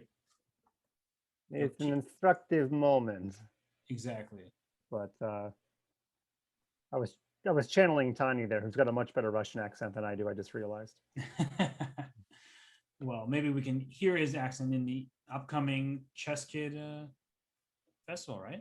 Yeah. Actually, you can go to the ChessKid video library. Hopefully, you're all gold members, and you can listen to the last live show I did with him. And it was good, man. I mean, it was better than Danny's Russian accent. Oh, shots fired, Danny. Yeah, and speaking of fire, that might land you being fired because you don't talk to Uncle Sasha like that. And now right, I feel like I'm watching a Krumnik against Wesley So or Wesley So against any top player where this position has been reached so many times. All right, well, tell us something incredibly insightful about it. I will do my best. This queen can come out to f4, but this queen for black obviously an f6 first, so there's no queen f4 for you. If white plays e5, the bishop on b7 becomes a much stronger piece. And at the end of like the day, when you think about the structure, it is even material, but not a symmetrical pawn structure. The black queenside pawn advantage is standard in Grunfeld types of positions, but this started as a QGD, a Queen's Gambit decline. And so in the long term, if black is able to withstand the pressure and then able to push those pawns forward on the queen side, b5, maybe knight to b6, things like that, then black can actually try to claim an advantage on that flank. And black is kind of trying to induce g3 here. We've talked about these sort of inducing moves. I can't tell you how the light squares are going to be weak later on. I'm just guessing that they will be. So black has now got a little bit of a mini target with the knight and possibility of, I don't know, maybe something crazy like f5 happening. So the knight runs away before that happens. And you can also play at some point knight f6, try to get your knight in, but that white knight is going to jump into e5, and that's not the end of the world. It's not devastating. And black's rooks are actually on great squares. c8 and d8 couldn't really ask for more. And I would think about rook c7 here just to double. He instead was queen f6. Yeah, I mean, it looks very solid for black. I don't see any way to break through for white, or what even your idea is exactly. I feel like they've reached stasis, and white is basically telling black, okay, you have to do something to prove your advantage here. And black's kind of doing the same thing, like, hey, are you going to do anything? Because you could play d5, and after e takes d5, play e5. There's a thematic pawn sacrifice in some of these lines, but that's a pawn. So maybe we're just going to play a game of chicken and see who budges first. And I've got my Zoom background suppression on high, which is great because the thunder is pretty loud where I am. So in no way foreshadowing what's happening on the board, but I hope to stay with you, Robert, is all I'm saying. If I go away again, you might be running solo for a bit. Uh-oh. Well, I hope that all is well in your neck of the woods, Mike. Of course, sometimes thunderstorm is very serious, but you're here for now, and I'm glad because we're having a big party here. So queen h5, not pinning the knight exactly, but it's offering a queen trade if the knight were to move, but the knight just doesn't have anywhere that good to go regardless. Okay, so who benefits from a queen exchange in this position? Probably black, because a square like c4, for example, is one that you could take advantage of, and he does offer the queen exchange. And you could take and you play knight c5 because the d pawn will be, oh no, d pawn's not pinned. See, look, we blunder. I say queen takes, rook takes, knight c5, but you just lose the knight because the bishop on a4 actually defends the rook. I'm honest about it. I make plenty of mistakes. So don't play knight c5. That's the real thing here. Yeah, you could play b5 and then play knight c5. I don't think it's worth a pawn, but technically you could do it. True. I guess a6 to then play b5 makes some sense as well. You could play bishop c6 if you think trading bishops will help you. So many options here for black, whereas white's position is just a little awkward so far. Now rook c4 wins a pawn. Dennis leans back in his chair a little bit. I don't know if that means he's comfortable or tired, but it is 12:30 in the morning in Minsk. And do you know where your child is? Yeah, actually, Dennis' parents do. Knows exactly where it is. He's probably got more viewers than any other chess player at this very hour, unless, I don't know, unless one of our big time streamers is streaming right now that I don't know about. Exactly. So the knight came back to f1. Black is just up a pawn. So I feel like Vincent's been playing very well with the black pieces. He missed a win in the second game of the 5+1 tie patrol when he had black. He was up 2 pawns in an end game. And now, once again, he is sort of outplaying Dennis in these positions where white lacks a clear plan. So I think Vincent is showing off his might.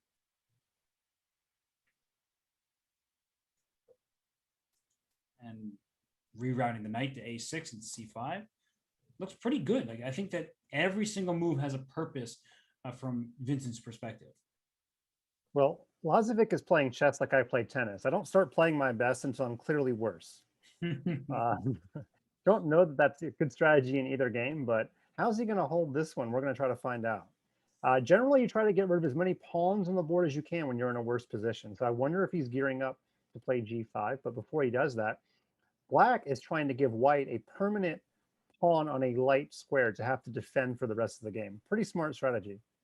Yeah, I actually thought that was a really clever approach there by Vincent, because it looked like you were sacrificing a pawn, but knight e6 check intermezzo, so that when you take back on e5, you don't lose the pawn. This knight can hop into d6. Okay, you're attacking the bishop. The bishop, of course, is going to move. It goes to a6 to keep the knight out of c8, which would have hit both a7 and b6 pawns. So black remains better, though it's the extra pawn isn't quite a passer just yet. And g5 played, Mike, you mentioned it, cementing a pawn on light square. So Vincent says first the e pawn, now the g pawn. Yeah, if it gets captured, I guess you're taking with the pawn because you don't want to let knight f7 check happen, I'm guessing. Right. And well, I guess the king also has to stay put because the knight is hanging right now. But Right. one of the big questions is, can you take on e6? And maybe not this moment, but can I give up my bishop for your knight? And what are the chances that I'm helping myself make a draw in that scenario?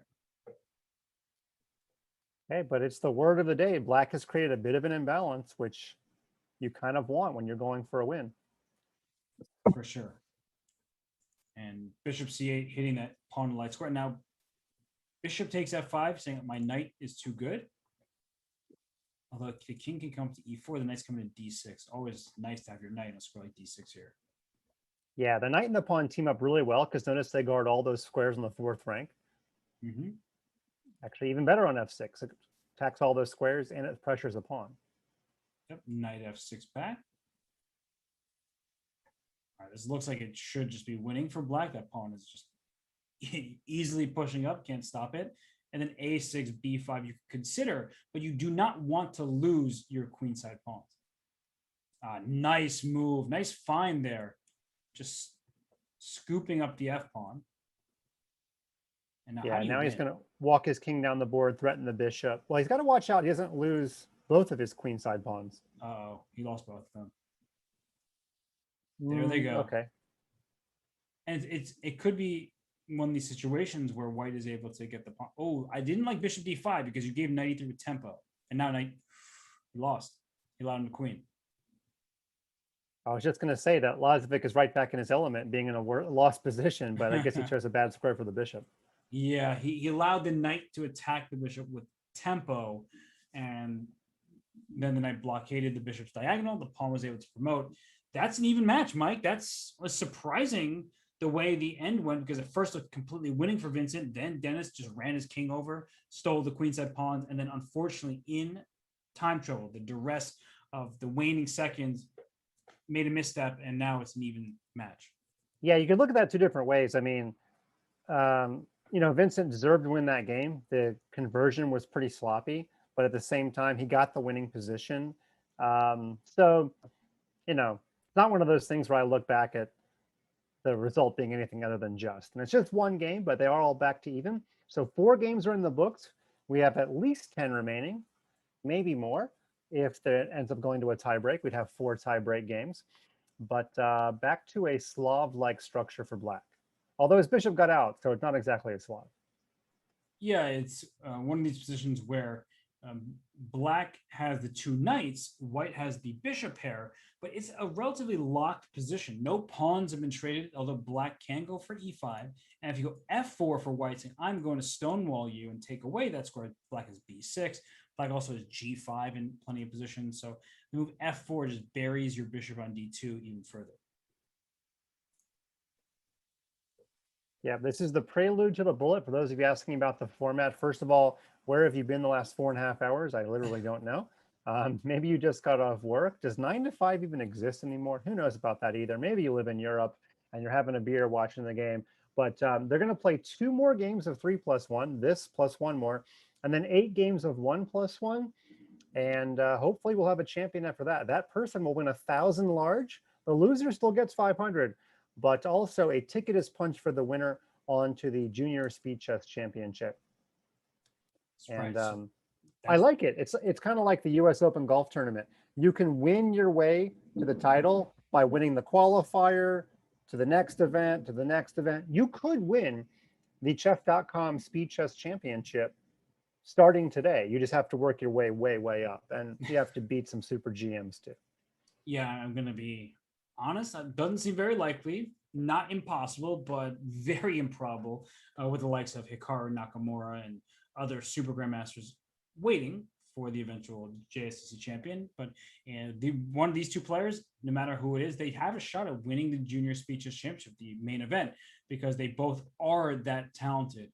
And right now, it looks like White's king is in far worse shape than Black's king. And Black decided castle, which I actually don't like, Mike, because of H4 and maybe a G5, H5 type of push. I thought the king was safer in the center. Yeah, I kind of agree. And knight c4 is coming. It was pretty clear that that's what Black has been building up for, I think. Maybe knight c4, you just ignore the knight. I don't know, but it seems like knight c4 is the big idea. I guess he didn't want to play king e7 because there was a chance of an e4 break. Maybe that's why he decided to castle. But yeah, the open H file, and you already have a hook pawn to attack on G6. This is a little scary.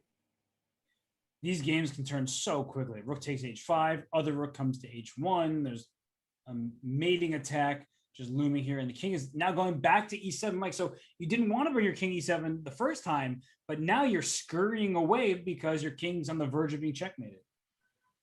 Yeah, it was even risky to play G6 in that last position because the bishop could take and White would win probably 2, maybe 3 pawns for the piece.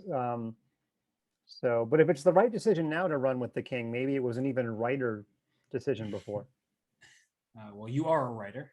You have that journalism degree. So. I've been listening to that podcast, Smartless, and so I like to be self-deprecating with my words. I approve.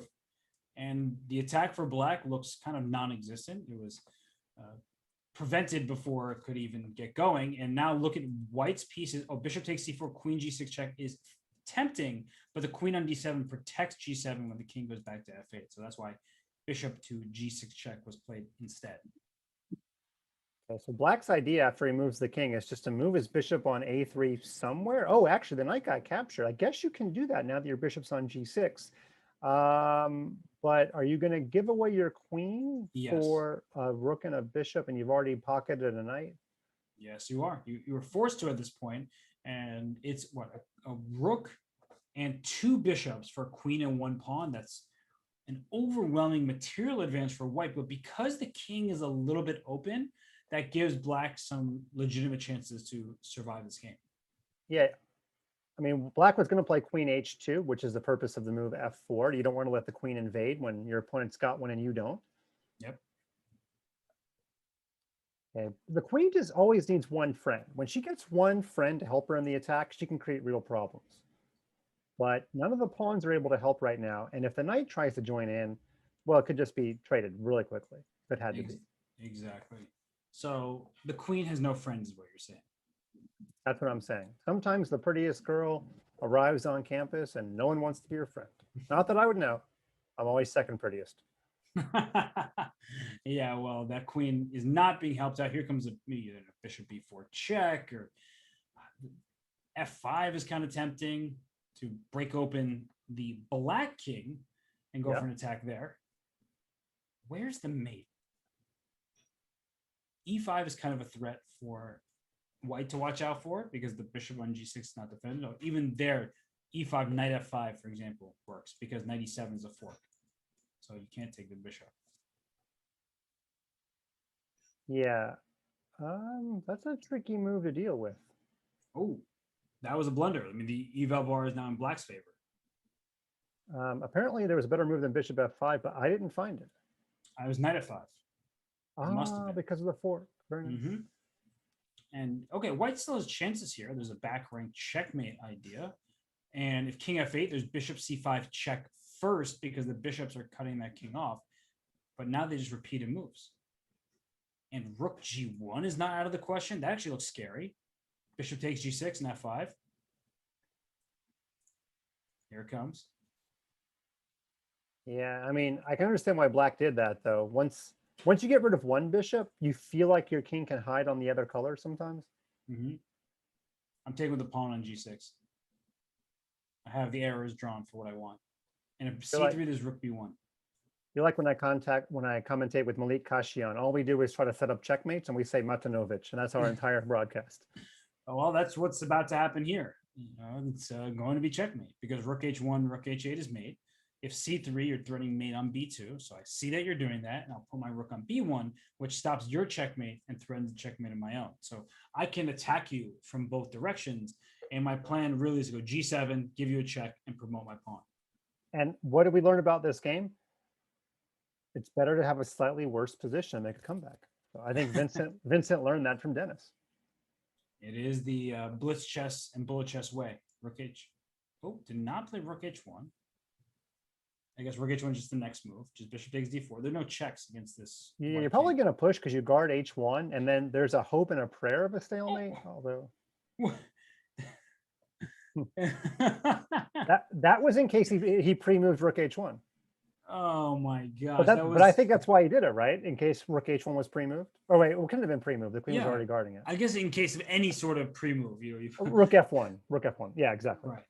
Rook f1 could be pre-moved. You're completely losing, so you might as well let us laugh about it. Yeah. Okay, so 2 wins in a row by Kymer, and he is up 1 point in the final game of the 3-minute segment. Who is going to do better in the bullet? I'm actually sorry. We've got some. The chess gods are not very happy right now because they're right above my house. But I'm trying to think back who did better in the bullet segments in the opening couple of rounds. I mean, Kymer did so well against Shuvalova. I would have to say he had a pretty dominating bullet score in the opening round. But didn't Dennis also just cruise through the first round as well? He was playing against the Czech Grandmaster Win, and he just was up so many points that it was incredibly lopsided. So, and when you're in that situation, you can win games because your opponent's mind is out of it. You can lose games because you've already wrapped the match up. Yeah, not always clear on what that indicates, but I see what this knight on h4 is suggesting. Let me get into the f5 square, which threatens a fork on e7, hits the queen, hits the g7 and h6 pawn. So I like the look of this already. Oh boy. Rook well, the pawn. Oh, I didn't even see that. I thought the pawn was just coming to d6, but this is maybe even better. So you could block on e4 with an f3 would win the piece that blocks. So king h8 was forced, and queen c3 or queen b2 would pin the knight, but black could just defend it. So it said queen c1 played, and we could see just king h7 back. That would be a funny repetition, Mike. Well, here's the question. He sacked the piece and got all the way to queen c2 with 2 minutes 58 seconds on his clock. So is he a mad genius? There's no way he could have had that position memorized, right? No. So he just intuitively knew that it wasn't a lost piece sacrifice. Or sorry, not a piece sacrifice, a rook for 2 minor pieces sacrifice. Well, I think he should have contemplated it more because he has so much time, and the position was looking good with that knight on f5 that there probably was no reason to rush his decision. And now black has 2 minor pieces for rook and pawn, and the minor pieces tend to work together very well, especially with the queen and the rook on the board still. So white has chances. Black's position looks pretty good to me, although with the pawn on d6, that can be a bit scary to deal with. It's a pass pawn. A queen can come to c7 potentially. We've spoken about this earlier, and I don't think that white's king is in too much danger just yet. All right, let's ask the chat. I'm not sure who's going to go into the bullet with a lead, but who do you guys like in the bullet? Pretend the bullet is its own tournament, okay? So forgetting who's going to have the lead going in, who do you guys like better? You like Dennis? You like Vincent? Let us know in the chat. I'm curious because we're supposed to be impartial, but you're not because you stayed up late in Belarus or you stayed up medium late in Germany to watch your countrymen. I'm looking forward to hearing their answers. But bishop e4 blocks the check. If queen c7, perhaps you can even consider taking because your rook gets to attack that passed pawn. Although there is, of course, risk there. And so queen d2 is played by Dennis. And Mike, the passed pawn is protected. The h6 pawn is protected. So who's playing for the win here, or is it both? I feel like white's playing for the win. You can sort of dance around your pawn and create sort of little itty bitty threats around the black king. So if you made me pick a color, I'd pick white. Seems a little bit easier to generate threats. By the way, the chat is mostly saying, well, actually, it started out with a vote for Dennis, and now the chat is mostly convinced that Vince or Vincent, I guess you guys, maybe you're his brother and you call him Vince. I don't know. You guys think that he's a better bullet player. People like just shortening other people's names. So, likely they just want to call him Vince. And I like Martin Waugh, who is being very careful of our chat guidelines and says Vincent is rated 3,000 plus in bullet on another website. Well, that's within the chat rules. So thank you. Your comment will not be stricken. It stands. Oh, wait a sec. Oh, the bishop's protected. Another time I blundered revolving on a bishop on a4. So that's the tactics I need to work on. Well, you could blunder mate. You could suggest king h7. I wasn't going to do that, but I did for a moment think that bishop was hanging, but the queen protects it. So blocking the checkmate, because if king h7, queen g7 mate, as Mike was pointing out. So making sure you block with either f6 or knight f6, and now you have to be precise. So which one is it? I'm playing knight f6. I don't like the look of f6. Plays knight f6. This pawn is under attack on d6 because the rook couldn't leave the first rank, back rank checkmates, and queen h4, threatening h6 with a checkmate on the docket is knight e4, just the way to go. Hitting this rook, hitting that rook, that rook there, and that's just played. Well, this is what I mean. I mean, maybe black's going to win. The computer likes black, but look at all the time it's taking to answer all of these threats for white. I mean, finally, black has probably achieved a winning position, but if white had not blundered, I think it would have been hard for black to keep answering these threats in the amount of time that he had. That's a good point. Practically speaking, it was difficult for black to play, but Vincent is Vincent, right? He's like 2,600 FIDE, an amazing player. And right now he can just take a rook and play rook e1 check if he wants. Bishop c6 is better because you want to keep the h6 pawn defended. So white has to prove that he even has the least bit of compensation for the piece that he's down. All I know is I want this game to end with some sort of rook e1 check, king h2. Go for it, Mike. Queen h3 trick, or rook h1 would be a more likely trick to work. Yes. And I was just looking at that because queen f4 was possible, but then rook e1, rook h1. So I'm glad our eyes are on the same prize there with the fancy checkmate, and it's just not happening. Yeah, and Malik Kashian just texted me, Matanovich. Thank you. You're right. Wow, you just have everybody on speed dial. Everyone wants to talk to you today, Mike. What can I say? They just want their name announced on the air. I mean, us MKs of the world, we like to stick together. Yeah, so, Michael Kors, you're going to name drop that MK Yeah, next? You know, Michael Kors stole something from me. I used to sign kids' notation sheets to show that I'd analyze the game. Yeah. MK, with the K sharing the leg of the M, and then Michael Kors goes and makes that his logo. I'm not kidding you. Michael Kors stole that. Blunder, rook d8 check. If king g7, queen f8. Oh my gosh. Speaking of stealing, Denis Lazovic just stole that game from Vincent Kymer, who's shaking his head in utter disbelief because Vincent got down to 2 seconds, Mike. Rook d4, trying to go for back rank ideas. The queen needs to stay put, so there's no checkmate here. And then for queen e7, with just no time remaining on this clock, instead of a move like queen c5, which would have hit the queen, pinned the rook, and probably just won the game, he played rook e6, failing to note that the queen does not have to move just because it's under attack, and rook d8 check is a nice move. If the king h7, queen takes f7 as mate, so king moves up, and queen f8 check. Probably that's what he missed, is that the queen can safely slide into f8, and black loses the queen here. So, Mike, that's a turnaround that you're not happy to see if you are Vincent. Yeah, but you're happy to see if you like a close match. And Vincent could have played queen takes rook and groveled, although almost certainly losing with the weakness of his queenside pawns. But he turned his camera off right away and went immediately to break. So that tells you everything you need to know. Lazovic again wins a game that he should probably not have won, right? Let's be clear about these things. Yep. So he draws back to equal, and it's no longer an academic question about who is going to be better in bullet, because whoever's better in bullet, we're going to see, and it's going to matter for the whole match. So we will see if we end things in regulation, but when we come back, they're going to play 8 games of 1+1 with the winner taking home $1,000 US into the PayPal account of their choice and a ticket to the Junior Speed Chess Championship main event.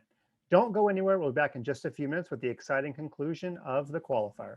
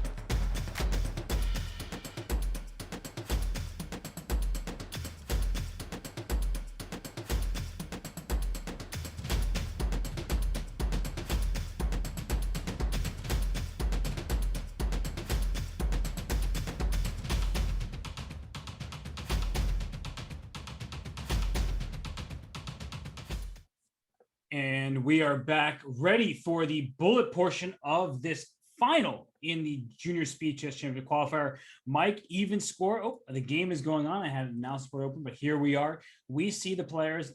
Vincent with the white pieces, both on camera, and Dennis is leaned in while Vincent looks more relaxed. Which are you more of, Mike, in terms of your posture playing bullet? Playing bullet. I'm obviously somebody hacked my account if you see me playing bullet. You can catch me in the variance room playing giveaway. But my posture is pretty leaned in. I don't like people talking with me. I don't like any distractions. Pretty typical. I'm not lean back and chill when I'm playing any kind of fast time control though. Well, you said you don't play bullet, but bullet is kind of like giveaway. Pieces are being lost left and right, not just often on purpose, though. That's the problem. So, speaking of problems, the knight on e5, the bishop on b5, exerting pressure on what was a pin piece. So, if rook f8's your best move, your position probably isn't that ideal. That's true. And just to remind viewers about what we have coming up here in this final segment, after a long day, this is the finals of the European qualifier to the Junior Speed Chess Championship. They've gone nowhere after the first two opening segments. The score is all tied up at 3. And so we're going to play 8 games of 1+1. And whoever the winner is going to get $1,000 plus a ticket to the Junior Speed Chess Championship main event with such players as Nihal Sarin, Jeffrey Xiong, and many other really top flight GMs. Yes, and for these players, of course, the money is significant, but I think the main thing is they want the opportunity to compete in the Junior Speed Chess Championship. And I won't be surprised if queen takes c2 and then queen takes c8. If the rook lands there, will be played. And here we go. Oh, and no rook c8 because of that queen sacrifice. And I'm even looking at knight d7, but queen c7 is a good move as well. Mike, it looks like white is just crashing through here. Yeah, in fact, that's a queen sacrifice even I could analyze because you're winning the bishop on f8 immediately after it happens. So black was correct to not do it, but it's still, well, I thought it was a worse position for black, but now something weird has happened. H4 was played, which unfortunately for Vincent was too slow because now the queen is gobbling up the pawn and there's no bishop lost on f8. The king was able to get some luft. And these positions, sometimes white can make a draw just by like sitting on the position, and eventually bishop e8 is a threat or just played, but it doesn't look so here. Queen takes. Yeah, there's too many pawns, too many lucis around the king. And, Vincent made the classic mistake of getting a winning position against Dennis. Gotta stop doing that. Yeah, it has been somewhat regular that we've seen Dennis, to his credit, be extremely resourceful in tough positions. So it does seem that Vincent is probably frustrated at this point because he hasn't been able to put Dennis away in games when he has an advantage. Although, wait, what's happening here? That pawn is a bit of an issue. Take this and go bishop c6. I was just Googling how to say comeback in Russian in case it comes up in the interview segment. I don't know, but I know comeback when I see one. And, well, okay, can't go bishop. Oh, the rook's hanging, but there's e8 equals queen. So I thought that was a blunder, but it's just because I forgot the pawn was about to go promote. And it was not a blunder. It was a good trick. Okay, well, now the tables have turned one more time. And interestingly, comeback in Russian is vernis, which is close to Denis. I don't know if that means anything, but there you go. Little cultural addition. That's what I bring to the show. I'm here for it. And this queen can keep going back to e7. And how to win this game? It feels like you should have something concrete. The king has to keep going. Queen f4. Oh my gosh, the queen and the bishop line up, and the king that's nice. Well, scissors checkmate there. And Vincent won that game. Amazing. I think that was all theory. Yeah, exactly. That was all part of the plan, right? Get a very promising position, then make a mistake and have to give up your queen, and then win when you're -6 or whatever it was. Vernis, just like I said. So, we have Georg Meyer in the chat. That's cool to see.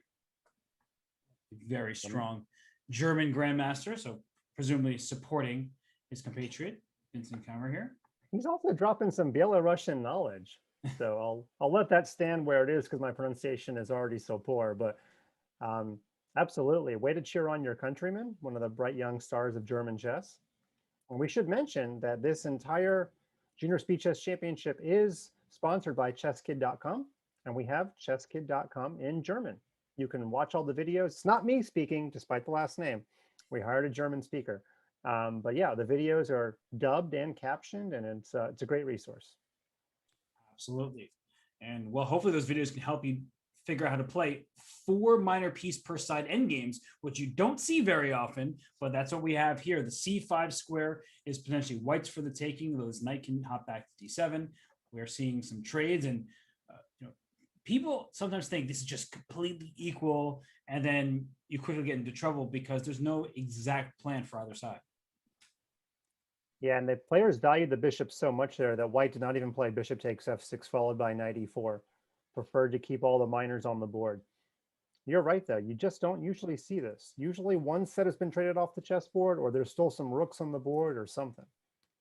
And well, the c5 square is now white's for the taking, and c4 is not, well, now it can be hopped into, but a moment ago, it couldn't very easily with the bishop being able to capture it. Now this knight can go to a5 potentially, and that's what it just does. Wow, white is just quickly making progress here, hopping those knights into the game. Yeah, white's winning this battle one square at a time. However, you might win a bunch of squares, and at the end of the day, have a nice collection of blank squares. But again, in Bullet, you just got to keep putting the pressure on your opponent. And if you make him solve problems that take 5 seconds every time you give him a problem, that's one way to win Bullet. For example, f5 or something in this position. I don't know if it's the best move, but yeah, and Vincent now down 22 seconds, Dennis at 30. So a 10-second lead on the clock, which is quite a lot at this point. So bishop b7 going after the a6 pawn. There's knight c4 check, which is why he dropped the bishop back to e2. And it just seems like Vincent is playing well and keeping the time disadvantage at a minimum in the last bunch of moves. Okay, bishop h5 check, king over. Nothing special. And with the trade, yeah, this is just too solid. And in fact, bishop c6, bishop g2, Mike is turning around real quick. yeah, I mean, white won a bunch of squares and black just kind of backed up, but there was just squares. There were cones. There we go. There's a 90s movie. Oh, man. And black now up a pawn, bishop f7, pawn h5 type of ideas. I would probably not trade bishops, at least not on e4. Trading on d5 makes more sense because then the black king can venture into the queen side. So a4, I like keeping more pawns on. I think that both sides are playing this quite well, but making progress here is difficult as the g4 pawn takes care of both of black's h and g pawn. So one pawn is doing the job of 2. Yeah, Vincent is playing this like a death match, moving around with a 1-point lead, but milking the clock is not a part of this strategy. Oh, that move was not. He's getting himself in. I thought he was getting himself in trouble. He might still be. I'm not sure. Well, he found his way out of it with his bishop c1 take e3, and Dennis should have protected the e3 pawn, I imagine. And now you can't stop an a pawn and an e pawn, and so that's a queen in the making. And Vincent goes up 5-3. Big win there. Absolutely. I'm quite surprised that either player won that game, or that either player was even trying to win. Okay, we're back to the same system. We keep seeing this opening with Vincent having the white pieces. Vincent likes to grab the bishops. Mm-hmm. Now we were a little critical when we saw this once where white castled queenside. Yeah, he got in big trouble in a previous game, but he doesn't need to take on g6 right away. So he's actually refraining from doing so. Now it's more likely because the rook is no longer on the h file. So you're giving black a semi-open file, but it's not very useful when the king is castled. I'm just catching up on the chat here, and Georg Meyer, I believe, is saying that Vincent is still in high school, and because he's still focusing a lot on his academics, that his rating might lag a little bit. But once the world opens back up, that Vincent is really going to shoot up. So if I've paraphrased you correctly, Georg, great. And we do believe education is super important. And if I missed focus because I didn't follow the whole chat. Well, that's because you have a job to do, and watching chat is only a small fraction of it. But of course, Vincent Kymer is super strong and a bright hope for Germany and their chess seen. So yeah, he's obviously great. So the rook's B8 and C8 for black. Rook on D4, a little awkwardly placed there. And Dennis trying to get active here.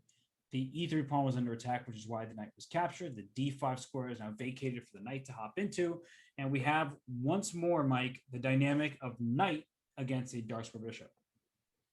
Yep, and the first thing we look for, as Robert told us a few games ago, is there a far advanced light square that the knight can sit on and laugh at the bishop for the rest of the game? E4 actually was an interesting option, followed by F5, although you weaken your king just a scooch when you play F5. That's true. And well, the knight on D5 was nicely placed, and that's why E4 was chosen by Vincent. And now the A2 pawn, the C3 pawn, both are potential issues. And I like that move, queen to D2, because now you can probably take on B2, rook B1, and then give away your A pawn. Just like push that pawn up the board, and if you want to, although the king might just run back to C2 instead.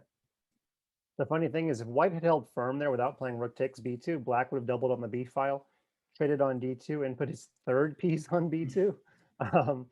So white had to do something before that happened.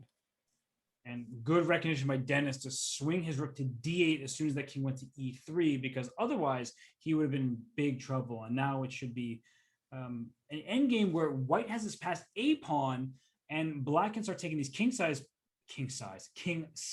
pawns. But we talk about it, quality beats quantity, and look at that pawn over there on A6. Yeah, if white manages to pull this out, though, it'll be severe trouble for Dennis. Yes, and Vincent went down to 6 seconds. So he's scaring his fans based on his time management. And now he's not even in a winning position anymore. He's still up a pawn he should play on, but the position objectively is even, and black is completely fine.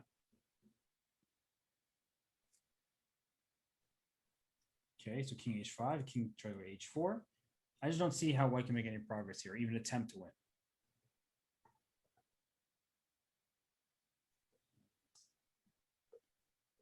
Yeah, rook h1.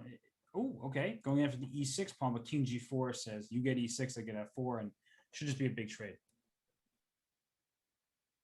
Okay, so this is game number 9. We have 5 games remaining. Assuming it's going to be a draw, then Vincent will retain his 2-game lead. Mm-hmm. And will he have to prove? We've seen an endgame just like this earlier, Mike. You were given the instruction, so keeping the third-ranked defense.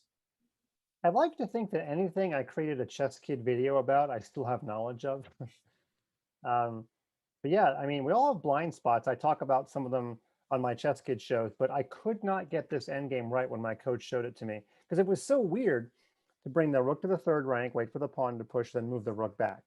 Right. It seems weird. You know, it's not very often in sport you go backward, then immediately forward again, except if you're Allen Iverson. Now that's a good throwback reference. Not quite 80s though, but you got 90s and 2000s. So yeah, here comes the pawn at some point soon. And be careful. Uh-oh, Mike, it happened. King G3, exactly what you're talking about, where it's too late to get your rook down here.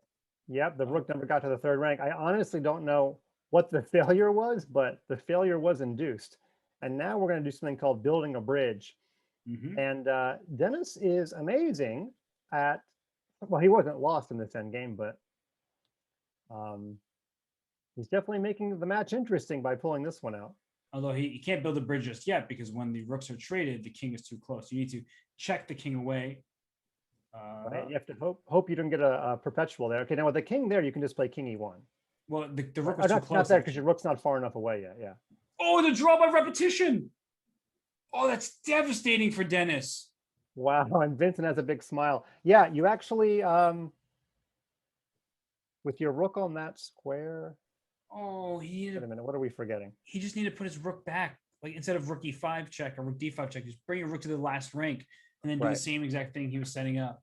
Right, before checking the king sideways. And you know what? You would have removed all the repetitions too by putting your rook on a different square on the e file. Oh, that's just heartbreaking. You know, you're playing a bullet scramble. And I mean, look at him. He's got his head in his hands. And you have to feel for him because that was his chance to get back in this match. He still has chances, right? Vincent needs to score 2 full points to secure the match victory, but just based on posture and body language, it's clear that Dennis is pretty distraught. Yeah, I mean, you can see there was even subtleties in that end game that I not quite remembered in the heat of the moment, and one of those subtleties cost him. I mean, ultimately, it was still a winning position, but he did the wrong plan twice. You can do the wrong plan once. He did the wrong plan twice, and so although it was not 3 times in consecutive turns, that's not what the rule says in chess. If you take the same position 3 times, doesn't matter how it got there. It doesn't even matter if you've got 2 knights and the knights switch places, interestingly enough. Not that that's very likely, as I knock the headphones off my ears. That's pretty funny, actually. Very rare occurrence indeed. And well, this one we have connect 4 with the pawns, but the king is joining in the party too. Pawn chains usually only as strong as their base pawn. F7 feels pretty healthy. E6, all of them feel pretty good. So you can't bring them down from the king side, and that's why Dennis went B3. So I'm gonna start bringing them down from the queen side.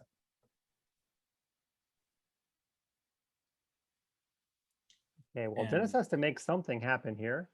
Time is dwindling. He's only got 5 games left, and he needs to score +2 in those 5 games.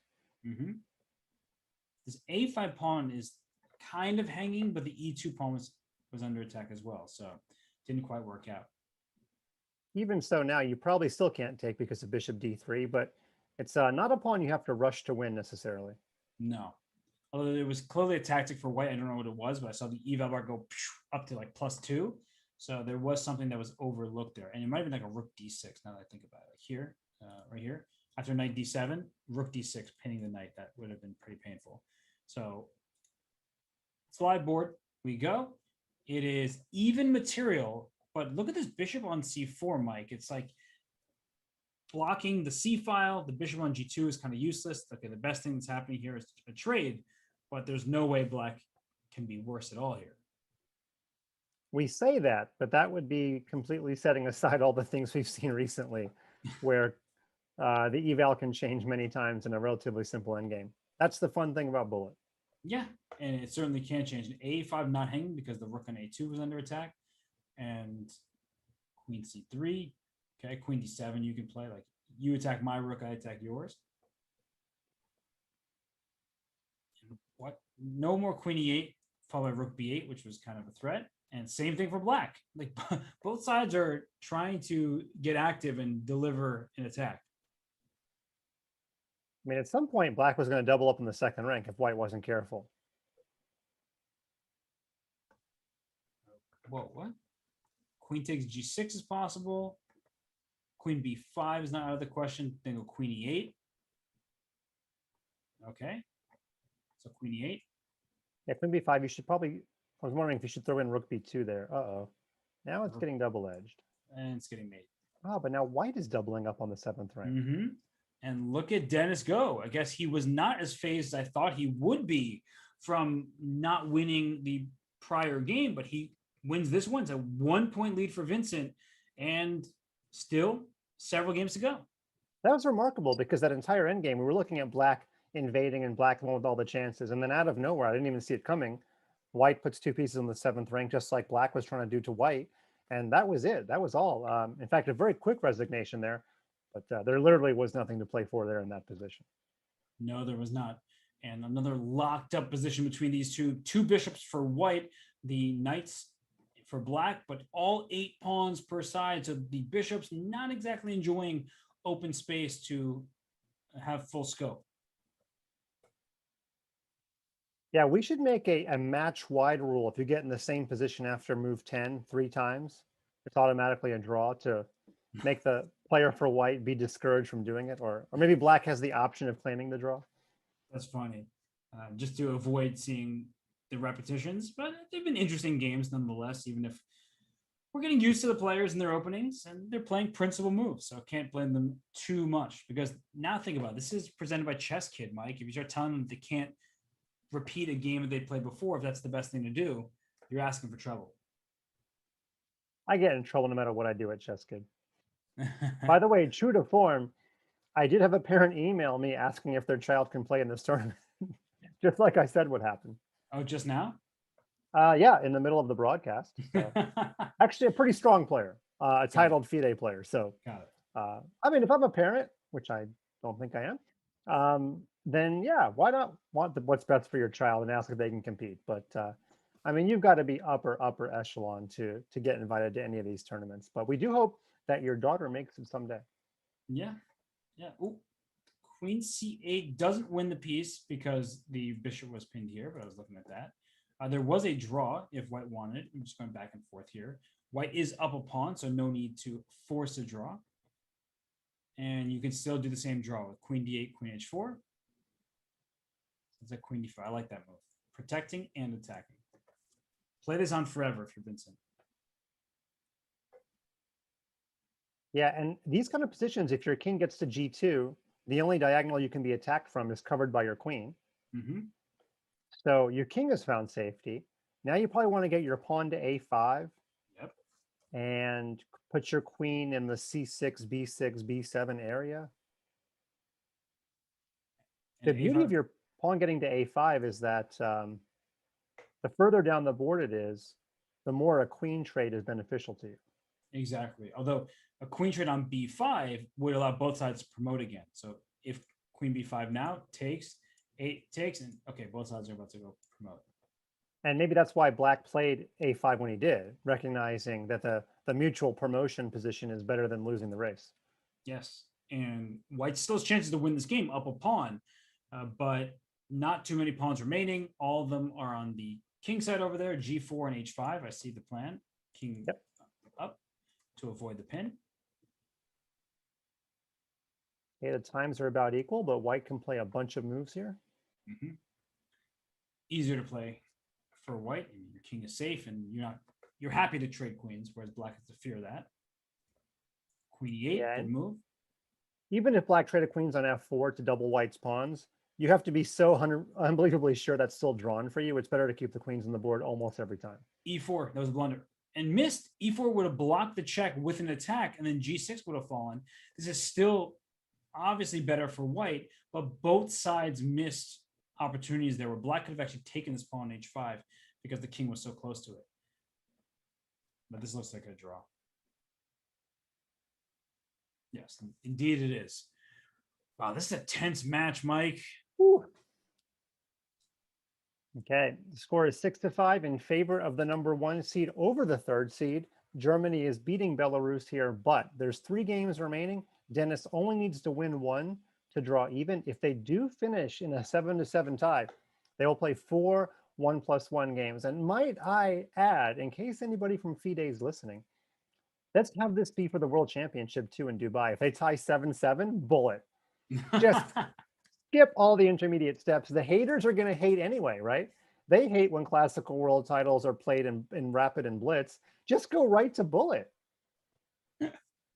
Oh, Mike, full of hot takes and requests that will never happen, but I appreciate it. That would be pretty hilarious. And also, yeah, it's not going to happen. But this attack for Vincent, rook h6, move the bishop out the way, get your queen to h4. I don't know, this looks pretty good for Black to me. Here comes queen h5 and c5. Oh, yeah, Mike, this position is pretty good. Good and terrible. It looks scary. Oh, come on. I wanted to get some Coming to America in there. Oh, sorry. I missed what you said. That's right. Okay, so c5 is coming. That's why the knight went back to prevent the c5 idea. But it's interesting that the evaluation went from huge for Black to equal as soon as king h8 was played. So you take your time, but you guess you don't have that time to spend. And the knight comes right back out to f3. You can go to e5 or g5. And Black does have some issues to deal with, namely this pawn on c6. Yeah, c5 at the right moment would have unleashed 3 different pieces. So he finally gets it in. Now, rook takes h3 is an idea, but after king g1, you have a problem on all of your pieces, actually. Yeah, that actually would have been pretty cool. So I can show that in a moment. But right now, knight e5 was almost possible if not for queen takes h3, but you could have lost the queen was my point. It's a pretty cool idea. Nice little smothered mate idea. Yeah, right. Like you go here, so please take my queen, and then checkmate there. That would have been too cool, but it would have actually ended in black winning by checkmate. Oh, but now it's happening. I turn away for a second. Knight e5 actually happened, hitting this, and threatening knight f7 mate. He was gearing up for it, and well, that's a clever defense. Yeah, although knight takes g4 would have been all right there. Instead of rook g4, I mean, just leaving it there. Brutal. I wanted to play queen takes b2. 95 might be the tactic of the match, and you called it. You saw, and I believe Dennis would have been gearing up for that. He would have noticed why it failed originally, but kept it in the back of his mind. Yeah, although right now this doesn't look like white optimized here because you're only up one pawn, and your pawns are kind of bad. Your king is still weak. h5 at some moment kicks the knight out the way. The f4 pawn. Oh, but that's gonna hurt because knight h6 is mate if king g8. And we have a tied match, everybody. 6-6 right now. That game had it all. Rook takes h3 was a failed tactic. We had a smothered mate idea, and then we had a clever checkmate at the end with knight h6. That was a pretty cool game for bullet standards. It really was. And unfortunately for Vincent, all the momentum sits with Dennis right now, who is even up the match, is playing quick, strong moves. And it sometimes feels like Dennis is seeing some of the tactics better than Vincent is. Vincent has built up many good positions throughout this match, but he hasn't always been able to convert. Both players are now 2,900 in bullet, and 2 games left that will decide everything. One of these players will fill one of the 4 qualifier spots to the 2021 Junior Speed Chess Championship, sponsored by my home team, ChessKid. Now, the gear on Chess.com is a little nicer. Got this nice dry fit polo, but really, I'm a ChessKid homeboy. Yes, Mike. I mean, you're well known there, of course, and we appreciate you, coming to the Chess.com broadcast. It's always fun to have you here. And we're about to have another series of trades where no rooks exist, several minor pieces per side. That move was hated because f4 traps the bishop. The closer they get to king and 1 pawn versus king, the closer I get to really being able to add something to the commentary. Well, winning a piece would have been something there, but unfortunately for Vincent, he was not able to spot it. And now he's still better with his bishop pair, but he could be in this awkward situation with his pieces not getting exactly what he would have hoped for. King coming out to d3. Actually, this d5 pawn doesn't look so bad at all. If the black king can get to e6. It's true. And See, now I like black. I like this endgame because none of black's queenside pawns are on the same color as white's bishop. I was about to actually ask if we just go back 1 second here, if bishop b2 is possible, because if you take the knight on d1, I take on e5 and your knight gets trapped. But there must have been some kind of like b4 or d4 move to protect the knight that would have saved the day. But that was close. And here we are after a series of trades. We are in a bishop ending. We've seen plenty of these today, Mike. Bishops are the same color. So even if one side gets a passed pawn, sometimes you just blockade on the color opposite your bishop. And this doesn't look like a serious edge at all for white. Yeah, black is probably going to play g5 and g6 so the king can activate a little bit, I think. But maybe he doesn't need to. Maybe he just sits in the position. Yeah, as long as the king can't venture in, but here it comes. If king e6, bishop takes g7, but this was the right thing to do because you give up one of your double g pawns, which actually aren't playing a part in this game. You need to make sure that the king doesn't get active for white because that's how you lose. This is a classic position where white needs to keep the bishop on d4 and get the king to d4, and both pieces can't use that square. Now, I would have played bishop f6 there to keep the king out, but okay, maybe it doesn't matter. Because the only way to get access to this c5 score is to put your bishop on c5, and then the same problem exists where you need to put your king and bishop there and can't do both. I guess I feel like if you can deprive the king of d4, you're one step even further removed from letting the king in, but okay. Well, that was a bad move. He should have taken on d6, but he was afraid of the king of pawn. He didn't have enough time to calculate. But this doesn't look ideal, though the a8 corner does not match the bishop. So That's something to note. This bishop does not match this corner here. So what black needs to do is get rid of these two pawns, although that looks easier said than done. Yeah, he just put in. Okay, basically he could have done this originally. It's the same thing, but a knight pawn is losing. We have a ChessKid video on this. It's not even very hard. No, king here, check again, here, check here when the king goes to F1. So the king has to stay attached and then bring your king in. And he just resigned. So Vincent at 7 points. This is the potentially at least the final game of the match. At least it for sure is of regulation. Dennis needs to win. He has no other options. Here we go. The $500 chess game. That is the difference between second place and first. There's no way they can possibly share prizes. Somebody is coming out with the invite and the $1,000. We shall see who it is. You'll be the honorary chess kid of the day as well. I'll just throw that in. Doesn't really mean anything. We'll probably tweet about you, but we're going to throw that in. Well, I think that does mean a lot in addition to the other prizes. Just being celebrated by ChessKid here. And white has the bishop pair, the bishop on g2, not in open space right now. So it's not the most active piece that you could hope for. But later in the game, that bishop tries to reroute itself and improve. But look at black, just putting these pawns in light squares, making that bishop seem useless.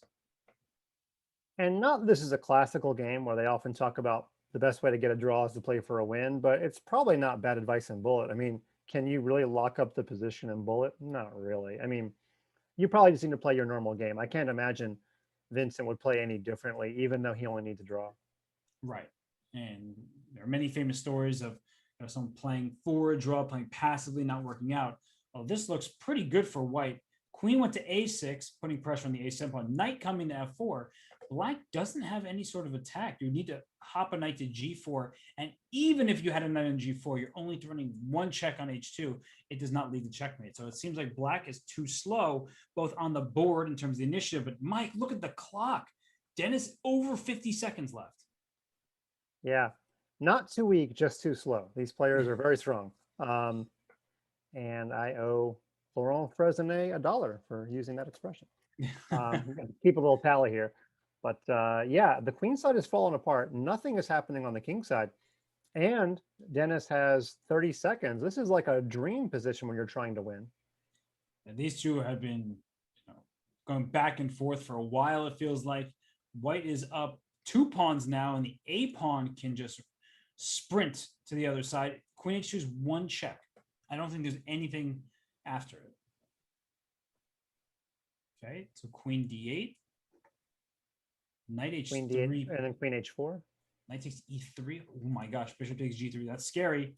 It's a scary move to see with e3 hanging next. Yeah, but why did he not play queen d8, queen h4, and just swing the queen around on the previous side move?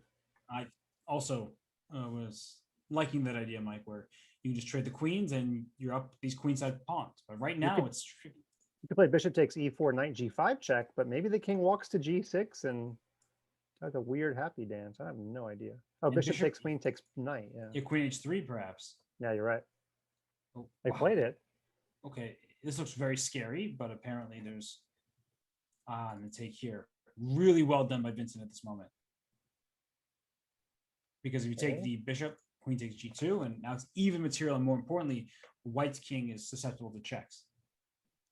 Yep, and you have to make sure if you traded bishops there that your king can run, because remember, a perpetual is a loss. But this also looks like it's closer to a loss than a win. Bishop h4. Just going after this pawn, I guess. Take it. Yeah, basically the black queen and bishop can coordinate. The white queen and bishop just can't coordinate at all. Now white has to desperately trade, but how do you win this as white? You don't. Bishop c3, for example, a6, and then bishop d4 back. So you've forced white to commit pawns to light squares, which means your bishop easily stops their progress. So at some point, Dennis will flick in like an a7, hoping that there's a pre-move.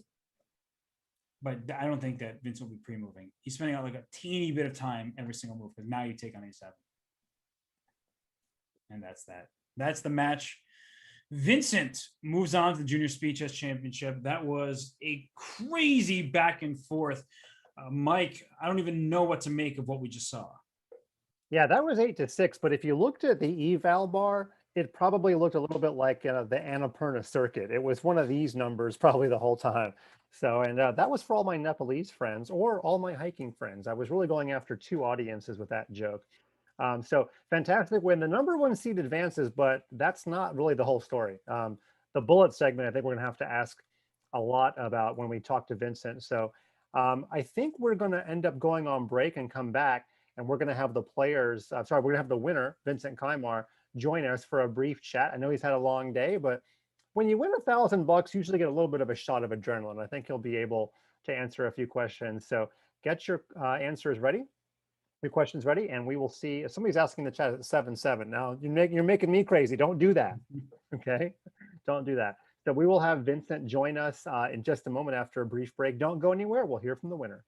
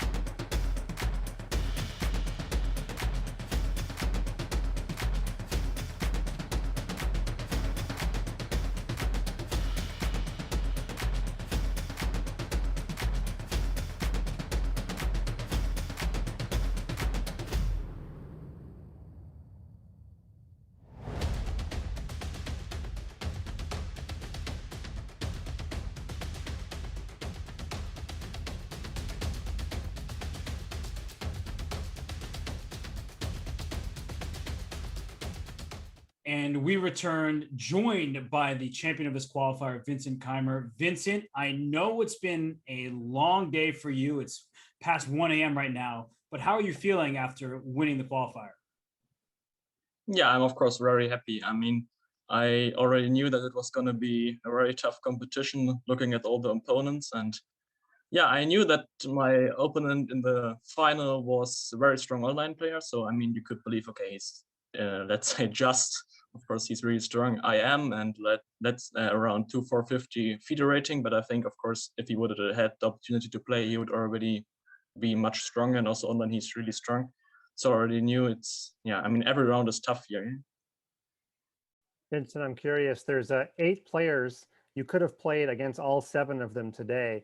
Did you scout out all 7 players in case you had to play them? No, honestly, I mean, yeah, I knew more or less all the players who would participate, but yeah, I mean, I saw the pairings, let's say today at around 4 p.m. or something. And okay, then I started yeah, looking a bit, yeah, because for Shivalova, I also already had prepared with Black for another tournament. So it was not like full preparation, but of course, a bit of preparation I did. And I also think it's not that important. I mean, we are playing really fast games and we are playing really long. So it's more important to be fresh and have enough energy. Yeah, and on that note, Vincent, there are small breaks in between different time segments. So when you were playing in the matches, what did you do during the breaks to keep yourself fresh? Okay, sometimes I went shortly outside or okay, and get something to drink. That's some lemon or something to fresh up. Okay, just yeah. And as far as your final round match, in fact, let's go straight to the final game. I'm sure you were aware you were up 1 point and only needed to draw. Did that affect your decision making in any way throughout that game? Because it kind of looked like you were going for the win, even though you didn't need it. No, it was like, I mean, I chose in this Catalan, I chose pretty much the most solid line with Black, but yeah, I think all this F5, H5, H4 was absolutely not necessary. I just thought it might also be interesting because he needs to win. So putting him under some pressure, even more pressure, might also be useful. But yeah, I just totally forgot about this Queen A6 move, which was, I think, really annoying for me. And the position should be probably just lost. But I mean, yeah, always having this Queen H2 threat, it's not pleasant to play with white. Yeah, I mean, if he would have 5 minutes or in a classical game, of course, he would win this. Somehow he would find a way to defend everything and then slowly win. But okay, we're playing 1+1, so basically bullet. And he has pretty much no time to think. And then, of course, blunders happen. Yeah, well, it was a very impressive finish to an impressive day. And Vincent, you have a math test tomorrow. You were just saying that you have to wake up early for that, right? Yeah, pretty much. So no rest for you, going from intense chess against some of these top juniors to a math exam. So you know, we don't want to keep you too long. We want to respect your time, but really a fantastic showing. We see you all the time in Title Tuesdays and various events. You know, we've played. So congrats. It was a very impressive showing, and we look forward to seeing you in the Junior Speed Chess Championship. Yeah, thank you very much. Looking forward to this tournament.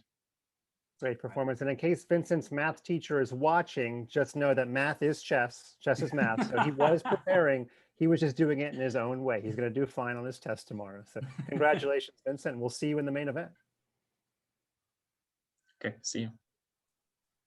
And there you have it. You have the bracket from today as we let Vincent go. He is the champion of the first qualifier. It was a really tough day for him. He defeated Polina Shivalova there. It was a very lopsided score, but many of the games were hard fought and nerve-wracking. And then he had to defeat Paulius Poltinovicius in a very close match, 8-6, where he actually came back from a deficit. And then we just watched the final where going into that last game, a 1-point lead, he said he was lost after Queen A6 probably, but he was creating some problems on the king side for his opponent. He ends up winning, making it through the Junior Speed Chess Championship. So Mike, I mean, what a phenomenal day it was. And I do think that Vincent, when all is said and done, was a deserving champion. I completely agree. I mean, he had his work cut out for him. And I would venture to say that today is at least twice as strenuous as any of the one-on-one matches he's going to go ahead and play. First of all, it was 5.5 hours of chess, but also the nerves that bullet requires, you have to go through that, then do it again the next match, then do it again. So it's almost like you have to have peak performance 3 different times in one small portion of the day. If he doesn't sleep well tonight, well, Vincent, I'm sleeping well because of you. So there's that. But I'm really looking forward to seeing him again. And yeah, he almost could have been invited on his own, But instead, he earns the right and he pockets an extra 1,000. So whatever the newest iPhone is, he'll buy it. It's more fun this way, and he really did play well. He seemed very composed. That's what I would say is his chess. Of course, you go through all of the emotions when you're playing match after match, and you have no rest between games where you may have just blundered or been the recipient of a blunder. But he, generally speaking, seems very composed. He's extremely well mannered. I've known him from his chess for a number of years, so it's great to see him shining. For Denis, you have to just feel for him, because Denis Lazovic, he came to this final, he was going toe to toe with Vincent throughout this final. Whenever Vincent won a game, it felt like Denis was able to strike back. But unfortunately, there could only be one winner. But we look forward to seeing more success from Denis Lazovic, because he has won a recent title Tuesday, which is one of the most difficult events to win with all these super grandmasters playing. So I think we will have much more to see from Denis in the very near future.